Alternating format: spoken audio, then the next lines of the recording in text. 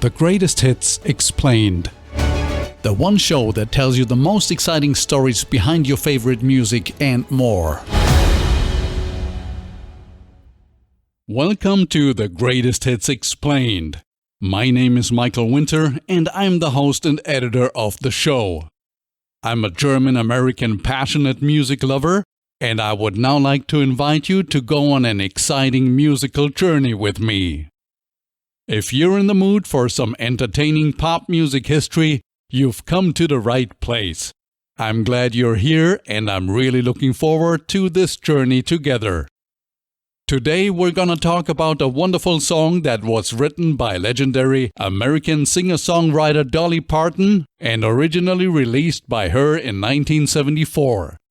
While the song was quite a success at the time, reaching the number one spot of the Billboard Hot Country Songs charts in 1974 and again in 1982 after Dolly re-recorded and re-released it, it was not until 1992 when American R&B singer Whitney Houston recorded and released a new version of the song for the soundtrack of the movie The Bodyguard that the song became one of the most successful songs of all time. Yes, you guessed right. I'm talking about the song I Will Always Love You, one of the best-selling singles of all time.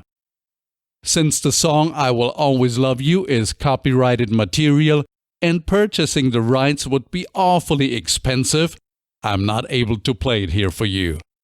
But don't worry, I'm gonna tell you everything about the song you need to know, and then you can listen to it elsewhere after you finish this episode here. If you like this show, please subscribe, leave a review, a like, a comment, whatever applies to the specific platform on which you're listening to this. Also, I really appreciate donations. Those donations help me cover my expenses for this show, such as hosting fees, equipment cost, etc. I'm doing all of this to entertain you based on my endless love for music. And since there is no big network pumping dollars into this show, I'm the one who has to pay for all related expenses. Therefore, a small donation would already be amazing. Also, maybe you want to drop me a note from one music lover to another. I hope to hear from all of you. It's now time to travel back into time and, since the focus of this episode is on the 1992 version of I Will Always Love You, which was the number one US Billboard Hot 100 song of the year 1993, we're first gonna go through some of the important events of the year 1993 before we're gonna focus on the music by discussing the song, its production, success, and reception. After that, we'll get to know the artists and musicians behind it, Dolly Parton and Whitney Houston, among others, a lot better, and we'll also explore more of the musical aspects related to I Will Always Love You, including its lyrics. The grand finale will then be a quick exploration of the song's legacy.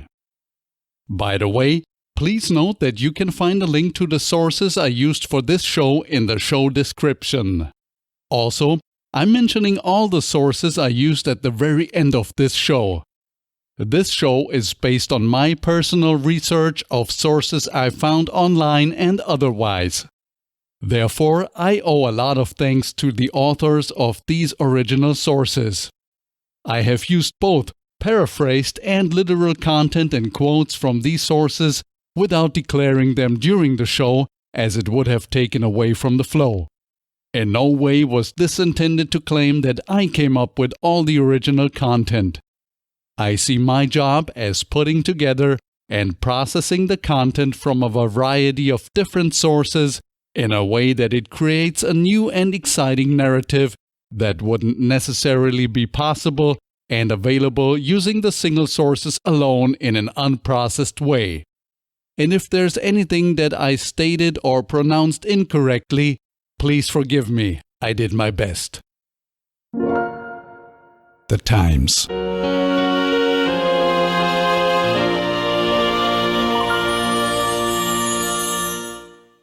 Whitney Houston's version of I Will Always Love You was the US Billboard Hot 100 song of the year 1993, and therefore we're gonna take a look at the year 1993 before focusing on the song and the people behind it, shining a light on the situation the world was in when the song was successful provides us with some helpful context.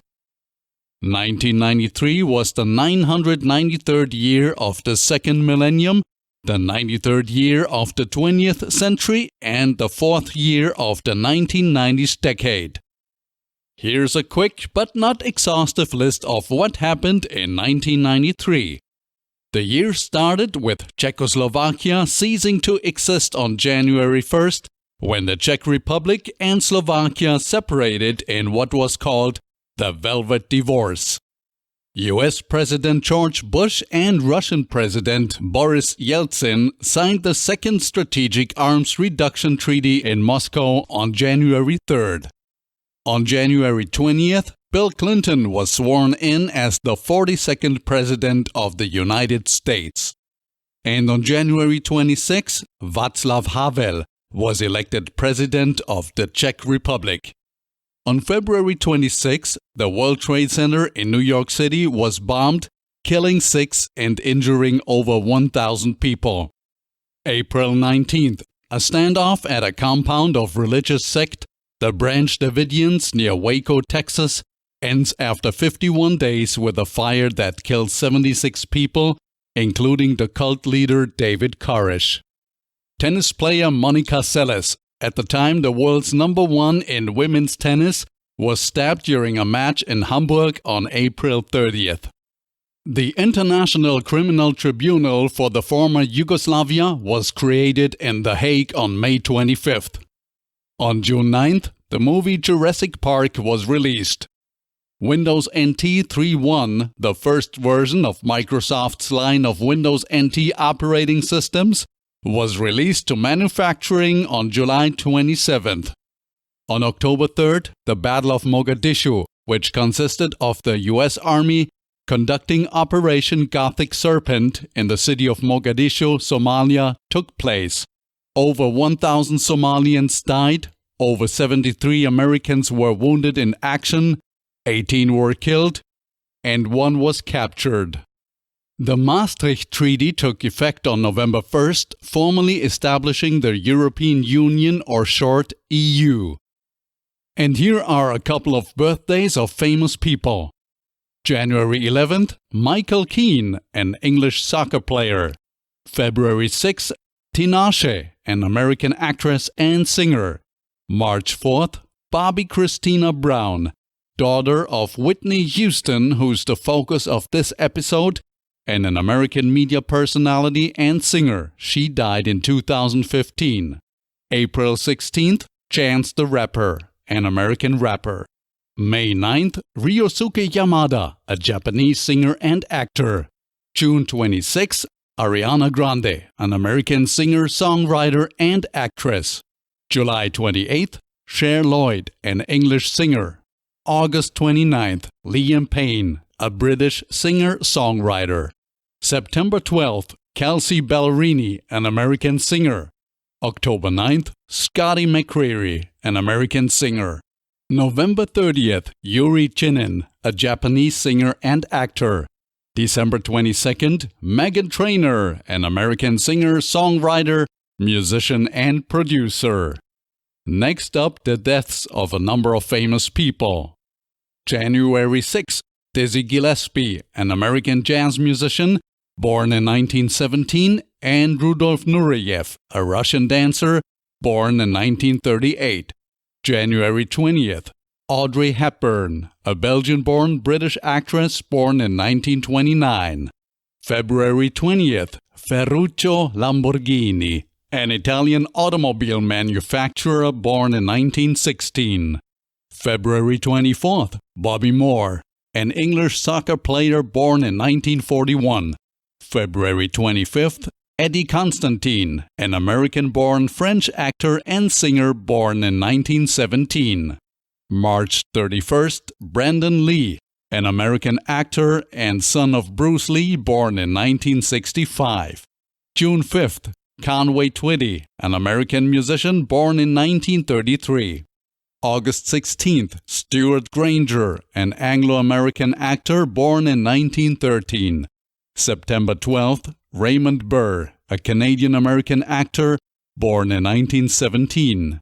October 25th, Vincent Price, an American actor born in 1911. October 31st, Federico Fellini, an Italian film director born in 1920, and River Phoenix, an American actor born in 1970. December 2nd, Pablo Escobar, a Colombian drug lord born in 1949. December 4th, Frank Zappa, an American guitarist and composer born in 1940. Other than that, 1993 was the year that Nelson Mandela received a Nobel Peace Prize and Toni Morrison won the same prize in category literature, to name two Nobel Prize winners in that year. On the fashion side of things, very popular were Doc Martens boots, skin-tight dresses like Sharon Stone wore it in the movie Basic Instinct, bodysuits, the so-called mom jeans that were worn not only by moms but also by a lot of young people, overalls, Carhartt jackets, and plaid flannel shirts, to only name a few trends. People born in 1993 belong to the Millennials generation, also known as Generation Y, which defines the demographic cohort of people born between around 1981 and 1996. A gentleman named Karol Józef Wojtyła, better known as Pope John Paul II, was the head of the Catholic Church and sovereign of the Vatican City-State. François Mitterrand was the president of France, Helmut Kohl was the Chancellor of Germany, Oscar Luigi Scalfaro was the president of Italy, John Major was the Prime Minister of the United Kingdom, Bill Clinton was the President of the United States from January on, Akihito was the Emperor of Japan, and Canada had even 3 Prime Ministers in 1 year: Brian Mulroney, Kim Campbell, and Jean Chrétien. The year also saw the 1993 storm of the century, which was a large cyclonic storm that formed over the Gulf of Mexico on March 12th and then moved through the Gulf of Mexico, the eastern United States, and eastern Canada before dissipating in the North Atlantic Ocean on March 15th. The storm caused 318 fatalities and more than 1 million power outages. With regard to music, as I mentioned earlier, Whitney Houston's I Will Always Love You was the #1 Billboard year-end Hot 100 single of 1993 in the US. Here's a quick list of the other 9 top songs in the US from that year. Number 2, Whoomp, There It Is by the Tag Team. Number 3, Can't Help Falling in Love by UB40. Number 4, That's the Way Love Goes by Janet Jackson. Number 5, Freak Me by Silk. Number 6, Weak by SWV. Number 7, If I Ever Fall in Love by Shy. Number 8, Dream Lover by Mariah Carey. Number 9, Rump Shaker by Rexon-Effect. Number 10, Informer by Snow. Beyond the US Hot 100 and also beyond the US itself, other huge hit singles of the year were the following, to name just a few. Nothing But a Cheat Thing by Dr. Dre featuring Snoop Doggy Dogg. The River of Dreams by Billy Joel. Somebody to Love Live by Queen and George Michael. What is Love by Hathaway. What's Up by the 4 Non-Blondes. I'd Do Anything for Love, But I Won't Do That by Meatloaf. All That She Wants by Ace of Base. Boom Shake the Room by Jazzy Jeff and the Fresh Prince. Cats in the Cradle by Ugly Kid Joe. More and More by the Captain Hollywood Project. Mr. Vain by Culture Beat. And No Limit by 2 Unlimited. Also, on a more personal note, on August 8, 1993, I got together with my wife. Therefore, for me, 1993 was a very good year. The song and production.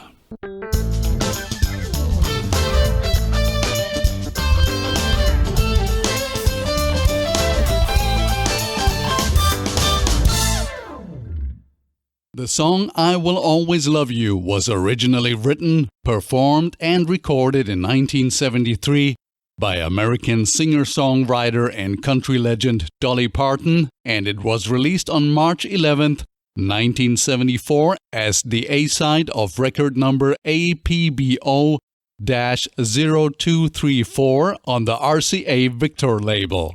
The B-side was the single Lonely Coming Down. Some resources state a different release date of the record, but I'm sticking with March 11, 1974 here, as this is the date most sources mention. I Will Always Love You was the second single from Dolly's 13th solo studio album, Jolene, which was released in early 1974. Dolly wrote the song as a farewell to her former professional partner, mentor, and manager, Porter Wagoner, after she had initiated their professional breakup by deciding to leave the Porter Wagoner show so she can pursue her solo career. Porter had introduced Dolly, then a 21-year-old from Tennessee, on his self-titled TV show 6 years earlier, in 1967, which was the start of a very successful collaboration as a vocal duo. Dolly initially had promised to stay on the show for 5 years, but, as we all know too well, time flies. Dolly's departure would put their friendship on ice for many years. She announced her departure on February 19, 1974, which Porter formally answered on March 21, 1979, by suing her for breach of contract, demanding her to pay him $1 million, mostly future royalties and things like that, which took Dolly years to pay back. The two eventually reconciled shortly before Porter died from lung cancer in Nashville on October 28, 2007. Dolly, along with Porter's family, was at his side when he died. I read somewhere that she sang I Will Always Love You to him one final time on the day that he died, but I couldn't find a source that would confirm this 100%. Dolly described the last few moments together on the Dolly Parton's America podcast as follows. I asked everybody to go out, and I just talked to him myself. I knew he could hear me, but he was not able to talk to me. I could tell, and he could touch my hand and squeeze it a little bit. I just told him that I loved him and I appreciated him. I said I was sorry for all the things we had been through, and I was so happy that we had become friends again and that I would always remember and treasure him. We had a special bond. I was happy that I was there. After Porter's death, Dolly performed a concert in memory of her former professional partner and boss at her theme park, Dollywood. Luckily, Dolly was even able to sing it one last time to Porter in front of a bigger audience a couple of months before he died as part of Porter's 50th anniversary celebration at the Grand Ole Opry on May 19, 2007, introducing the song with the words, "This was my goodbye song to Porter." No matter if you have or if you haven't seen this performance before, I strongly recommend looking it up on the web after this podcast episode here to see one of the most emotional moments ever in country and pop music. Porter later said, "It was the most emotional night that I've ever spent at the Opry in my whole life." And Dolly, of course, sang that song, "I Will Always Love You." And they had me sitting on a stool and she just came out and wiped some of the tears away. She meant it for me and wrote it for me, he said. That's a wonderful thing that she stood there and sang it for the whole world to see. And the evening was unbelievable. About their relationship, Dolly said the following in a 1993 TV Guide interview. You get in these love-hate relationships with people that you work with. Porter and I were very competitive and passionate. Then you would get all jealous too, and I am not ashamed of feeling this way. But finally, it was just breaking my heart because I thought, well, I'm going. He won't listen. There's nothing I can say that will make it easier. So I just sat down and wrote this song. For Dolly, writing the song was no happy experience, and she actually later described the process as emotional and difficult. She once described the song to be as deep-seated in her heart and in her soul, and in a 2017 conference call with music journalists to discuss her children's album, I Believe in You, Dolly said the following about the inspiration behind writing I Will Always Love You. We were either so much alike that we couldn't get along, or we were so different that we couldn't get along. But we had a great love. It's kind of the love-hate relationship. And I had told him at the start that someday I wanted to go out on my own and have my own band. He had a #1 television show at the time, and for me to leave, it was gonna take a big hunk out of his show. But I still wanted to move on, so anyhow, after much fighting, with all the love and depth that we had for each other, I wrote that song to try to say, here's how I feel and I will always love you. But I have to go and have to leave. And it was a very hard song, but then I sang it to Porter and he loved the song. He said, okay, you can go, but let me produce that record. So it was personal to us. In a 2015 interview with the Tennessean, Dolly explained the situation, saying that she had thought to herself, how am I going to make Porter understand how much I appreciate everything, but that I have to go? She then said, so I went home and I thought, well, what do you do best? You write songs. So I sat down and I wrote this song. And in the Dolly Parton's America podcast, she described it like this. I finally just thought I'm going to break myself if I don't go, because all we were doing was fighting, and it just wasn't working. I couldn't think, I couldn't sleep, I couldn't eat. He wasn't happy either. I thought, this is just insane. We've got to do something. And in another interview she said, I thought he's never going to listen. He's just going to bitch every day that I go in to talk about this. So I thought, well, why don't you do what you do best? Why don't you just write this song? Because I knew at that time I was going to go, no matter what.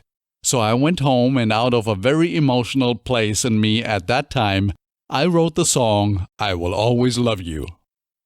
The morning after Dolly wrote it, she went into Porter's office and sang it for him. It was basically her resignation letter in the form of a song. Dolly said that Porter was in tears when she finished singing the song to him and that he called it the prettiest song he ever heard or the best song she ever wrote. I have resources with slightly different opinions on what his exact words were there. Anyway, Dolly replied, well, you inspired it. Nevertheless, Porter thought that Dolly was making a mistake and even felt that she was being disloyal after all that he had done for her and enabled her to do. To leave Porter and his show was no easy decision for Dolly. Her star was rising at the time and she felt stifled by Porter's terms. Before deciding to leave, she suggested to him that she could stay and work for him while also making her own records, performing solo and, in a nutshell, being more independent. But he wouldn't agree and at one point told Dolly, this is my damn show. To which she replied, I know, this is my damn life, and we're not talking about the show. I'm talking about my life. I'm talking about my future. I can't stay here as the girl singer forever. I want an individual career. I am my own self. I didn't come to Nashville to be just part of a duet and to be a girl singer in somebody's group. I want my own band. I want my own show. I want my own dreams. Porter continued to produce Dolly's records until 1976, including the #1 hit, The Bargain Store, in 1975, due to contractual obligations, but soon enough, she was on her own. In the Dolly Parton's America podcast, she described it as follows. As I left his office and began to drive toward my home out in Brentwood, it began to rain, so did I. I cried. Not so much out of a sense of loss, but from the pain that almost always comes with change. It has a sad kind of freedom.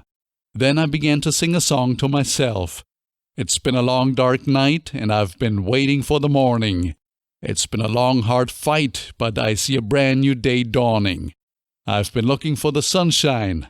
I ain't seen it in so long. Everything's going to work out just fine. Everything's going to be all right that's been all wrong. I can see the light of a clear blue morning. I swear to you on my life, as I said that, the sky cleared up, it stopped raining, the sun came out, and before I got home I had completely written the song called Light of a Clear Blue Morning. It was like God saying, okay, you're free to go now, so just make the most of it. That was my first song and my freedom. Without judging neither him nor her, let me just say that the rest is history. Well done, Dolly. We'll explore a few more details with regard to the collaboration and relationship between Dolly and Porter as they relate to and inspired the lyrics. This will happen in section The Lyrics. It is widely assumed that Dolly wrote I Will Always Love You the very same day she wrote her classic hit Jolene. If that is indeed true, then that was one of the most significant days in pop music history. Wow. In a 2017 interview with Bobby Bones for his syndicated radio show, The Bobby Bones Show, Dolly said that she wrote I Will Always Love You at the same time as Jolene, adding that was a good writing day. Bobby Bones then asked, "You wrote them the same day?" And Dolly answered, "Yeah, I believe so. It was right in that period of time because I remember all my paperwork and like they came out pretty close at the same time. So everybody said, 'What was you taking? That was a good writing day.'"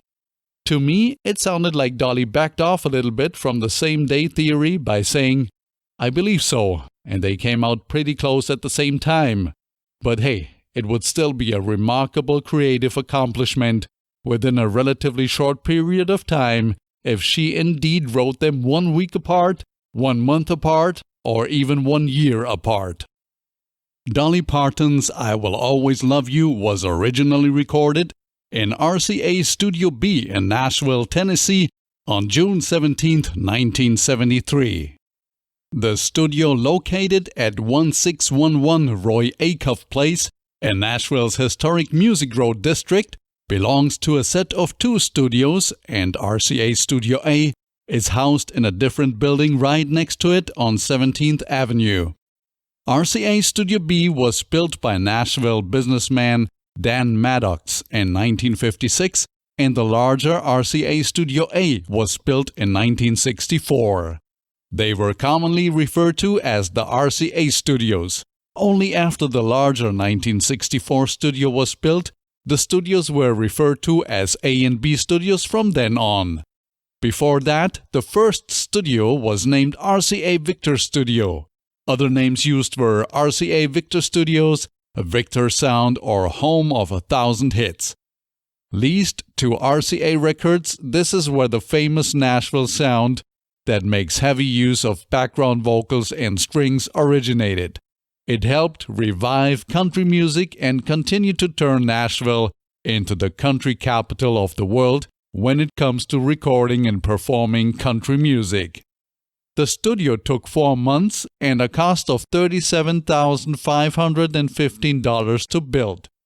Offices occupy the front, and both the area of the studio and the control room have a second story that contains an echo chamber.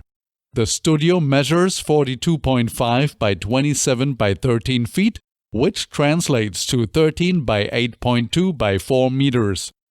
Later on, Studio C was added to the Studio A building, and Studio D was added to the Studio B building. The Studio A building was also the home of the RCA Nashville executive offices, booking agencies, music publishers, and other music enterprises. A lot of famous and successful country and other singers, bands, producers, etc. used the studios for their recordings over the years. In addition to Dolly Parton, the studios welcomed Elvis Presley, Chet Atkins, Roy Orbison, the Everly Brothers, Waylon Jennings, Willie Nelson, and Fats Domino, to name just a few legends. Musician, songwriter, occasional vocalist, and record producer Chet Atkins, who managed RCA's Nashville operation and produced hundreds of hits there between 1957 and 1973, played a huge role in creating the Nashville sound, thereby expanding country music's appeal to adult pop music fans. RCA Studio B saw a number of recording innovations, such as new reverb techniques and the development of the Nashville number system, which is a form of shorthand for notating a song's chord structure. In addition to recording a lot of her songs in the studio, there's another reason why Dolly has a special relationship with RCA Studio B.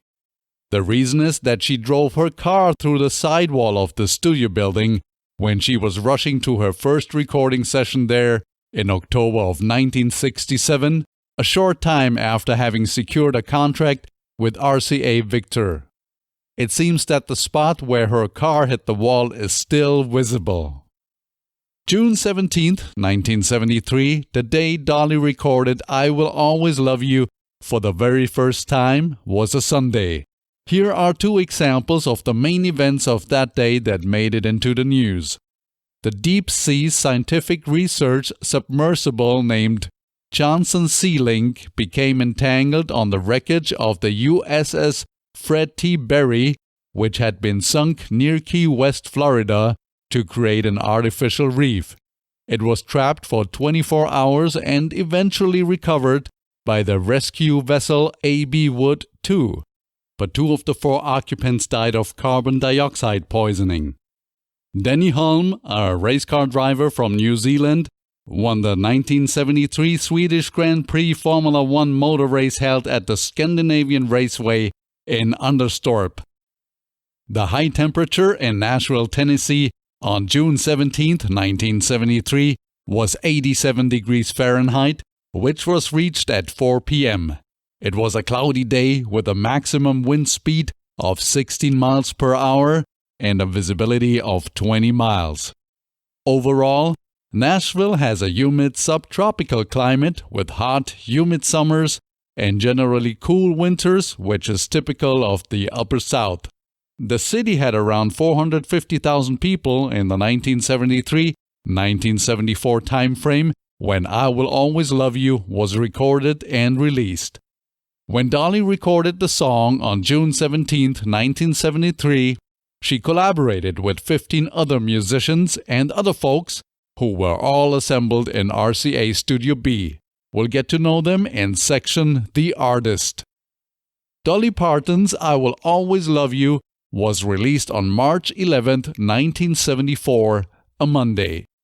This was a little bit more than a month after Dolly released the album that the song was on, Jolene, which came out on February 4, 1974. I Will Always Love You was the album's second single release after Jolene, which was released on October 15, 1973. Legendary country music songwriter and record producer Bob Ferguson is listed as the producer of I Will Always Love You. A longtime collaborator of Dolly, he produced the whole Jolene album, by the way. I'll make sure to introduce you to his remarkable life and career in section The Artist.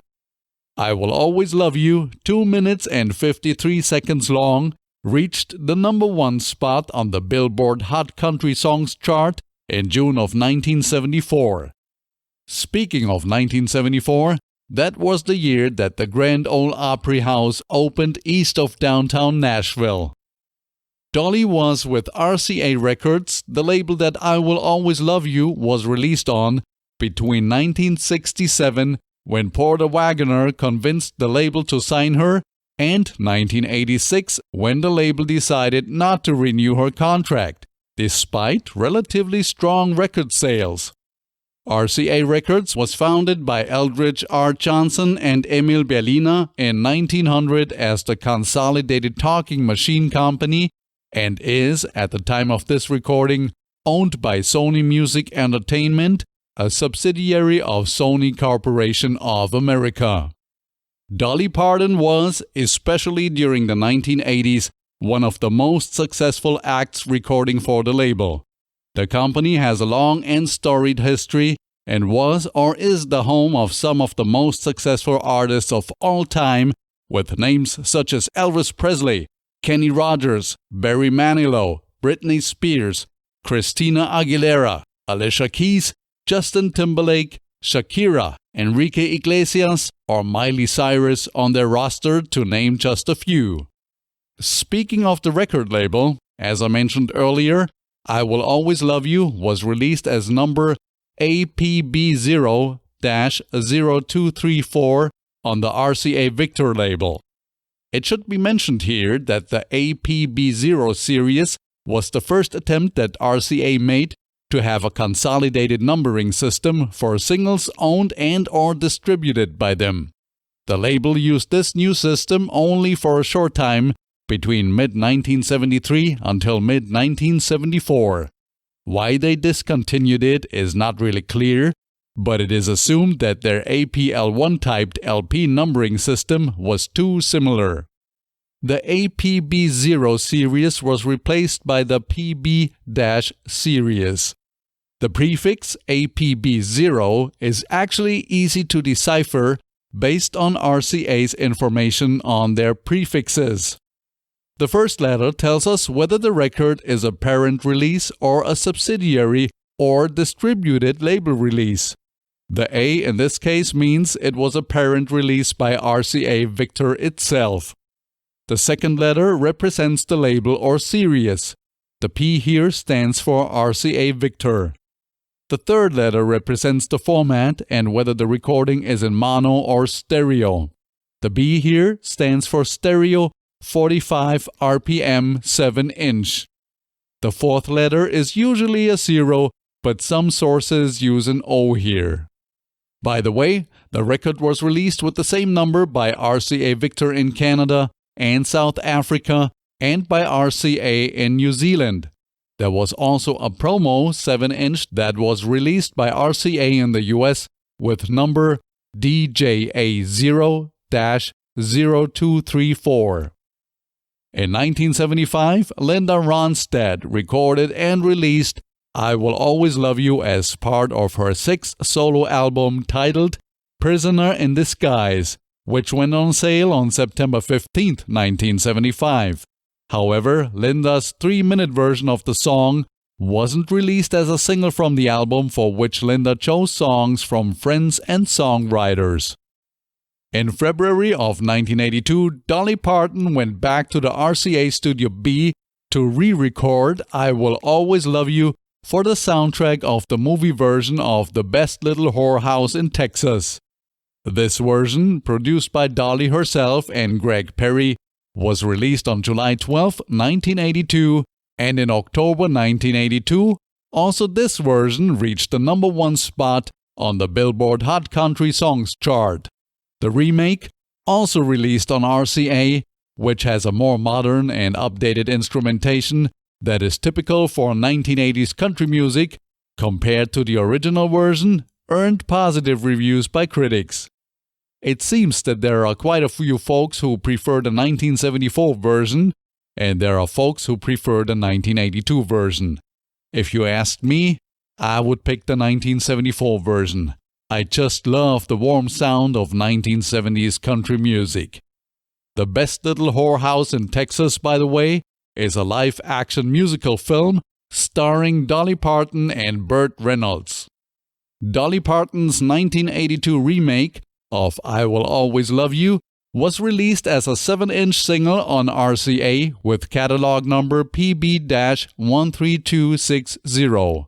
It is 3 minutes and 2 seconds long, and on the B-side of the record is the song Do I Ever Cross Your Mind from Dolly's Heartbreak Express album, which was her 24th solo studio album that she released on March 29, 1982, and which made it to the number 5 spot of Billboard's U.S. Top Country Albums. The 1982 version was not the last one Dolly recorded.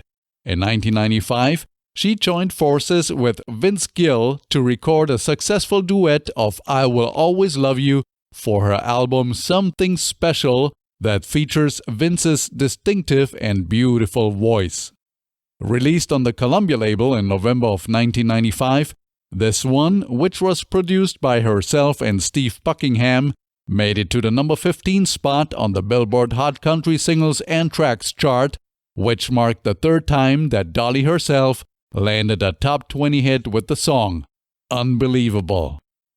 And another duet followed in 2017, one with Michael Bolton that was released on his album Songs of Cinema. This one is even more beautiful than the 1995 duet, in my opinion, but it wasn't as successful commercially.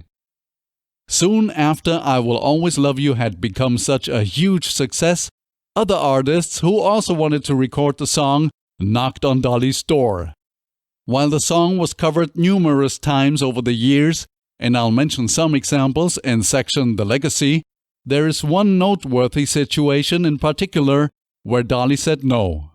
I'm sure she said no more than once, but this situation here is worth telling because she said no to Elvis Presley, the King. Initially, Dolly was not against Elvis covering her song, but then Colonel Tom Parker, the manager of the King, told her that she would have to sign over half of the song's publishing rights. This is when Dolly said no. Here's Dolly in her own words. I said, I'm really sorry, and I cried all night. I mean, it was like the worst thing. It's like, oh my God, Elvis Presley. And other people were saying, you're nuts, it's Elvis Presley. I said, I can't do that.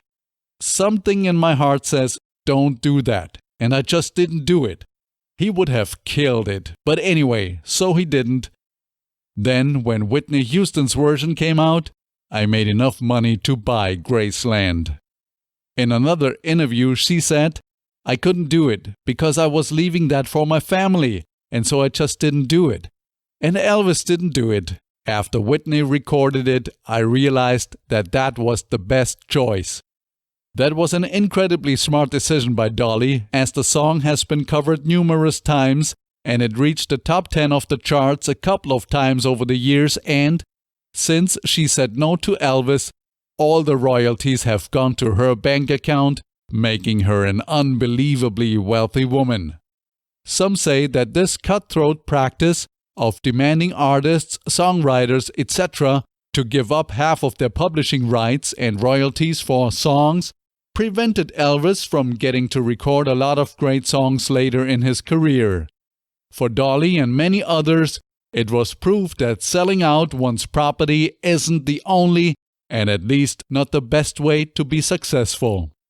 Later she said, I think stories like that are the reason why younger female artists say I've influenced them. In addition to the artists that wanted to cover the song, I found some information about a situation where Dolly told Patti LaBelle that she should sing the song as she felt that Patti could have sung it really well. Patti, though, kept putting it off and eventually regretted not taking action after hearing Whitney Houston's version. That's a good lesson learned. There are opportunities out there you just need to go after. Don't wait. Take action. Now that we explored the origins and early years of the song, it's time to talk about Whitney Houston's record-breaking cover version of I Will Always Love You, which she recorded for the soundtrack of the movie The Bodyguard, starring herself and Kevin Costner, and which was released as a single on November 6, 1992. It went on to become one of the most successful songs of all time, worldwide that is, spending 14 weeks on top of the Billboard Hot 100 chart alone. More on its success though in section Success and Reception. Believe it or not, it was Kevin Costner who suggested to Whitney to use I Will Always Love You as she was looking for a lead single for the soundtrack, and especially for the grand finale of the movie, as it had turned out that the song that she had picked originally, Jimmy Ruffin's 1966 Motown ballad What Becomes of the Broken Hearted, was to be used for the movie Fried Green Tomatoes already. Producer legend David Foster remembers, I called Kevin and feigned sadness like, oh Kevin, this is such a bummer. We can't use this song now. He told me to listen to I Will Always Love You and that it was the perfect song. So I ran down to a record store in Malibu and bought the Linda Ronstadt version. That was the only one I could find. The minute I heard it, I knew I could make it work with Whitney. In another interview, David once said that at the time he had never heard of I Will Always Love You, but once he listened to Linda Ronstadt's cover song, he said he was immediately struck with inspiration. Kevin played Linda Ronstadt's cover version of I Will Always Love You from Linda's 1975 album Prisoner in Disguise to Whitney proposing it as a replacement option. Whitney liked and picked it, and Dolly approved it. Dolly once said the following about the situation. Kevin Costner and his secretary are the ones that loved the song. They had another song that was going to go in that place, and someone had recorded the song they were going to use. They were just in a panic at the last minute, and so they asked me about the song. I sent it. I didn't hear anything more. David Foster used the inspiration he got from listening to Linda Ronstadt's version and made a demo. Here's him describing this in his own words. I made a demo, ran to Houston's trailer because I was so excited. I said, Whitney, I've got it, I've got it, I've got it. And I played it for her. And of course, her face lit up because she knew and I knew that I had got it, Foster said. David also said, I knew immediately that I could kill this song. When you see it in the movie where she's getting on the plane and then she stops and comes back out and hugs him, and you know they're in love but they're never going to be together. Ah, so beautiful. Whitney, together with David Foster, turned I Will Always Love You into a soul ballad, drawing from both Dolly Parton's and Linda Ronstadt's versions. And also they added an a cappella introduction, which was Kevin Costner's idea. At first, David Foster wasn't a fan of the a cappella intro. Later, David said, I thought using no music at the beginning was a stupid idea. And I hate being wrong. But when you're wrong, you got to be wrong big. Because when you're wrong big, it means you got to be right big too. And the song certainly ended up being very right. That's an interesting logic. Anyway, gladly, Kevin and also Whitney insisted on keeping the a cappella intro. In another interview, David said, the a cappella part was Kevin's idea. And I was like, Kevin, you're a great actor, but that is not a good idea. But I relented. And record label executive Clive Davis remembers, radio approached my promotion team and asked us to take off that a cappella beginning, and I absolutely refused. To me, this was magic. Speaking of Clive, it seems he wasn't blown away from the start by the idea of using Dolly's song. Kevin Costner later recounted a situation with record company executives, including Clive Davis, in the room. When I said to Whitney, "You're gonna sing I Will Always Love You," the ground shook. Clive Davis and those guys were going, "What?" Kevin insisted, as he was a real fan of, especially Linda Ronstadt's version of the song, and he was convinced that it would be a good fit for both Whitney and the movie. In a 2008 interview, Kevin told the reporter, "I said, this is a very important song in this movie. I didn't care if it was ever on the radio. I didn't care. I said, we're also going to do this a cappella at the beginning. I need it to be a cappella because it shows a measure of how much she digs this guy, that she sings without music." As soon as Dolly heard that Whitney would record her song, she sent David the final verse, which was not a part of Linda Ronstadt's version. Dolly felt that the last verse was important to the song. David remembered the day of the recording during the filming of the movie as follows. "Right before we started, I called Dolly Parton. I told her, we're doing your song. I got the Linda Ronstadt version." And she goes, "Oh no, you have to go get my version because there's another verse." She gave me the lyrics to the final verse over the phone. "And I wish you joy and happiness." Right before I went downstairs. We had to call an audible at the last minute and make the song like 40 seconds longer after the director had already worked it out. But that last verse is so important. Can you imagine the song without that lyric?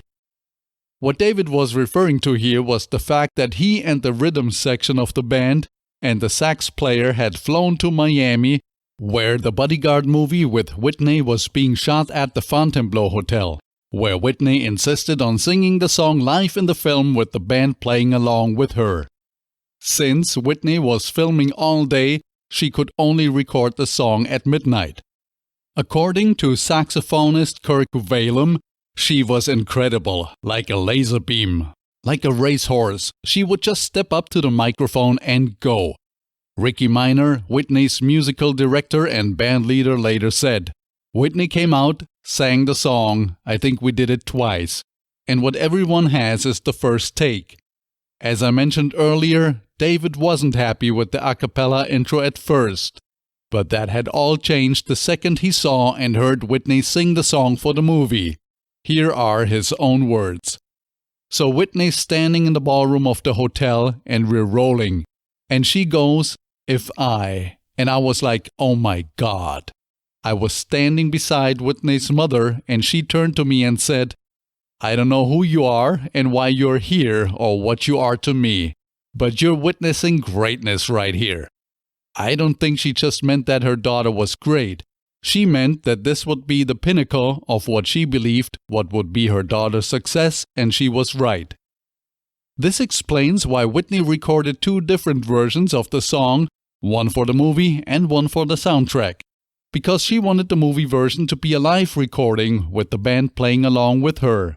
The movie version was never released outside of the movie, but a lot of fans and music lovers still think that the movie version was superior. Feel free to listen to both and then decide which one is better in your opinion. Whitney's studio version of the song "I Will Always Love You" was recorded for its release on CD on April 22, 1992, with the help of around 10 of the finest musicians plus engineers in addition to herself and David Foster, who produced and arranged the song and also played the keyboards. I'll introduce you to the musicians in section The Artist.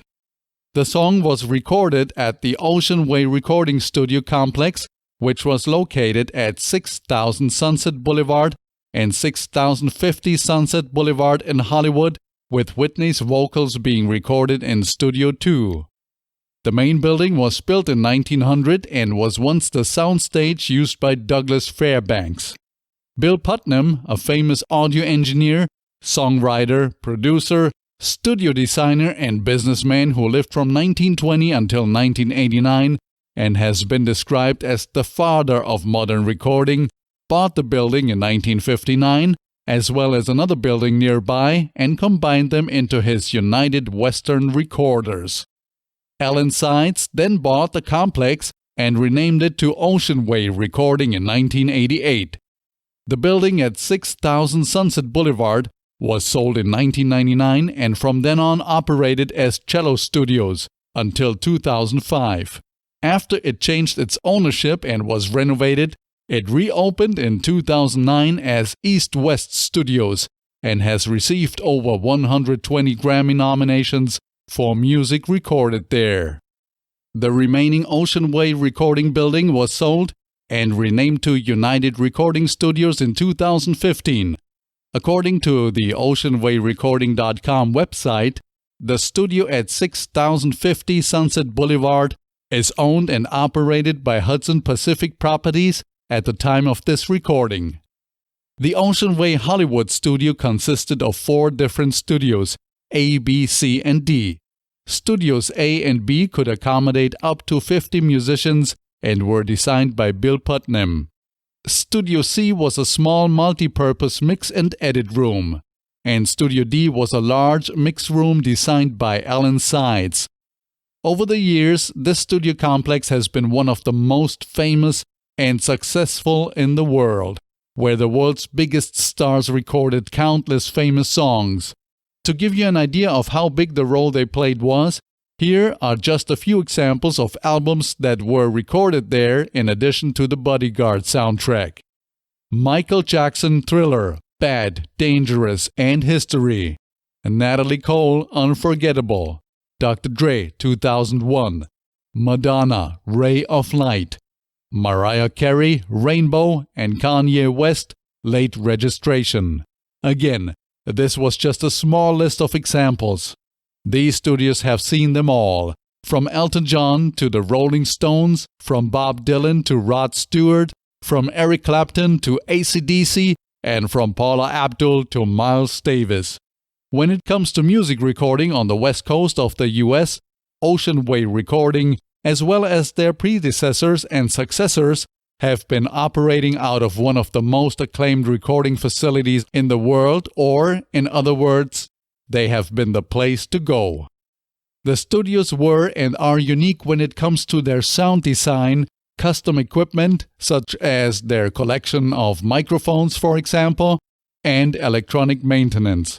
They have won many awards ranging from Grammys for Best Engineered Record of the Year, which, by the way, was won for Michael Jackson's Bad, Dangerous in History, to mixing and recording industry awards like at least 5 prestigious Mix Magazine Awards for Technical Excellence and Creativity, or short, TEC Awards, which are given to the best recording studio in the entire recording industry. In addition, another important thing that made the studio so special was their vibe, a balancing, relaxed atmosphere with technical proficiency where everyone felt at home.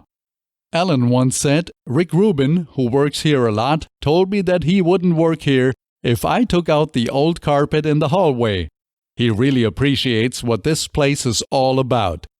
Despite the sophistication of the equipment and the technical crew, when you went there, you got the feeling that some of the rooms hadn't been upgraded in decades, and that's exactly how Alan liked it. The high temperature in Hollywood, California, on April 22, 1992, was a pleasant 74 degrees Fahrenheit, which was reached at 7 p.m. It was a cloudy day with a maximum wind speed of 17 miles per hour and a visibility of 50 miles. Whitney's original US 7-inch single had Arista catalog number 07822-12490-7, and the CD single had number 07822-12503-2. 4 minutes and 31 seconds long, I Will Always Love You was the A-side of the 7-inch 45 RPM single, and on the B-side was the song Jesus Loves Me. The CD single had 2 other songs on it, Jesus Loves Me also, and Do You Hear What I Hear. On both, I Will Always Love You is 4 minutes and 31 seconds long. The CD soundtrack for the movie The Bodyguard has Arista catalog number 07822-18699-2, and I Will Always Love You is the number 1 track on both the vinyl and the CD album. By the way, the vinyl album has Arista catalog number 07822-18699-1. Clive Davis and Whitney Houston are listed as the executive producers for both the single and the soundtrack.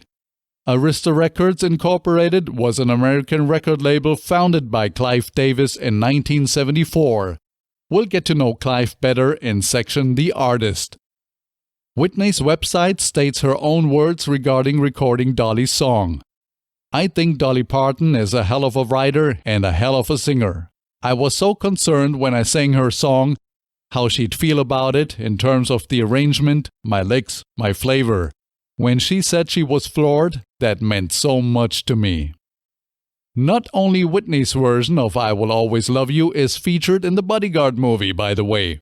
There's a scene in which Whitney dances with her co-star Kevin Costner, where a cover version by punk rock singer John Doe can be heard playing on a jukebox.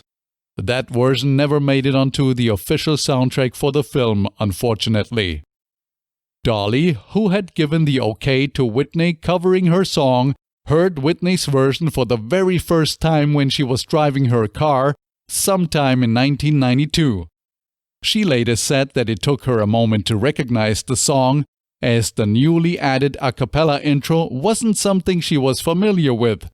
She said, "I thought, that sounds familiar. If I should stay?" And it didn't hit me. It was just one of those things where you think, what is that? and then, all of a sudden, when she started singing, "I Will Always Love You," I just about wrecked the car. Dolly once said when Whitney did "I Will Always Love You," I mean, look what a grand song she made out of that simple, heartfelt, song. It was just amazing. Whitney is the one who took it worldwide and really made it a household word, or song, I should say, so I'll always be thankful to her for that. Also, Dolly acknowledged that she owes to both Kevin Costner and David Foster as well by saying, "I really feel like that song belongs to all of us. I thought God was looking out for me, that it was meant to be, because how lucky was I that got to be such a huge song." In addition to the royalties, Dolly benefited from Whitney's worldwide success in another way. According to Dolly, it put her in the forefront as a writer. "I was just a girl with the big hair and big tits and a big personality. But I think that one kind of pointed a finger at me as a serious songwriter and the fact that it did so well. I was so touched and honored by it. That one will stand out in my mind forever." "I Will Always Love You" was played at Whitney Houston's funeral on February 19, 2012. Dolly described hearing the song there as follows. "It just shattered me to hear that song played under those conditions. I thought my heart was gonna stop. It just pierced me like a knife. It's just, I can't explain that feeling, to think that was so final for her and that was my words and my feeling. I would forever be so connected to her." Dolly told the Billboard magazine the following after Whitney died. "Mine is only one of the millions of hearts broken over the death of Whitney Houston. I will always be grateful and in awe of the wonderful performance she did on my song, and I can truly say from the bottom of my heart, Whitney, I will always love you. You will be missed." "I Will Always Love You" is a wonderful piece of art that is a prime example of what makes this show so interesting to me. It shows that it takes a number of life paths and destinies of different people to cross, as well as coincidences, luck, etc., to end up with a song like "I Will Always Love You" that not only enriched the lives of millions of listeners, but also forever changed the trajectory of most of the people involved in the making of the song or its cover versions. Success and reception.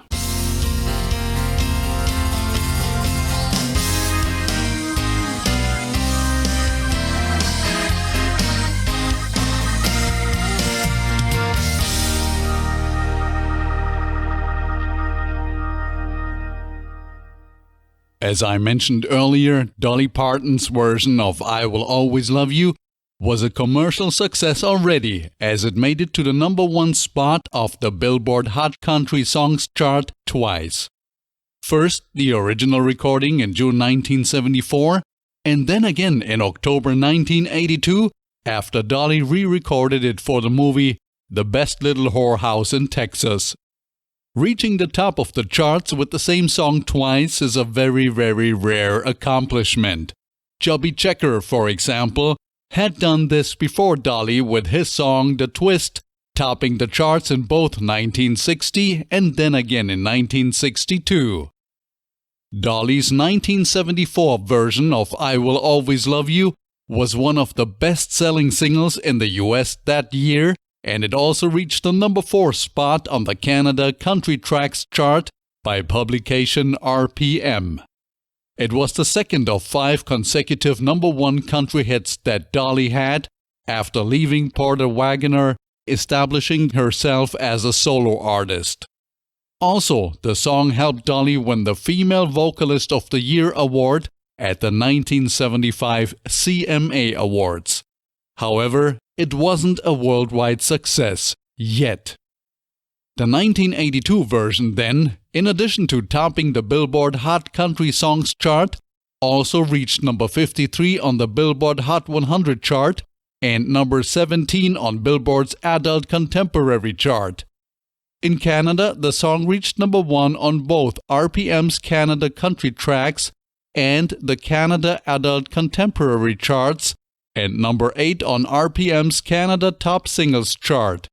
Also, it reached number 72 in Australia.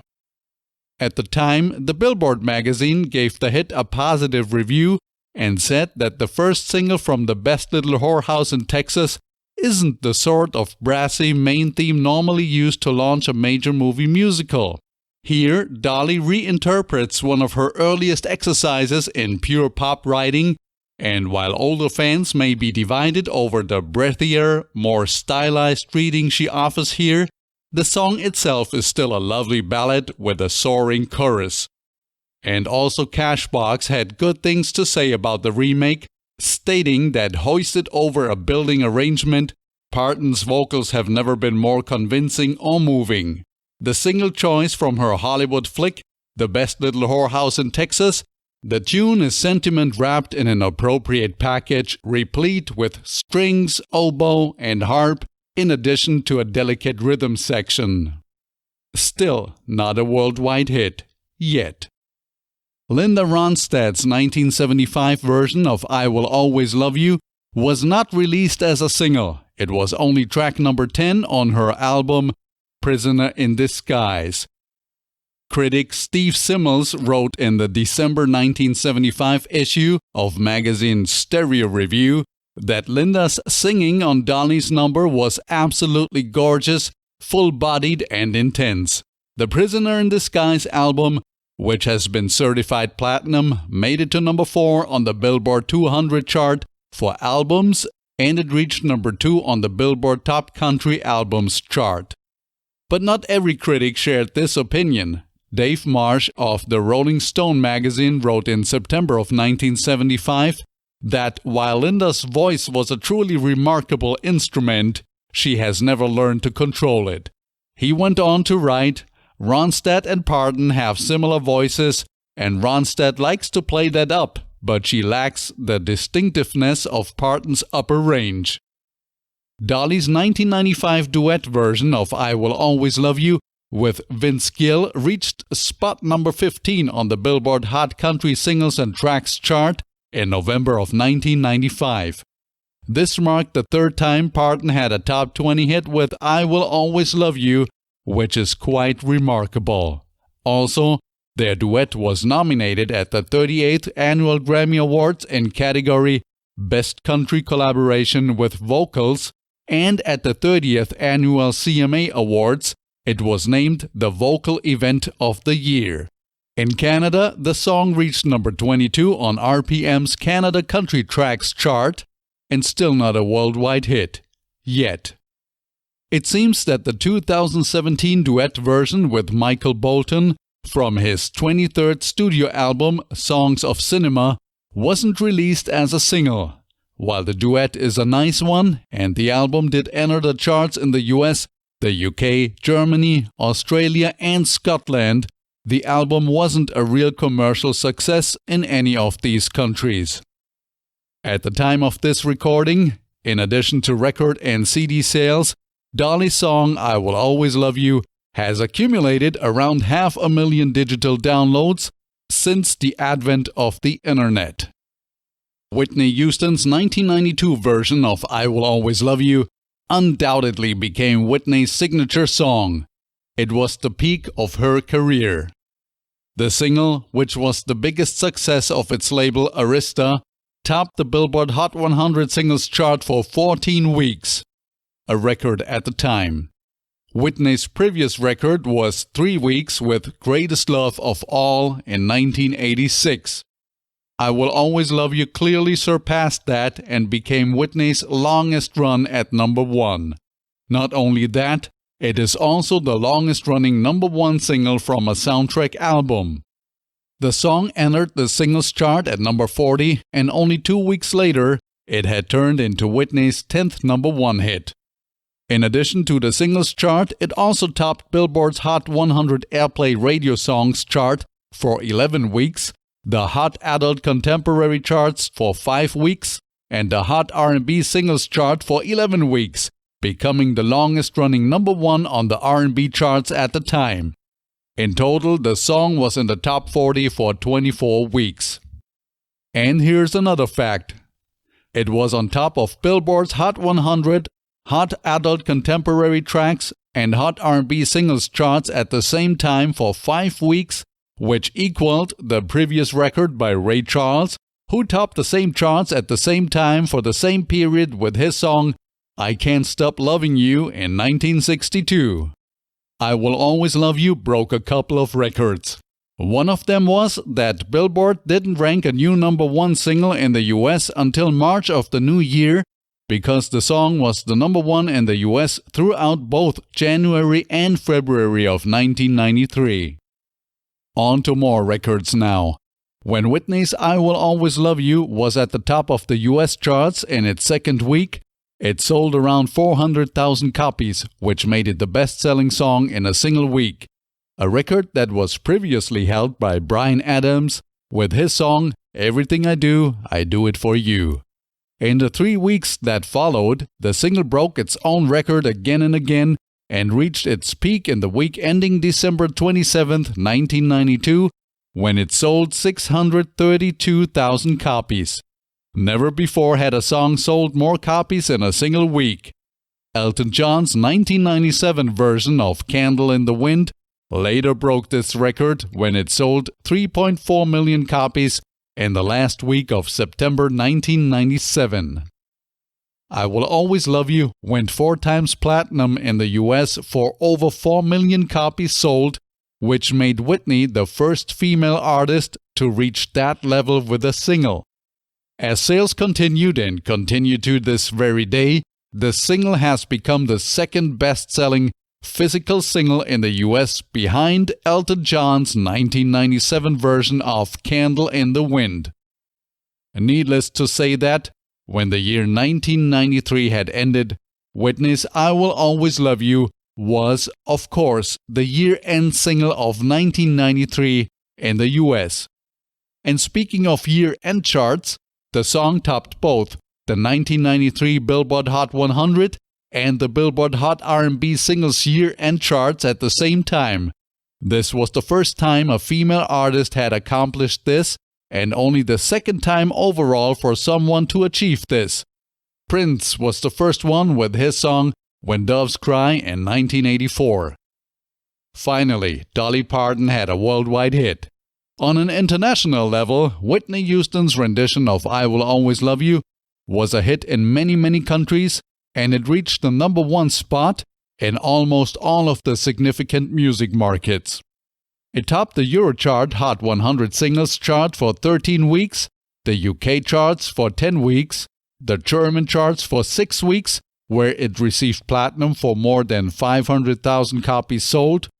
It topped the French charts for 8 weeks, the Italian charts for 2 weeks, the Spanish charts for 1 week, the Austrian charts for 5 weeks, the Swiss charts for 8 weeks, the Irish charts for 8 weeks, the Dutch charts for 6 weeks, the Belgian charts for 7 weeks, the Norwegian charts for 9 weeks, the Swedish charts for 6 weeks, the Australian charts for 10 weeks, and the New Zealand charts for 14 weeks. In Japan, the song sold more than 810,000 copies and stayed 27 weeks on the charts and became the best-selling single by a foreign female artist at the time, although it never topped the charts there. Also, the song won the 1994 International Song of the Year Special Award for Japanese sales of over 1 million units.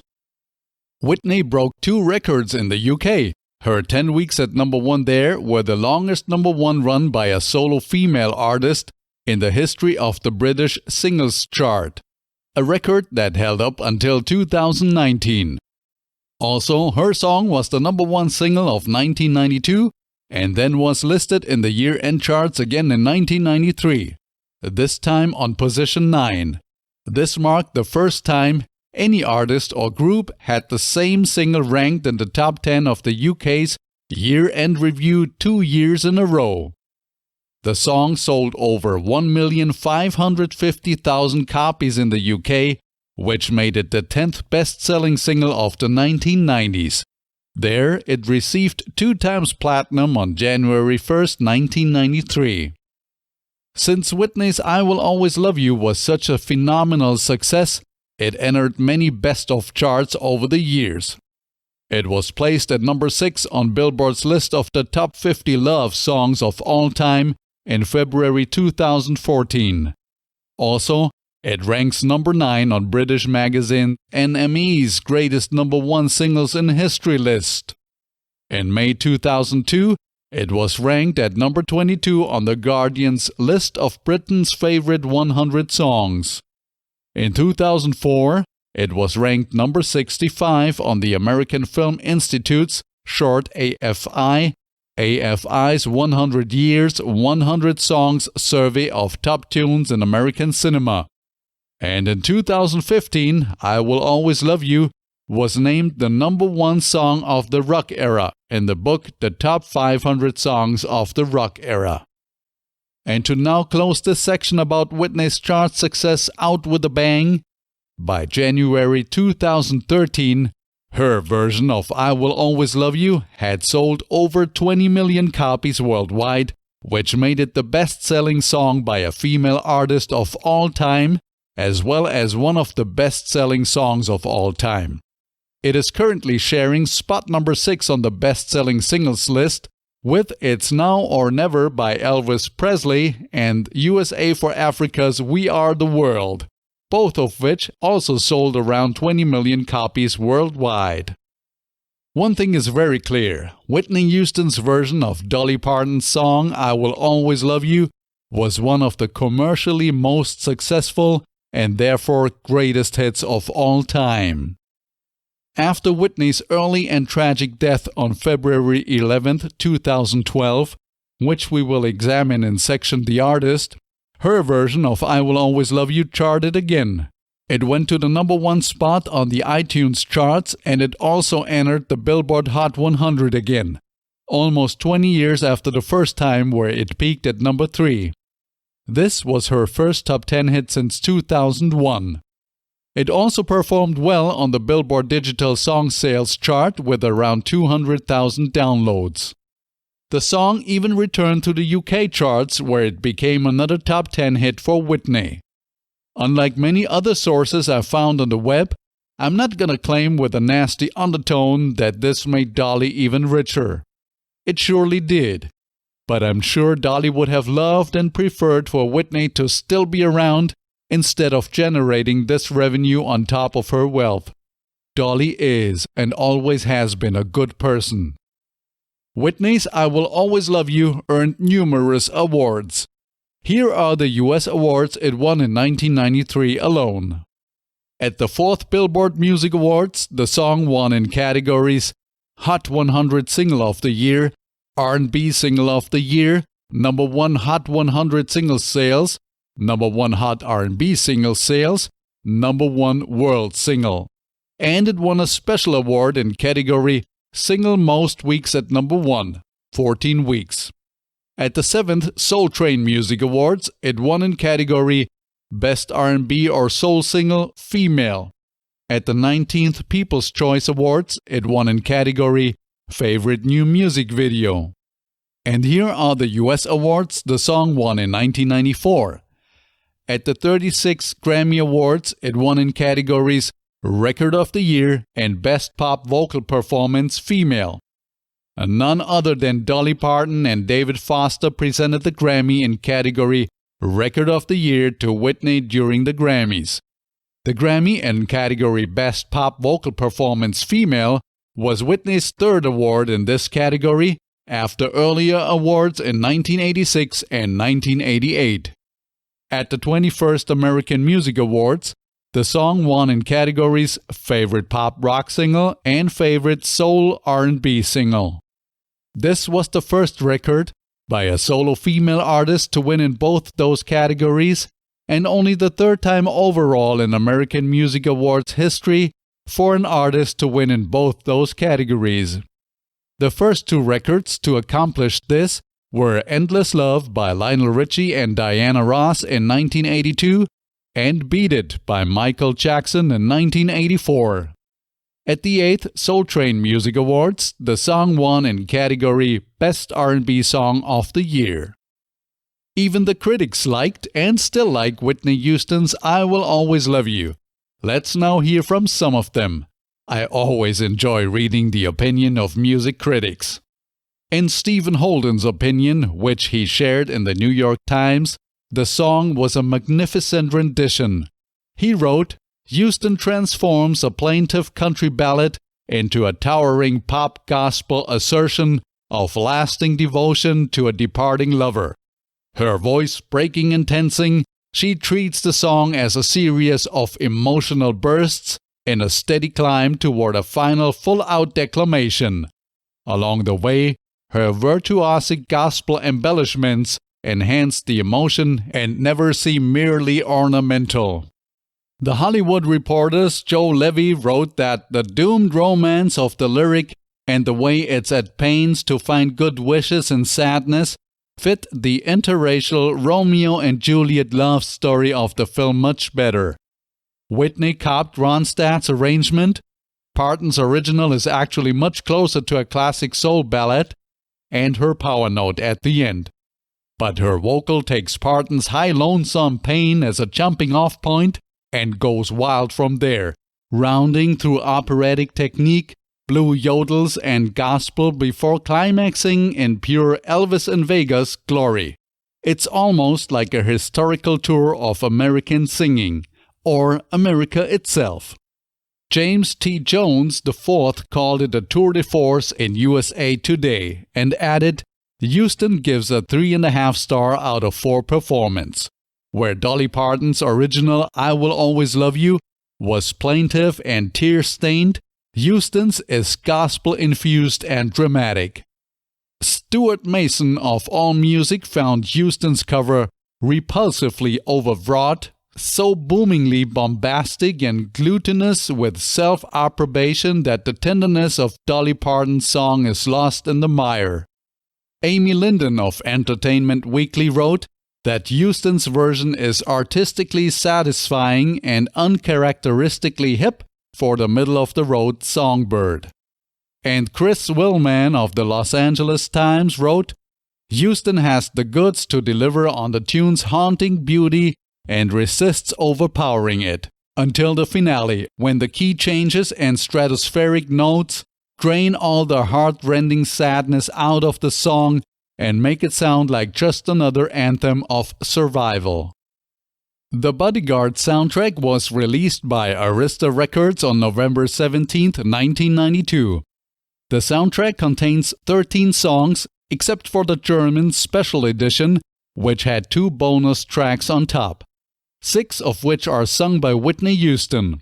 I Will Always Love You is the first track on the soundtrack, and just like its first track, the whole soundtrack was a huge worldwide chart success. It is the best-selling soundtrack album of all time, selling more than 45 million copies worldwide. The soundtrack was the first album to sell more than 1 million units within a 1-week period, which was the week ending December 27, 1992. It won a Grammy Award in category Album of the Year, and it received 18 times platinum in the US alone for around 13,450,000 units sold as of November 2017. The number must be even higher by now. The soundtrack for The Bodyguard is the 15th best-selling album of all time in the US. Whitney Houston, David Foster, Clive Davis, and everyone else involved in this project really wrote music history together. Unbelievable.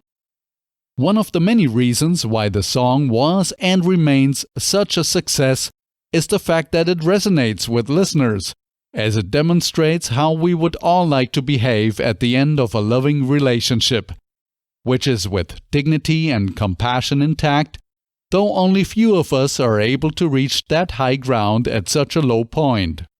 Another reason is, as Porter once described the song, I Will Always Love You is just the prettiest song you'll ever hear.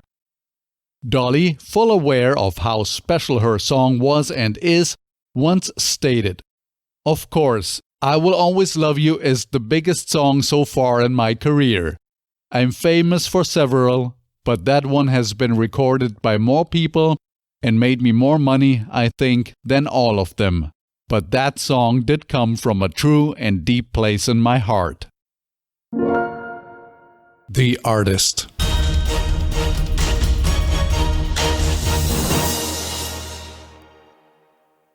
We're now gonna get to know a couple of people who were instrumental in making Whitney Houston's version of I Will Always Love You a worldwide success. This doesn't involve only the folks that were directly involved in Whitney's recording of the song. To be able to tell the full story and pay tribute to everyone who deserves it, we have to go back to and include Dolly's first recording of the song in 1974, as well as Linda Ronstadt's cover version from 1975, which ultimately made Kevin Costner suggest to Whitney to use the song for the movie. Since the focus of this episode is Whitney's hit of the year 1993, we're not gonna explore details around the personnel involved in Dolly's 1982, 1995, and 2017 recordings of I Will Always Love You, as they don't really have anything to do with Whitney's version, at least not directly.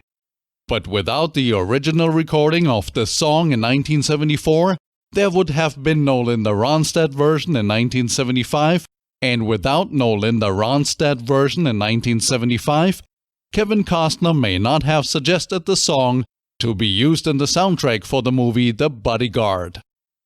Here's a quick overview of the people we're gonna talk about in this section here, along with the context why we're gonna talk about them. For Dolly Parton's 1974 original recording of I Will Always Love You, we're gonna get to know the following people.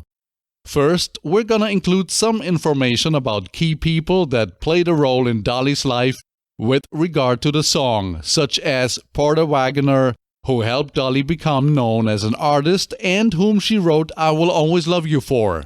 Then, Bob Ferguson, the producer of Dolly's original I Will Always Love You recording. And finally, Don Warden, who became Dolly's manager when they both left Porter Wagoner's show in 1974. Next will be the 15 musicians that recorded the song together with Dolly. Jimmy Colvert, guitar. Chip Young, guitar. Stu Basor, pedal steel guitar. Bobby Dyson, bass. Larry London, drums. Buck Trent, banjo. Bobby Thompson, banjo. Mac McGaha, fiddle. Johnny Gimble, fiddle. Hargus Pig Robbins, piano. Dolores Edgin, background vocals. Herschel Wigginton, background vocals. Joe Babcock, background vocals. And June Page, background vocals.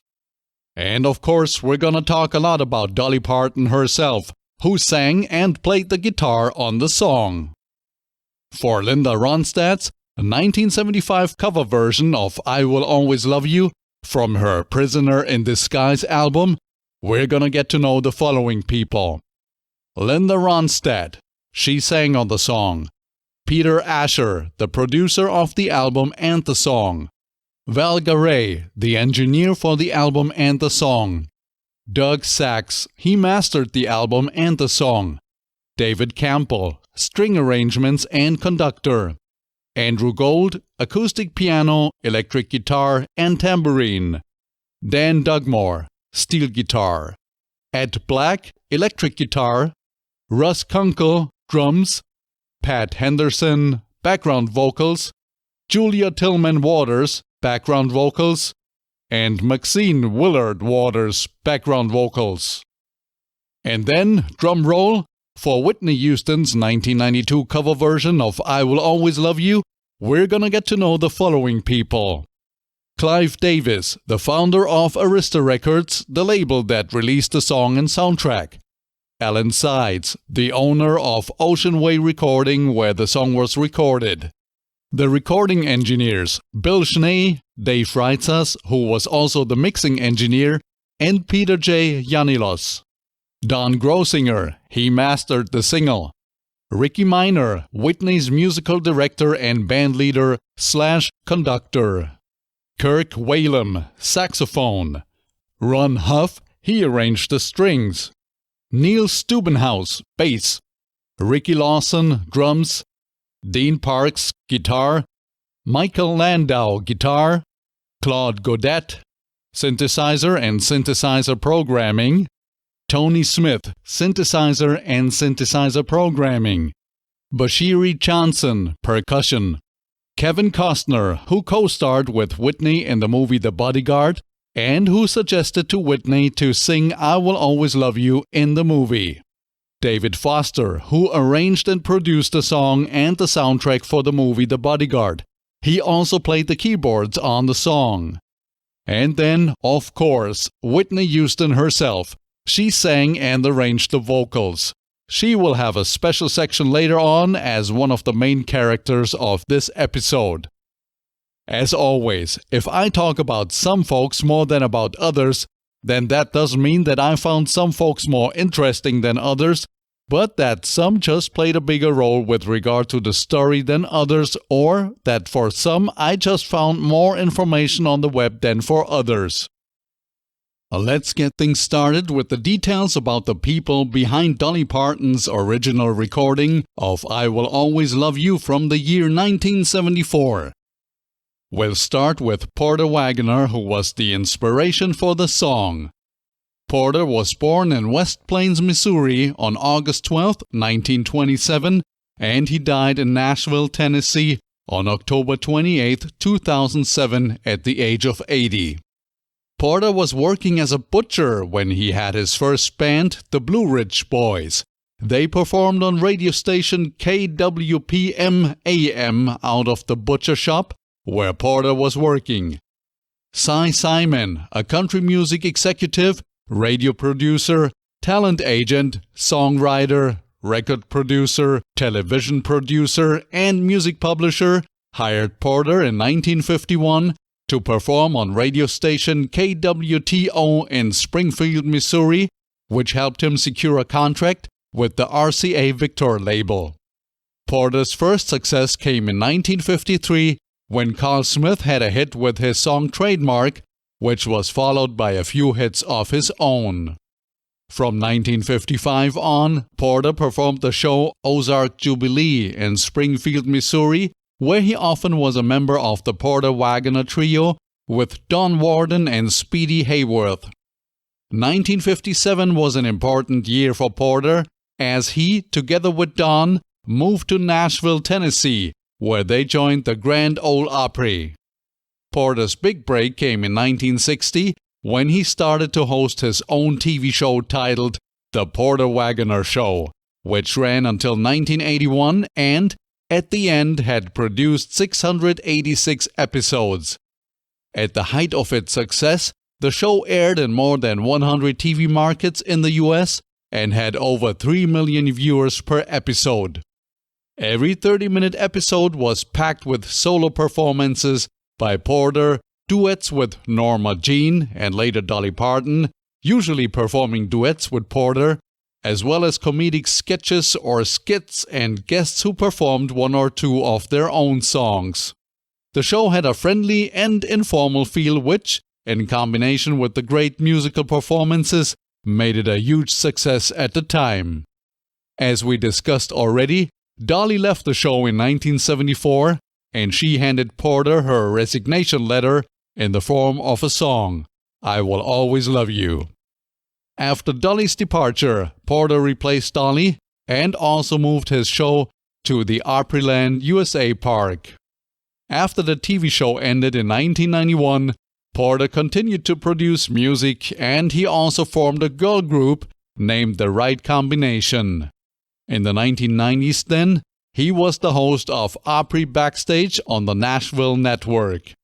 Porter and Dolly reconciled in the late 1980s, and in 2002, it was her who inducted Porter into the Country Music Hall of Fame. On May 19, 2007, Porter was honored by the Grand Ole Opry for his 50 years of membership. I already mentioned this event as it was the one where Dolly sang I Will Always Love You for him live on stage. Porter's final album, Wagon Master, was released on June 5, 2007, and he even went on a promotion tour for the album during the summer of 2007. He died from lung cancer in Nashville, Tennessee on October 28, 2007. Dolly and his family were by his side when he passed away. 81 of Porter's records charted over the years, and here's a small list of his biggest hits. A Satisfied Mind was a #1 hit in 1955. Misery Loves Company was #1 in 1962. I've Enjoyed As Much of This As I Can Stand reached #7 in the 1962-1963 timeframe. Sorrow on the Rocks landed on the #5 spot in 1964. Skid Row Joe reached #3 in the 1965-1966 timeframe. The Cold Hard Facts of Life was a #2 hit in 1967, and The Carroll County Accident was also a #2 hit in the 1968-1969 timeframe. And here's a list of successful duets he sang together with Dolly. The Last Thing on My Mind in 1967. We'll Get Ahead Someday in 1968. Just Someone I Used to Know in 1969. Daddy Was an Old-Time Preacher Man in 1970. Better Move It On Home in 1971. The Right Combination in 1972. Please Don't Stop Loving Me, a #1 hit in 1974. And Making Plans, a #2 hit in 1980. And on top of his hits, Porter won 3 Grammy Awards for gospel recordings. Without Porter's and Dolly's collaboration and, later, Dolly's departure from Porter's show and their professional relationship ending, there would have been no I Will Always Love You. The second person we want to shine a light on is Bob Ferguson, who was the producer of Dolly's original record back then. He was born as Robert Bruce Ferguson in Willow Springs, Missouri on December 30th, 1927, and he died of cancer at the University of Mississippi Medical Center in Jackson, Mississippi on July 22, 2001, at the age of 73. Bob was a legendary record producer and country music songwriter. Without him, Nashville, Tennessee would not be the country music capital of the world that it is today. He contributed to country music out of Nashville a lot, and undoubtedly was one of the main people who actively helped the city achieve this status and the Nashville sound become famous and successful. In addition, Bob produced movies, and he also was a Choctaw Indian historian, even earning a master's degree in anthropology from Vanderbilt University. He wrote and produced hits for a string of artists, including Porter Wagoner, who helped Dolly Parton become a successful artist, and later also for Dolly herself. Bob got his start in the music business while producing films for the Tennessee Game and Fish Commission, and wrote his first big hit in 1958 titled Wings of a Dove, which was turned into a million seller by singer Ferlin Husky. After graduating from college, Bob became the manager of Ferlin Husky, and so he moved to Nashville, Tennessee, where he became a senior producer with RCA Victor and an executive assistant to legendary musician, occasional vocalist, songwriter, and record producer Chet Atkins, helping to create the Nashville sound of the 1950s and 1960s. At RCA, Bob focused on producing Porter Wagoner's acts, which included, of course, Dolly Parton, and so it is no surprise that he ended up producing almost all of Dolly's and Porter's duet albums, as well as their solo releases between 1967 and 1975. This all started when Bob was present when Dolly signed her initial recording contract with RCA in 1967. He worked at RCA Studio B in Nashville for almost 30 years and produced hundreds of records in this time frame, including Dolly Parton's I Will Always Love You. Neither Nashville would have become what it is today, nor Dolly's career would have blossomed the way it has without legendary songwriter and record producer Bob Ferguson behind the scenes. In addition to Bob's career in the music industry, he volunteered as the project director and president of the Southeastern Indian Antiquity Survey, a role in which he oversaw the survey, recovery, and preservation of remains and artifacts unearthed during construction in the Nashville area. After Bob had retired from RCA, he and his family moved to live near the reservation of the Mississippi Band of Choctaw Indians in Philadelphia, Mississippi, where he would help establish the Museum of the Southern Indian, also known as the Choctaw Museum, among many other things. Then we should talk about Don Warden a little bit, who was Dolly's manager at the time. Country musician and manager Don Warden was born in Mountain Grove, Missouri on March 27, 1929, and he died on March 11, 2017 at the age of 87. Don was best known for his years on the Porter Wagoner Show and as the manager of Porter and Dolly. Don was actually not only Porter's right-hand man, but also his best friend. He was the man in the music business Porter trusted the most. When Don decided to also leave Porter's show after Dolly left, Porter's heart was broken. After Don died, Dolly said, "A huge piece of my life is gone. Rest in peace, Don, and know for sure that I will always love you." On her website, Dolly added that Don was like a father, a brother, a partner, and one of my best friends. Don was a self-taught slide steel guitar player who started his first own band, the Rhythm Rangers, during his high school years. In addition to this, Don had an afternoon radio show on KWPM-AM in West Plains, Missouri. The band soon became popular, but in 1951, Don joined the U.S. Army for 2 years. After that, he and the band continued to play until Red Sovine, whom they had been backing, left for Nashville. Don then moved to St. Louis, Missouri, where he attended flight school and played local clubs in his spare time.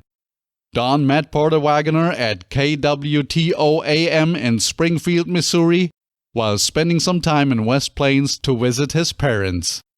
The two founded the Porter Wagoner Trio, which also included Speedy Hayworth.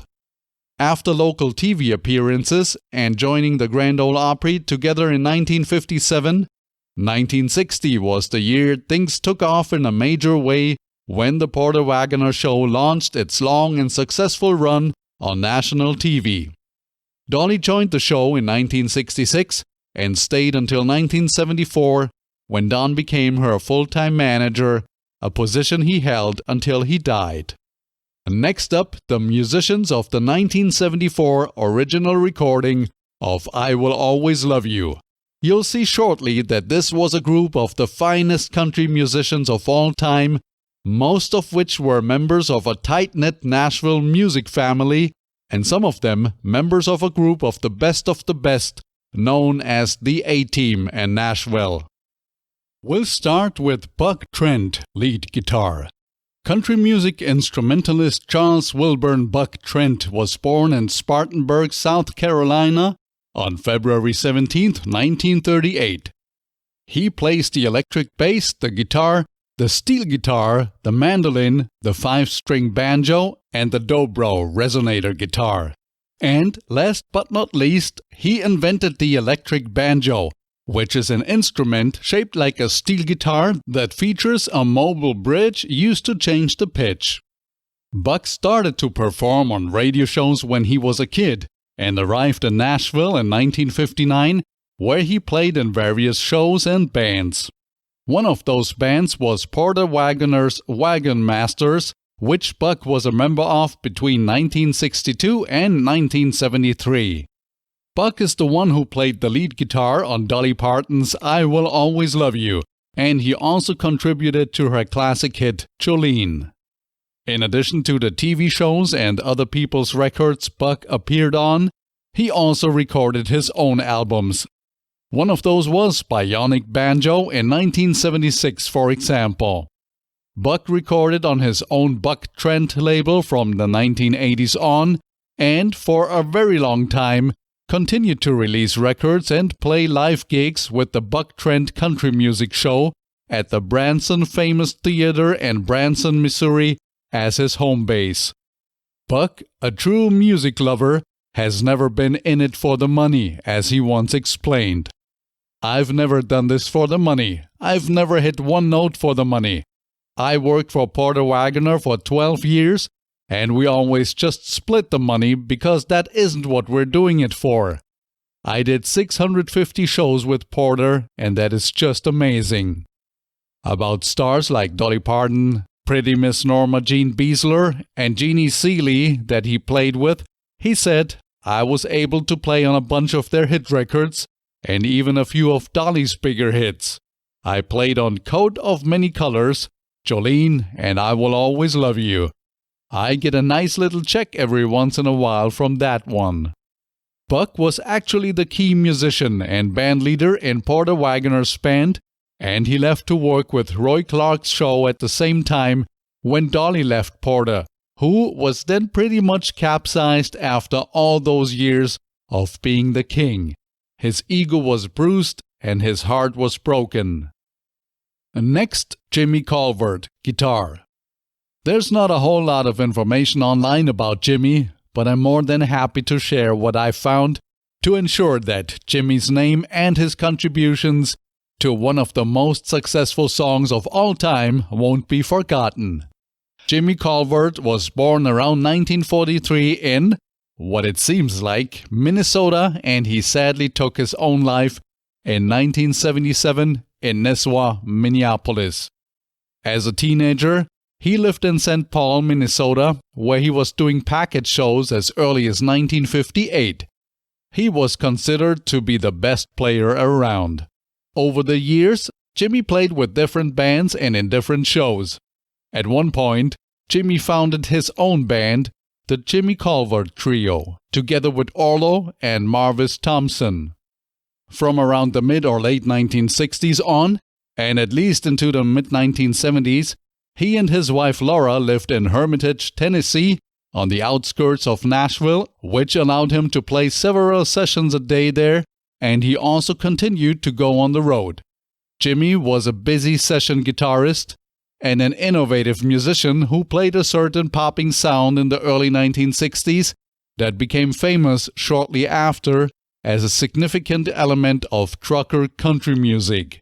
You can clearly hear that popping guitar sound in the 1963 version of the song 6 Days on the Road by Dave Dudley, by the way, which he played the lead guitar on, and which peaked at number 2 on Billboard's Hot Country Singles chart, where it stayed for 2 weeks.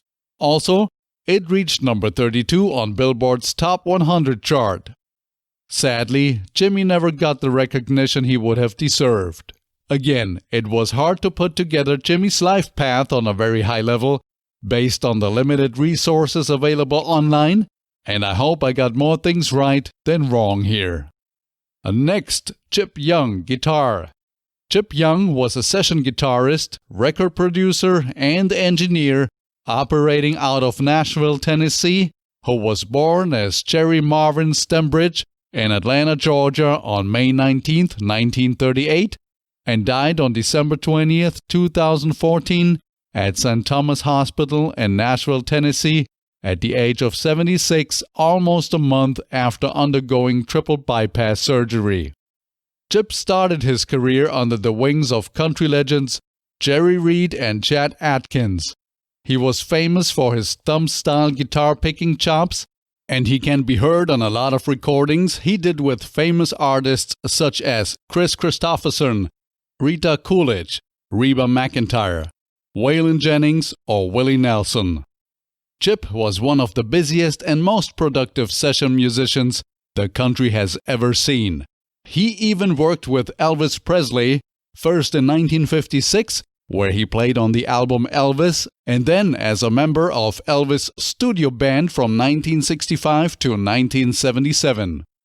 And as a producer, he also worked with famous folks like Jimmy Buffett, Reba McEntire, and others.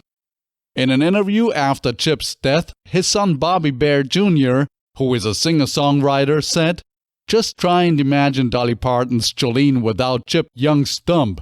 It's impossible. Chip was one of the best, hardest-working session pickup producer engineers Nashville has ever seen. But he was even better at being a granddad, family man, and a Christian. His family will miss him dearly.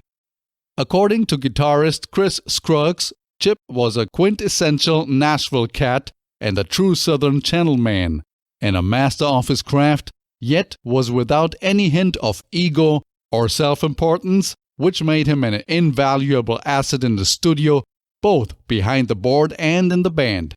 Younger players could learn a lot from him, both musically and on a personal level too. His superb musicianship and warm smile will be sorely missed. Cliff was inducted into the National Thumb Pickers Hall of Fame in 2009, and in 2010 he was honored as part of the Country Music Hall of Fame and Museum's Nashville Cats, a celebration of Music City musicians series. Chip Young, another gifted musician who not only helped put Nashville on the map, but contributed to making country music to what it is today. Next, Stu Basor pedals steel guitar. Stuart H. Basor, known as Stu, was born at Fort Monroe, Virginia on May 3, 1937, and he died on February 5, 2018 in Nashville at the age of 80 from complications of dementia. During his youth, he traveled the world and the U.S. as an Army brat before he eventually settled in Aurora, Colorado.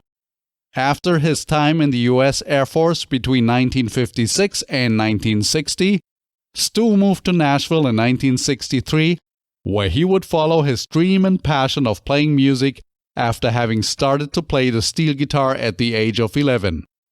He also played the dobro, by the way. In addition to his contributions to I Will Always Love You, Stu also played the steel guitar on Dolly's other mega hit, Jolene. And in addition to Dolly, he worked with many great artists over the years, such as Tex Ritter, Kitty Wells, and Johnny Wright, to name a few. Also, he was on the Porter Wagoner Show, where he worked with both Dolly and Porter. Stu wasn't limited to country music. He made commercial jingles, movie soundtracks, recorded with the legendary Louis Armstrong, and even toured with the alternative rock band Ween, for example. In 2005, he received the Reunion of Professional Entertainers, also known as ROPE, Lifetime Achievement Award in Country Music. Stu was a Nashville icon. Bass player Bobby Dyson was born Robert L. Dyson in Dalhart, Texas on May 19, 1934, and he died at Nashville's Baptist Hospital on March 6, 1997 after a stroke. At some point, Bobby, who also played the steel guitar and sang, moved to Nashville, and he can be heard on numerous hits by Dolly, Porter Wagoner, Jerry Reed, Waylon Jennings, Jim Reeves, Chris Christopherson, and many others. For example, he played on the Jerry Reed classic, You Got the Gold Mine, I Got the Shaft. Also, he reportedly was the first musician to play an electric bass at the Grand Ole Opry. Bobby played a flat-wound string jazz bass with a thumb pick and sometimes his fingers. One of his daughters said, "My father loved jazz, but made his living traveling in bands all over, playing western swing and country, as they called it back in those days. The two were not linked as they are today. He eventually made his living apart from us in Nashville, Tennessee, as one of the super pickers of the Nashville studio scene. He played bass on over 400 #1 country records. My father, Bobby Dyson, was the father from afar, whom I knew through the hit songs he played on." Then she lists a few examples and goes on to say, he played on all of Porter Wagoner and Dolly Parton records, Mickey Gilley, and of course countless custom sessions. He passed in 1997, but his bass lives on in his legacy. Next, Larry London, drums. Larry London was a stage name, and the man behind it was Ralph Gallant, who was born in Norfolk, Virginia on October 15, 1943, and died in Nashville, Tennessee on August 24, 1992 at the young age of 48. Larry was one of the finest drummers you can imagine, and I'm sure you already heard him play on some of the many records he played. You must have, as he played on more hits than any other drummer before or after him, except for drummer legend Hal Blaine. Larry, a largely self-taught genius who practiced 8 to 12 hours a day, started playing the drums when he was 15. He signed with Motown under the VIP label and was, together with his brother Eugene, as members of the Headliners, the first white act signed to Motown. After Motown came Nashville, where Larry became country music's top studio drummer.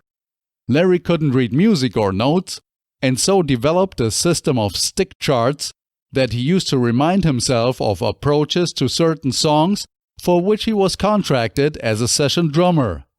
Larry once said that those stick charts were common among Nashville session drummers, but not widely known or understood otherwise. He eventually acquired a basic knowledge of music theory and music charts, but that was it. Remarkable.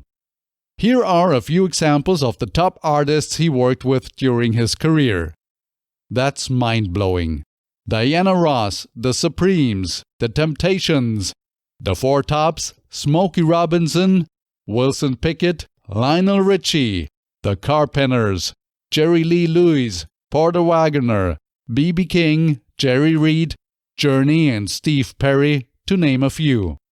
Larry even worked with Elvis Presley, and in addition to records, he played the last two concerts Elvis gave before he died, one in Cincinnati and the other one in Indianapolis. Sadly, Larry suffered a heart attack on April 24, 1992, and then died after 4 months in a coma.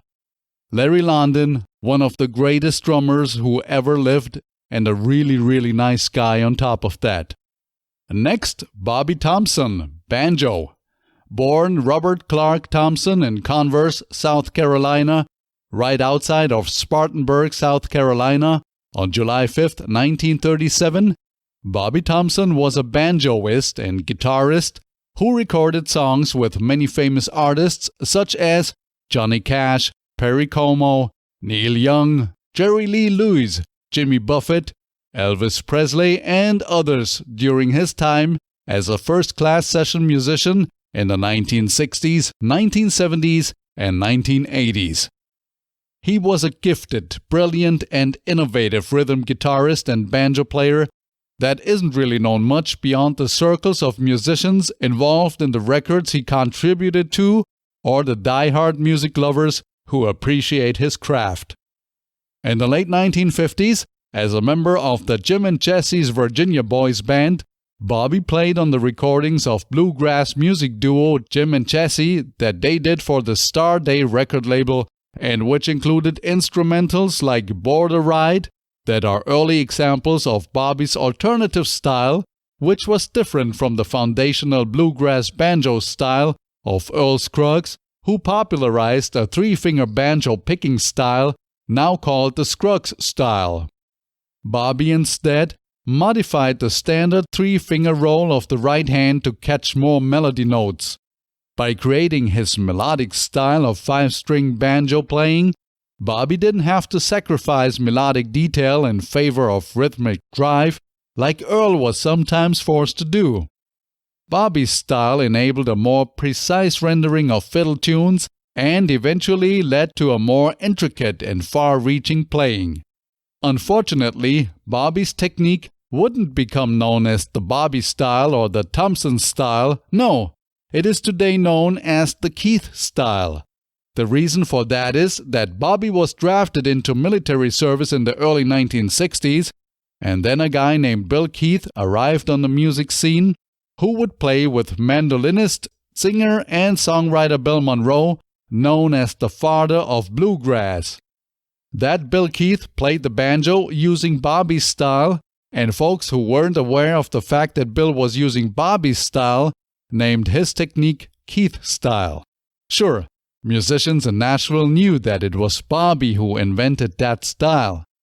Earl Scruggs, for example, said in an interview, "I think Bobby has done a lot for the banjo. He was the first one to play that style of banjo, and there has never been anyone to top him." Also, Bobby was a cast member of the Hee Haw television show, where his banjo was a key part of the TV show's theme song, and so was his rather stoic demeanor, which contrasted his counterpart Roy Clark. In addition to this, he was a member of Barefoot Jerry, Bill Monroe's Bluegrass Boys, but it was Bobby's role as a session musician that introduced him to millions of people without many of those even knowing his name.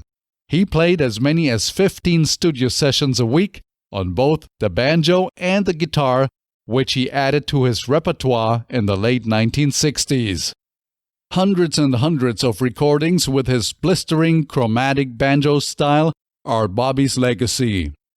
Bobby, a member of the Country Music Hall of Fame, retired in 1987 due to multiple sclerosis and died in Franklin, Tennessee on May 18, 2005 at the age of 67. Next, Mac McGaha, fiddle. Bluegrass fiddler Mac McGaha was born in South Carolina on August 1, 1929, and he died at Nashville's Veterans Hospital on August 15, 2003 at the age of 74. For 9 years, he was a backup player in the bluegrass band Reno and Smiley, which he joined as a member of the Reno and Smiley Tennessee Cut-Ups, and in 1964, Mac joined Porter Wagoner's band, the Porter Wagoner's Wagon Masters. Mac wrote the popular song, "I Know You're Married, But I Love You Still," together with Don Reno, which was recorded by Reno and Smiley and many others later on. Mac actually wrote one of Porter's and Dolly's first duet hits, "We'll Get Ahead Someday," which was a top 10 country single in 1968. After that, in the 1970s and 1980s, he was a regular performer at the Opryland, USA theme park, where he had his own show. Mac was known as Nashville's dancing fiddle man because, just like Curly Ray Klein, he had a fiery stage presence doing dance-like movements while he was fiddling. He could often be seen dancing behind Porter Wagoner and or Dolly Parton on Porter Wagoner's TV show, which was quite entertaining. Check it out online, it's really great to watch. Porter Wagoner once described Mac like this: "He was a ball of fire out there. He was a first-class showman." As a longtime member of the Porter Wagoner Show, Mac played a big role in helping country music reach mainstream America. At that time, he was probably the most famous fiddler in country music. He was just a joy to watch. Mac retired after a stroke that he suffered in 1986. Next, Johnny Gimble, fiddle. The second fiddle was played by John Paul Gimble, better known as Johnny Gimble, who was born in Tyler, Texas on May 30, 1926, and died in Dripping Springs, Texas on May 9, 2015 at the age of 88. Johnny picked up the fiddle when he was 12 and played in a band with his brothers. After serving in the U.S. Army in World War II, Johnny made his first recording in 1948 when he played with Robert Bro's Rhythmaires in Corpus Christi, Texas. He then joined and toured with Bob Wills and his Texas Playboys for a number of years. Johnny got married and settled in Dallas, Texas in 1949, where he did radio and television shows with Bill and Jim Boyd of the Lone Star Cowboys. There, in the early 1950s, he also performed on the Big D Jamboree, a weekly variety show broadcast live from the Dallas Sportatorium. Between 1951 and 1953, Johnny had his own band, but he eventually reunited with Bob Wills, with whom he remained until the early 1960s. If you happen to hear the 1952 number one hit, "I'll Go On Alone" by Marty Robbins, note that Johnny played the fiddle there, and what a fine fiddle it was. He even ran a barber shop at the regional VA hospital in Waco, Texas in the mid-1950s.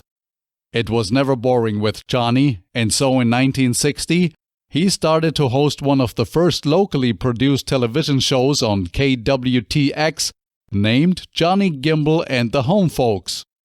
The year was 1968, when Johnny's family and peers encouraged and finally convinced him to move to Nashville, Tennessee, where his long and successful career as a session musician blossomed, working with numerous A-list artists in the country music business. He also recorded 10 solo albums over the years and even toured worldwide with Willie Nelson between 1979 and 1981. Johnny remained busy and involved with regard to movie, TV, and radio appearances, as well as working with bands and solo artists. He even worked with 21st century artists such as Carrie Underwood, with whom he performed at the 49th Annual Grammy Awards in 2007, where she won a Grammy in category Best New Artist. Johnny Gimble, one of the greatest fiddlers of all time. Next, Hargus Pig Robbins, piano. Hargus Melvin Pig Robbins was born in Spring City, Tennessee on January 18, 1938, and he's been playing the piano since he was 7 years old. On top of his classical piano lessons, while attending the Tennessee School for the Blind in Nashville, Hargus taught himself chords and rhythmic styles of Dixieland jazz, blues, boogie-woogie, and country music by listening to artists such as Ray Charles on the radio and on records. His first major recording session was the one for White Lightning by George Jones, and many more followed over the years, especially after he gained the attention of producers Chet Atkins and Owen Bradley, who worked with him to have him back singers and performers on countless hit recordings. Hargus, who is blind since an accident involving his father's knife when he was only 4 years old, was a member of the A-Team, a group of Nashville studio musicians that has played with all the greats, ranging from Kenny Rogers to Bob Dylan, from Loretta Lynn to Mark Knopfler, and from John Baez to John Denver. In addition to being one of the premier session musicians in the U.S., he recorded 8 studio albums between 1963 and 1979. Hargus was inducted into the Country Music Hall of Fame on October 21, 2012. Some call him the most famous piano player you've never heard of, though you've likely heard his work. That's a very good description. In case you wondered, Hargus received his lifelong nickname, Pig, in school. Once he explained, "I had a supervisor who called me that because I used to sneak in through a fire escape and play when I wasn't supposed to, and I would get dirty as a pig." 2 things in particular made Hargus such a great pianist: the ability to memorize songs quickly, as well as his talent for inventing licks that perfectly suited the song he was playing. He said, "If you're going to be a good player, you have to come up with something that will complement the song and the singer." So true.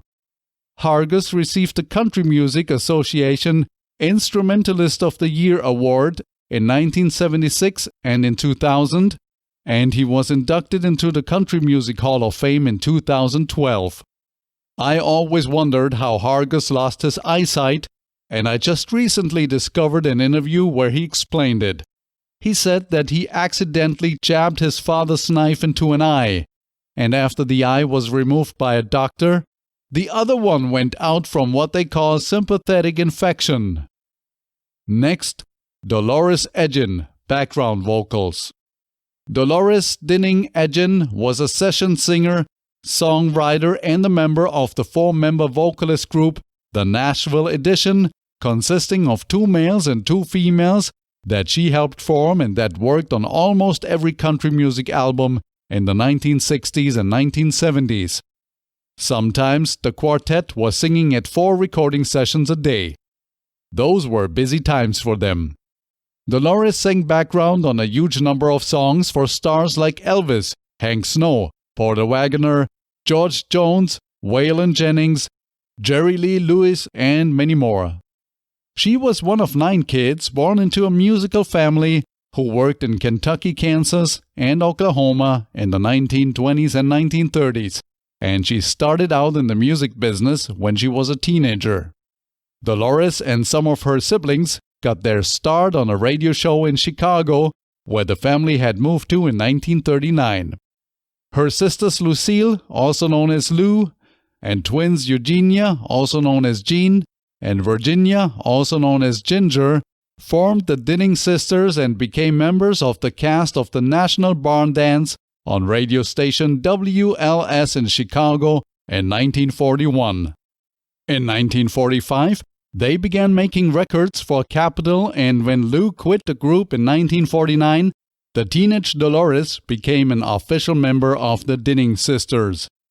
Dolores then moved to Nashville, where the country music industry embraced her wonderful vocals by turning her into one of the most successful studio singers. As part of her session music work, Dolores joined vocal group The Nashville Edition, which also was the in-house backup vocalist group for the popular country music TV show Hee Haw for 25 years between 1968 and 1993. Dolores actually founded the Nashville Edition together with Joe Babcock, Herschel Wigginton, and Ricky Page. First, they were the Town and Country Singers, but they had to change their name due to trademark issues. Also, Dolores filled in as one of the Liddell sisters on the Grand Ole Opry during the 1950s. Dolores died on June 17, 2015, at the age of 86. Next, Herschel Wigginton, background vocals. Herschel Wayne Wigginton was another member of the Nashville Edition. He was born in Hamilton, Alabama, on January 28 or 29, 1938, and he died in Carthage, Tennessee on March 6, 2017, at the age of 79. Herschel began singing at the Poplar Log Free Will Baptist Church, which was located right next door from where his family lived at an early age. He graduated from high school in 1956 and then worked in Florence, Alabama, Muscle Shoals, Alabama, where, for example, he sang background vocals on Percy Slatch's classic When a Man Loves a Woman, as well as Memphis, Tennessee. After moving to Nashville in 1965, the bass singer was a founding member of the Nashville Edition, and as such also a mainstay at the Hee Haw country music TV show, and the very busy session musician who played with stars like Elvis, Hank Snow, Porter Wagoner, George Jones, Waylon Jennings, Jerry Lee Lewis, and many more. Herschel actually had to convince his fellow vocal group members to do the TV show. He said, "I had to talk them into it because they were afraid they would miss so many sessions. I said, I've got a feeling about this show, okay? Let's do it." And they all agreed. Of course, 25 years later, it turned out to be a pretty good show. The Nashville Edition appeared on an estimated 12,000 recordings between the 1960s and the early 1990s. That's mind-blowing, isn't it? They received Super Pickers Awards from the National Academy of Recording Arts and Sciences in 1975, 1977, and 1978. After his death, one of his kids said about Herschel, "People just fell in love with him when they met him. He never met a stranger, even late in his life. It seemed wherever we went in town, somebody knew him. Up until the last 3 years or so, he was still going out, singing karaoke and just being one of the guys." And fellow group member Joe Babcock once described Herschel as follows: "Herschel was very creative. He was known as Commercial Herschel." Next, Joe Babcock, background vocals. And here's another founding member of the Nashville Edition, Joe Babcock, who was born in Nebraska and landed after serving in the U.S. Army and staying in Chicago and the West Coast, and Nashville, Tennessee, working with singer-songwriter, actor, multi-instrumentalist, and NASCAR racing driver Marty Robbins, as well as country music group Tom Paul and the Glazer Brothers. Joe recorded a number of famous works such as Devil Woman, Among My Souvenirs, El Paso City, and the Western album Return of the Gunfighter. Joe was also a writer. His song, I Washed My Hands in Muddy Water, for example, that was also recorded by Elvis Presley, was a hit for Stonewall Jackson.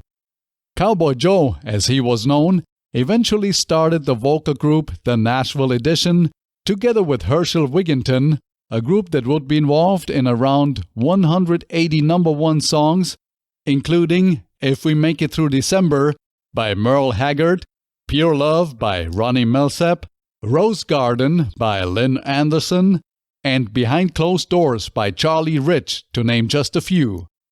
As of 2016, Joe and the Nashville Edition have worked, collectively or individually, either on records, road shows, or TV, with 110 out of the 127 members of the Country Music Hall of Fame. Joe provided the vocal backing for Amazing Grace by Elvis Presley, and he also worked on the soundtrack for the Elvis Presley movie Tickle Me. In addition to supporting the Hee Haw TV show with the Nashville Edition, Joe was also a member of the Hee Haw Gospel Quartet. Since Buck Owens left the show, and later, he also sang with the Hee Haw Cowboy Quartet, which was a group that Joe created as a tribute to his idols Roy Rogers and the Sons of the Pioneers, as well as Gene Autry. In the 1980s, Joe teamed up with his wife Carol and his daughter Laurie to form Cowboy Joe and the Babcocks, a group that would earn numerous country gospel awards, as well as record successful cowboy and bluegrass albums.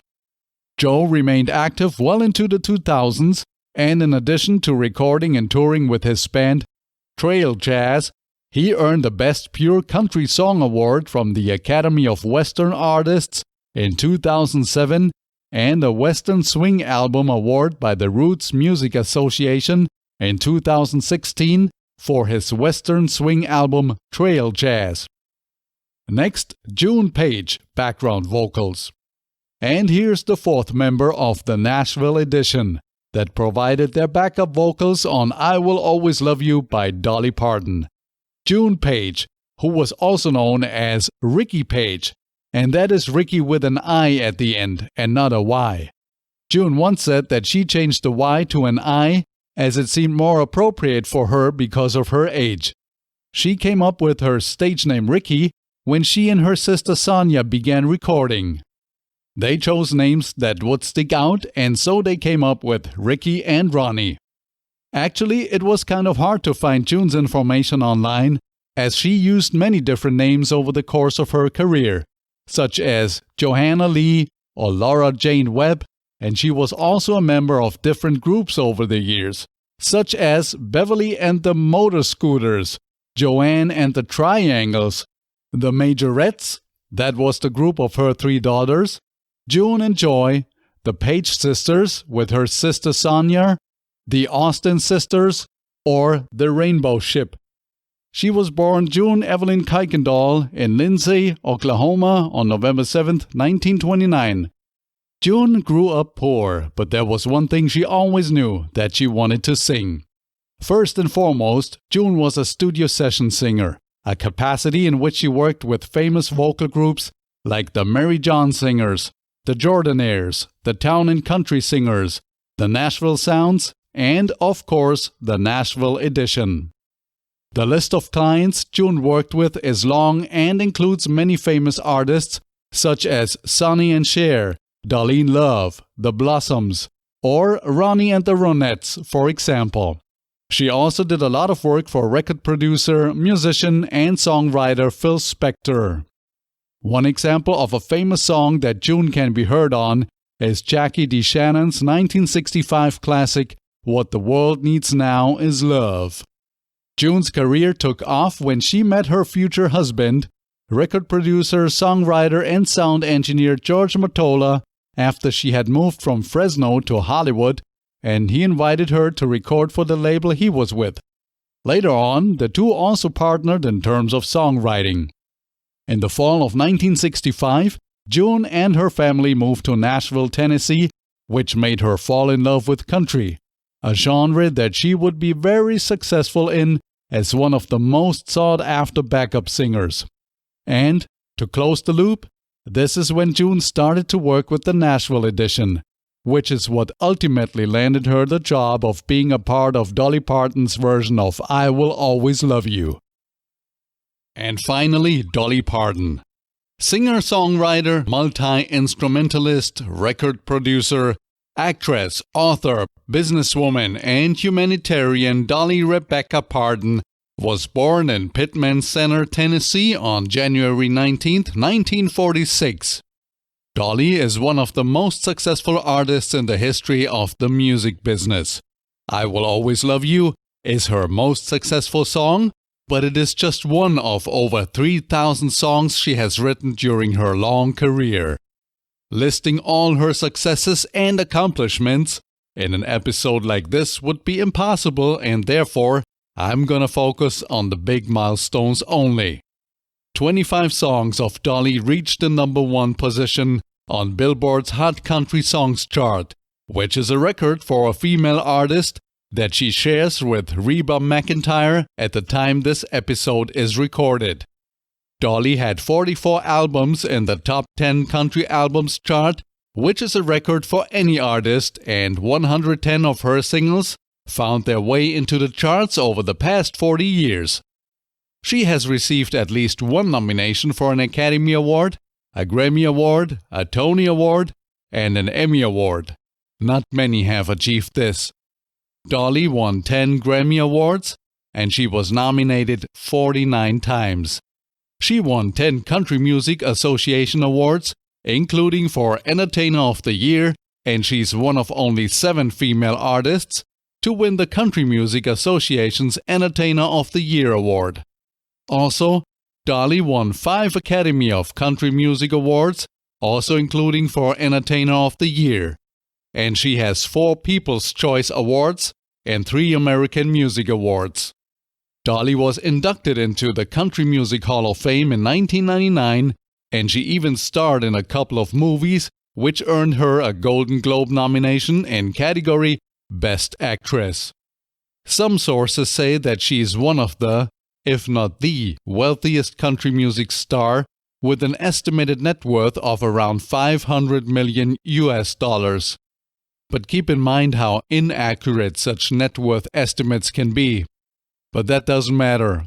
It doesn't matter how much money Dolly has, as we're more interested in her as an artist and a person. That's what makes us music lovers. But it was a long way for Dolly to get there. Let's start at the beginning. Dolly was born in a one-room cabin on the banks of the Little Pigeon River in Pittman Center, Tennessee, as the 4th of 12 children. Her mother, Avie Lee Carolyn Owens Parton, who lived from 1923 until 2003, was a homemaker, and her dad, Robert Lee Parton Sr., who lived from 1921 until 2000, worked as a sharecropper in the mountains of East Tennessee, later had his own small tobacco farm, and he also worked construction jobs. Most of Dolly's childhood memories are from a farm near Locust Ridge, where the family moved after she was born, and where they lived in a rustic one-bedroom cabin north of the Greenbrier Valley of the Great Smoky Mountains. Dolly always says that her home had running water if you were willing to run and get it. Her family was poor, really poor. One example Dolly sometimes gives for this is that her father paid the doctor who helped deliver her with a bag of cornmeal. Music has always played an important role in Dolly's life, and when she was 6, she would make her first public performances in the Church of God in Cleveland, Tennessee, in which her grandfather, Jake Robert Owens, was the pastor. Dolly picked up a homemade guitar when she was 7, and her uncle bought Dolly her first real guitar when she was 8. Even before Dolly knew how to write, Dolly made up little songs that her mom would write down for her.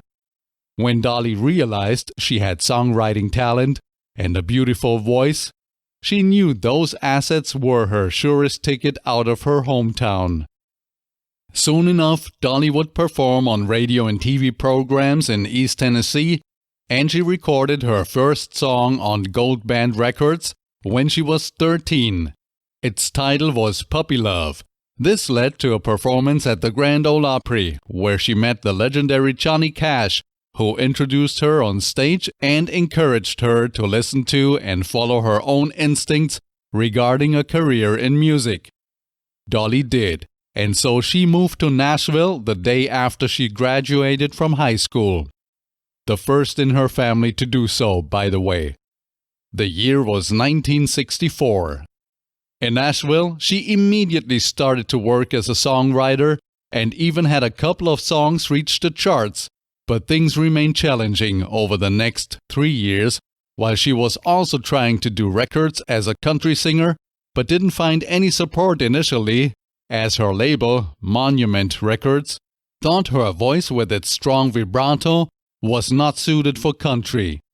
After her composition, Put It Off Until Tomorrow, performed by Bill Phillips, reached number 6 on the country music charts in 1966, the label gave her a chance, and so she recorded her first country single, Dumb Blonde, which strangely enough wasn't even written by her, by the way, followed by Something Fishy. Both reached the charts and landed on positions 24 and 17, respectively. Dolly continued to offer her songs in Nashville, and her life would change in 1967 when Porter Wagoner, a well-known musician and country music entertainer, offered Dolly a regular spot on The Porter Wagoner Show, his weekly syndicated TV program, as well as a spot on his road show. Dolly took the spot of Norma Jean, known as the girl singer on Porter Wagoner's show, who went back to Oklahoma to get married. The problem was that the fans of the show didn't immediately warm up to Dolly. They even nearly booed her off the stage the first time she appeared, instead of Norma Jean, whom the audience was expecting. As discussed earlier, the partnership between Dolly and Porter was not always smooth sailing, and Dolly eventually left the show in 1974, which led to the very topic of this episode. The song, I Will Always Love You, which launched her career as a solo superstar, but also resulted in Porter suing her and talking bad about her in public. Over the years together on the show, Dolly and Porter had a series of duet hits, but Dolly wasn't really successful as a solo artist until 1973, when she released the song Jolene in late 1973, which then had become a #1 country hit by February 1974. This success must have encouraged her to finally leave Porter and his show, and her being a part of his enterprise. The last duet concert took place in April 1974, and she stopped appearing on his TV show in mid-1974. Her solo hit, I Will Always Love You, was released in March 1974 and had climbed the country charts by June 1974. At that point, Dolly knew that she was on the right path. In 1974 alone, her first solo year, Dolly had 3 #1 solo songs on the country charts: Jolene, I Will Always Love You, and Love Is Like a Butterfly, plus Please Don't Stop Loving Me, which was a duet with Porter. Dolly and Porter remained mostly contractually affiliated, and so he helped produce Dolly's records through 1975. Their final duet album, Say Forever You'll Be Mine, was released in 1975. The following years saw Dolly crossing over into mainstream pop more and more, which really started with the Porter Wagoner-produced 1976 album All I Can Do, that Dolly co-produced, and that was followed up by the 1977 album New Harvest First Gathering, which Dolly produced all by herself. An important milestone for Dolly was when Sandy Gallin became her personal manager in 1976. Step by step, Dolly put her dream team together that would help her become one of the most iconic pop stars on the planet. Still without major pop success, Dolly lost no time and turned to pop producer Gary Klein, who produced the 1977 album Here You Come Again. This move paid off and Dolly landed her first million seller that topped the country album charts and reached number 20 on the pop charts. The single Here You Come Again was a number 1 hit on the country singles charts and it landed on the number 3 spot on the pop charts, becoming Dolly's first top 10 hit on the pop charts. From then on, well into the mid-1980s, during Dolly's first phase of superstardom, Dolly's songs would successfully visit both the country and the pop charts on a regular basis, and she was a regular guest in people's homes, appearing on numerous TV shows. Dolly even starred in movies. The second half of the 1980s remained successful for Dolly, and her career got somewhat of a refresher in 1987 when the album titled Trio, that she recorded together with Linda Ronstadt and Emmylou Harris, spent 5 weeks at the top of the Billboard Top Country Albums chart and also reached the top 10 on the Billboard 200 chart for albums. The album had 4 top 10 country hits, including the number 1 hit, To Know Him Is to Love Him. The album also won the Grammy Award for Best Country Performance by a Duo or Group with Vocal, and it was nominated for a Grammy and category Album of the Year. By now, Dolly had proven that she can be successful in both the country and the pop music business, and that both audiences, which overlap to some extent of course, loved her very much. After the successful 1987 album Rainbow, Dolly started to focus more on country again. The result was the 1989 album White Limousine, which produced 2 number 1 hits in Why'd You Come In Here Looking Like That and Yellow Roses. The 1990s were Dolly's most successful decade thanks to Whitney Houston's cover version of I Will Always Love You that came out in 1992. But also otherwise, the 1990s treated Dolly well. Dolly kicked things off with the 1991 number 1 hit duet Rockin' Years that she recorded with country singer and guitarist Ricky Van Shelton. 1992 was a quick break in terms of chart success, as Dolly's soundtrack for the movie Straight Talk was not a huge hit. In 1993, Dolly returned to the charts with her album Slow Dancing with the Moon, peaking at the number 4 spot on the Billboard Top Country Albums chart and on number 16 on the Billboard 200 chart for albums. Also in 1993, Dolly released the duet The Day I Fall in Love together with James Ingram that earned her an Academy Award nomination in category Best Original Song. She didn't have enough yet in 1993 and also released an album titled Honky Tonk Angels, which was a collaboration of Dolly, Loretta Lynn, and Tammy Wynette, which achieved gold status. The next year then, 1994, Dolly recorded and released the single You Gotta Be My Baby for the AIDS benefit album Red Hot and Country, in addition to the live acoustic album Heart Songs, Live from Home.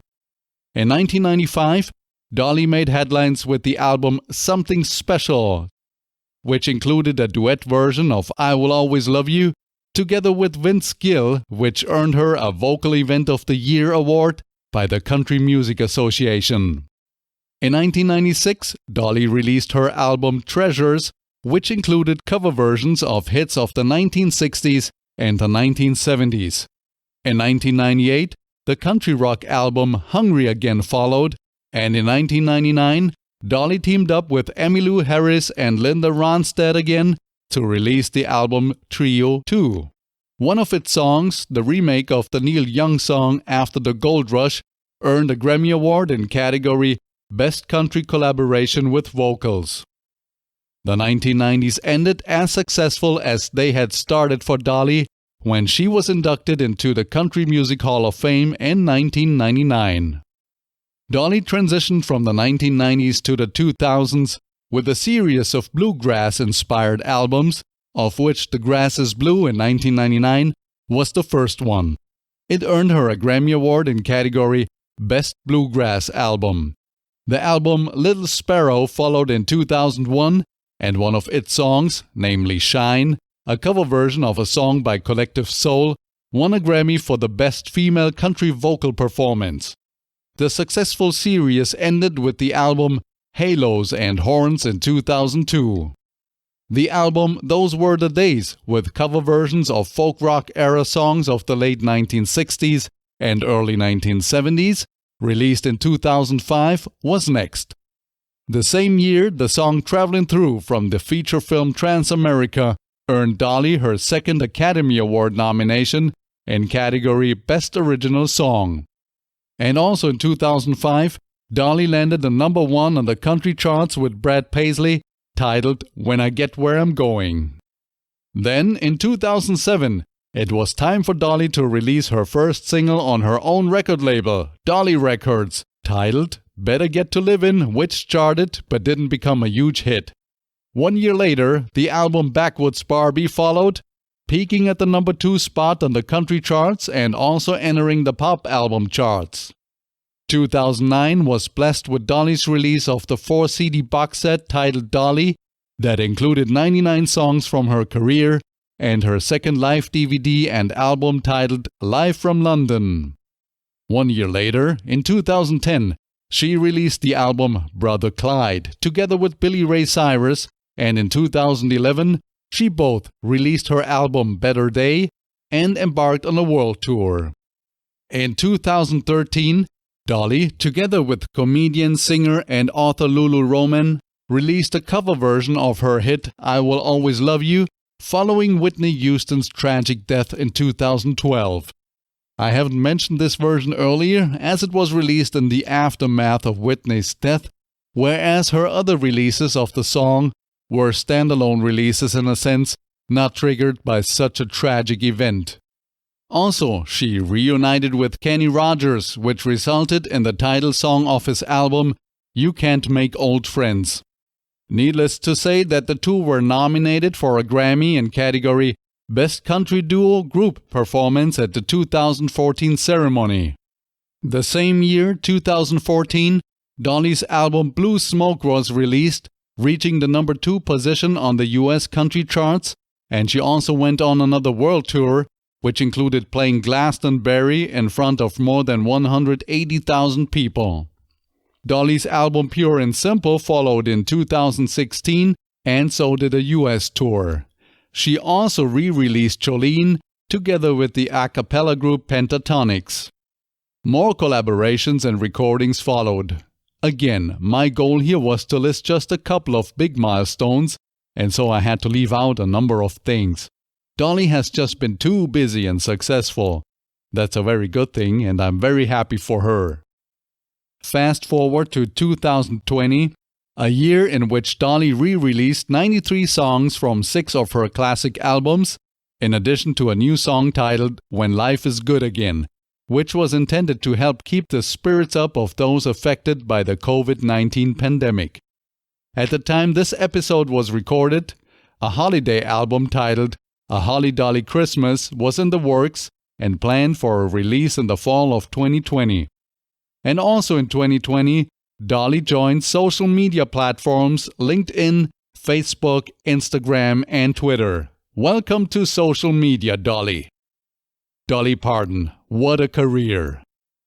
One of the major takeaways here is that Dolly is not only one of the most successful singers, but that she's also a prolific and one of the most successful songwriters, that she once even wrote a musical, that she's a savvy businesswoman, not only with regard to her music business, but also with regard to the fact that she's also running the Dollywood Company, which operates the theme park Dollywood, a dinner theater, Dolly Parton's Stampede, the water park Dollywood's Splash Country, and the Dreammore Resort and Spa, all located in Pigeon Forge, that she owns a film and television production company, that she's an actress, that she gives back whenever she can through her Dollywood Foundation, and so on and so forth. Dolly is married to Carl Thomas Dean, who was born in Nashville, Tennessee on July 20th, 1942, and who is rarely seen in public. Very few artists have been honored more than Dolly, and I'm not sure if there's a country artist that has been honored more. To list all her accomplishments, awards, and honors would probably take all day, So let me just list a couple of those to give you a sense of how successful Dolly's career has been and how significant her contributions to music and all our lives have been. 25 of her single or album releases went either gold, platinum, or multi-platinum. 26 number 1 songs on the Billboard Hot Country Songs chart, which is a record for a female artist. 42 top 10 country albums, a record for any artist. Over 110 singles that entered the charts. Over 100 million sold, downloaded, or used songs. 9 Grammy Awards, including her 2011 Lifetime Achievement Grammy. 44 Grammy Award nominations, the second most nominations of any female artist. 3 American Music Awards out of 18 nominations. 10 Country Music Association Awards out of 42 nominations. 7 Academy of Country Music Awards out of 39 nominations. 2 Academy Award nominations. 1 Tony Award nomination. And 1 Emmy Award nomination. Dolly is, at the time of this recording, one of only 6 female artists to win the Country Music Association's highest honor, the Entertainer of the Year Award, which she won in 1978. The other women were Reba McEntire, Barbara Mandrell, Shania Twain, Loretta Lynn, and Taylor Swift. Dolly has a star on the Hollywood Walk of Fame as well as a star on the Nashville Star Walk for Grammy winners. Dolly was inducted into the Grand Ole Opry in 1969. Dolly was named one of Miss Magazine's Women of the Year in 1986. Also in 1986, Dolly was inducted into the Nashville Songwriters Hall of Fame. In 1999, Dolly was inducted into the Country Music Hall of Fame. In 2001, she was inducted into the National Academy of Popular Music Songwriters Hall of Fame. And the 2018 edition of the Guinness World Records listed Dolly with holding records for the most decades with a top 20 hit on Billboard's Hot Country Songs chart and most hits on Billboard's Hot Country Songs chart by a female artist. Again, I had to leave out a fair number of accomplishments, awards, and honors to keep the list short, as we still have a number of other artists to discuss. The net is, Dolly Parton is one of the biggest pop stars on the planet. Her fans love her, and that includes fans of all genders. One interview answer a female fan from Wisconsin gave after a concert in 1979 sums up nicely one of the reasons why Dolly has such a large female fan base, for example. The woman said, "I'll tell you why I love her. Dolly is everything I never dared to be. Sure, she's outrageous looking, but just once, didn't you ever want to do something outlandish without worrying what everyone will say? And Dolly really seems to be a really nice, down-to-earth person." Jane Fonda, for example, whom Dolly starred with in the movie 9 to 5, said in a 1980 interview with the Rolling Stone magazine the following, explaining why Dolly is such an exciting person. "Very often someone will wow you, but as you get to know them, the mystery wears off. One of the things that just flabbergasts me about Dolly is the amount of mystery she has." Now it's time to get to know the people behind Linda Ronstadt's 1975 cover version of I Will Always Love You, which will ultimately include Linda herself as well. We'll start with Peter Asher, the producer of the album and the song. British guitarist, singer, manager, and record producer Peter Asher was born in London on June 22, 1944. Peter has been in the music business since the 1960s, when he was a member of the pop music vocal duo Peter and Gordon. From 1968 on, when Peter became the lead of the A&R department at the Beatles' Apple Records label, where he signed a then unknown James Taylor and agreed to produce the singer-songwriter's first solo album. He has been very successful as a manager and record producer. As a producer, he worked with a lot of successful artists such as Linda Ronstadt, Bonnie Raitt, Cher, Neil Diamond, Olivia Newton-John, Boyzone, Diana Ross, Robin Williams, and Kenny Loggins, to name just a few. Peter was a senior vice president at Sony Music Entertainment between 1995 and 2002, and he also held other high-profile positions at artist management companies, etc. over the years. He won 3 Grammy Awards as a producer, one of which was in category Best Spoken Comedy Album for Robin Williams' album Live 2002. Also, Peter was appointed Commander of the British Empire in 2015. Next, Val Garay, the engineer for the album and the song. Val Garay was born in San Francisco, California on May 9, 1942. He is a record producer and engineer who has worked with a lot of the big names in the industry. Here are a few examples: James Taylor, Neil Diamond, Ringo Starr, Dolly Parton, Sarah Brightman, Kenny Rogers, and Santana. For his engineering work on the James Taylor album JT and Linda Ronstadt's album Simple Dreams, Val earned a Grammy nomination in category Best Engineered Recording. During his career, he was also nominated in categories Producer of the Year and Album of the Year. And in 1982, he shared a Grammy Award with Kim Carnes in category Record of the Year. Val also earned other nominations and awards in addition to multiple gold and platinum records. Next, Doug Sax. He mastered the album and the song. Doug Sax was one of the best mastering engineers in the world. He was born in Los Angeles on April 26, 1936, and he died also in LA on April 2, 2015. The instrument of choice during Doug's early years was the trumpet, which he played alongside famous trumpeter Herb Alpert, and he also played the instrument later at UCLA and then in the Army. His career path changed from symphonic trumpeter to mastering engineer on December 27, 1967, when Doug opened the Mastering Lab together with his brother and a high school friend. His first project there was the first album of The Doors. He then became one of the most sought-after mastering engineers, and by 1972, he was mastering a mind-blowing 20% of the songs on the Billboard Hot 100 chart. Doug mastered 2 more Doors albums and also 6 Pink Floyd albums in total, including The Wall. Also, he worked with Ray Charles, Bob Dylan, Barbra Streisand, Leonard Cohen, Frank Zappa, and the Eagles, to name just a few.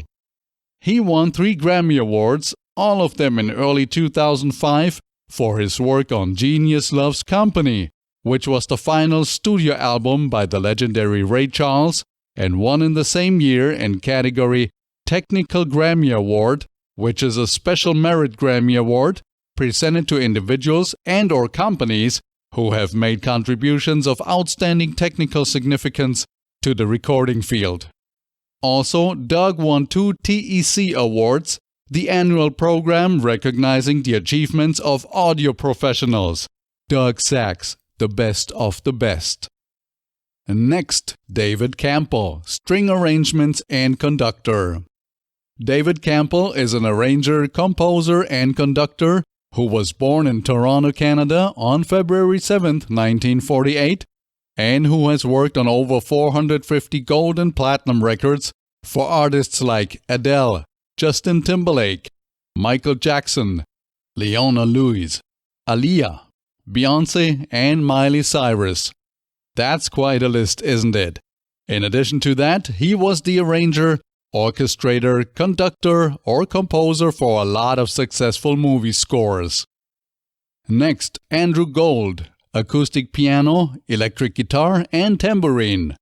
Multi-instrumentalist, singer, songwriter, and record producer Andrew Maurice Gold was born in Burbank, California on August 2, 1951, and he died in Los Angeles, California on June 3, 2011, at the age of 59 from kidney cancer.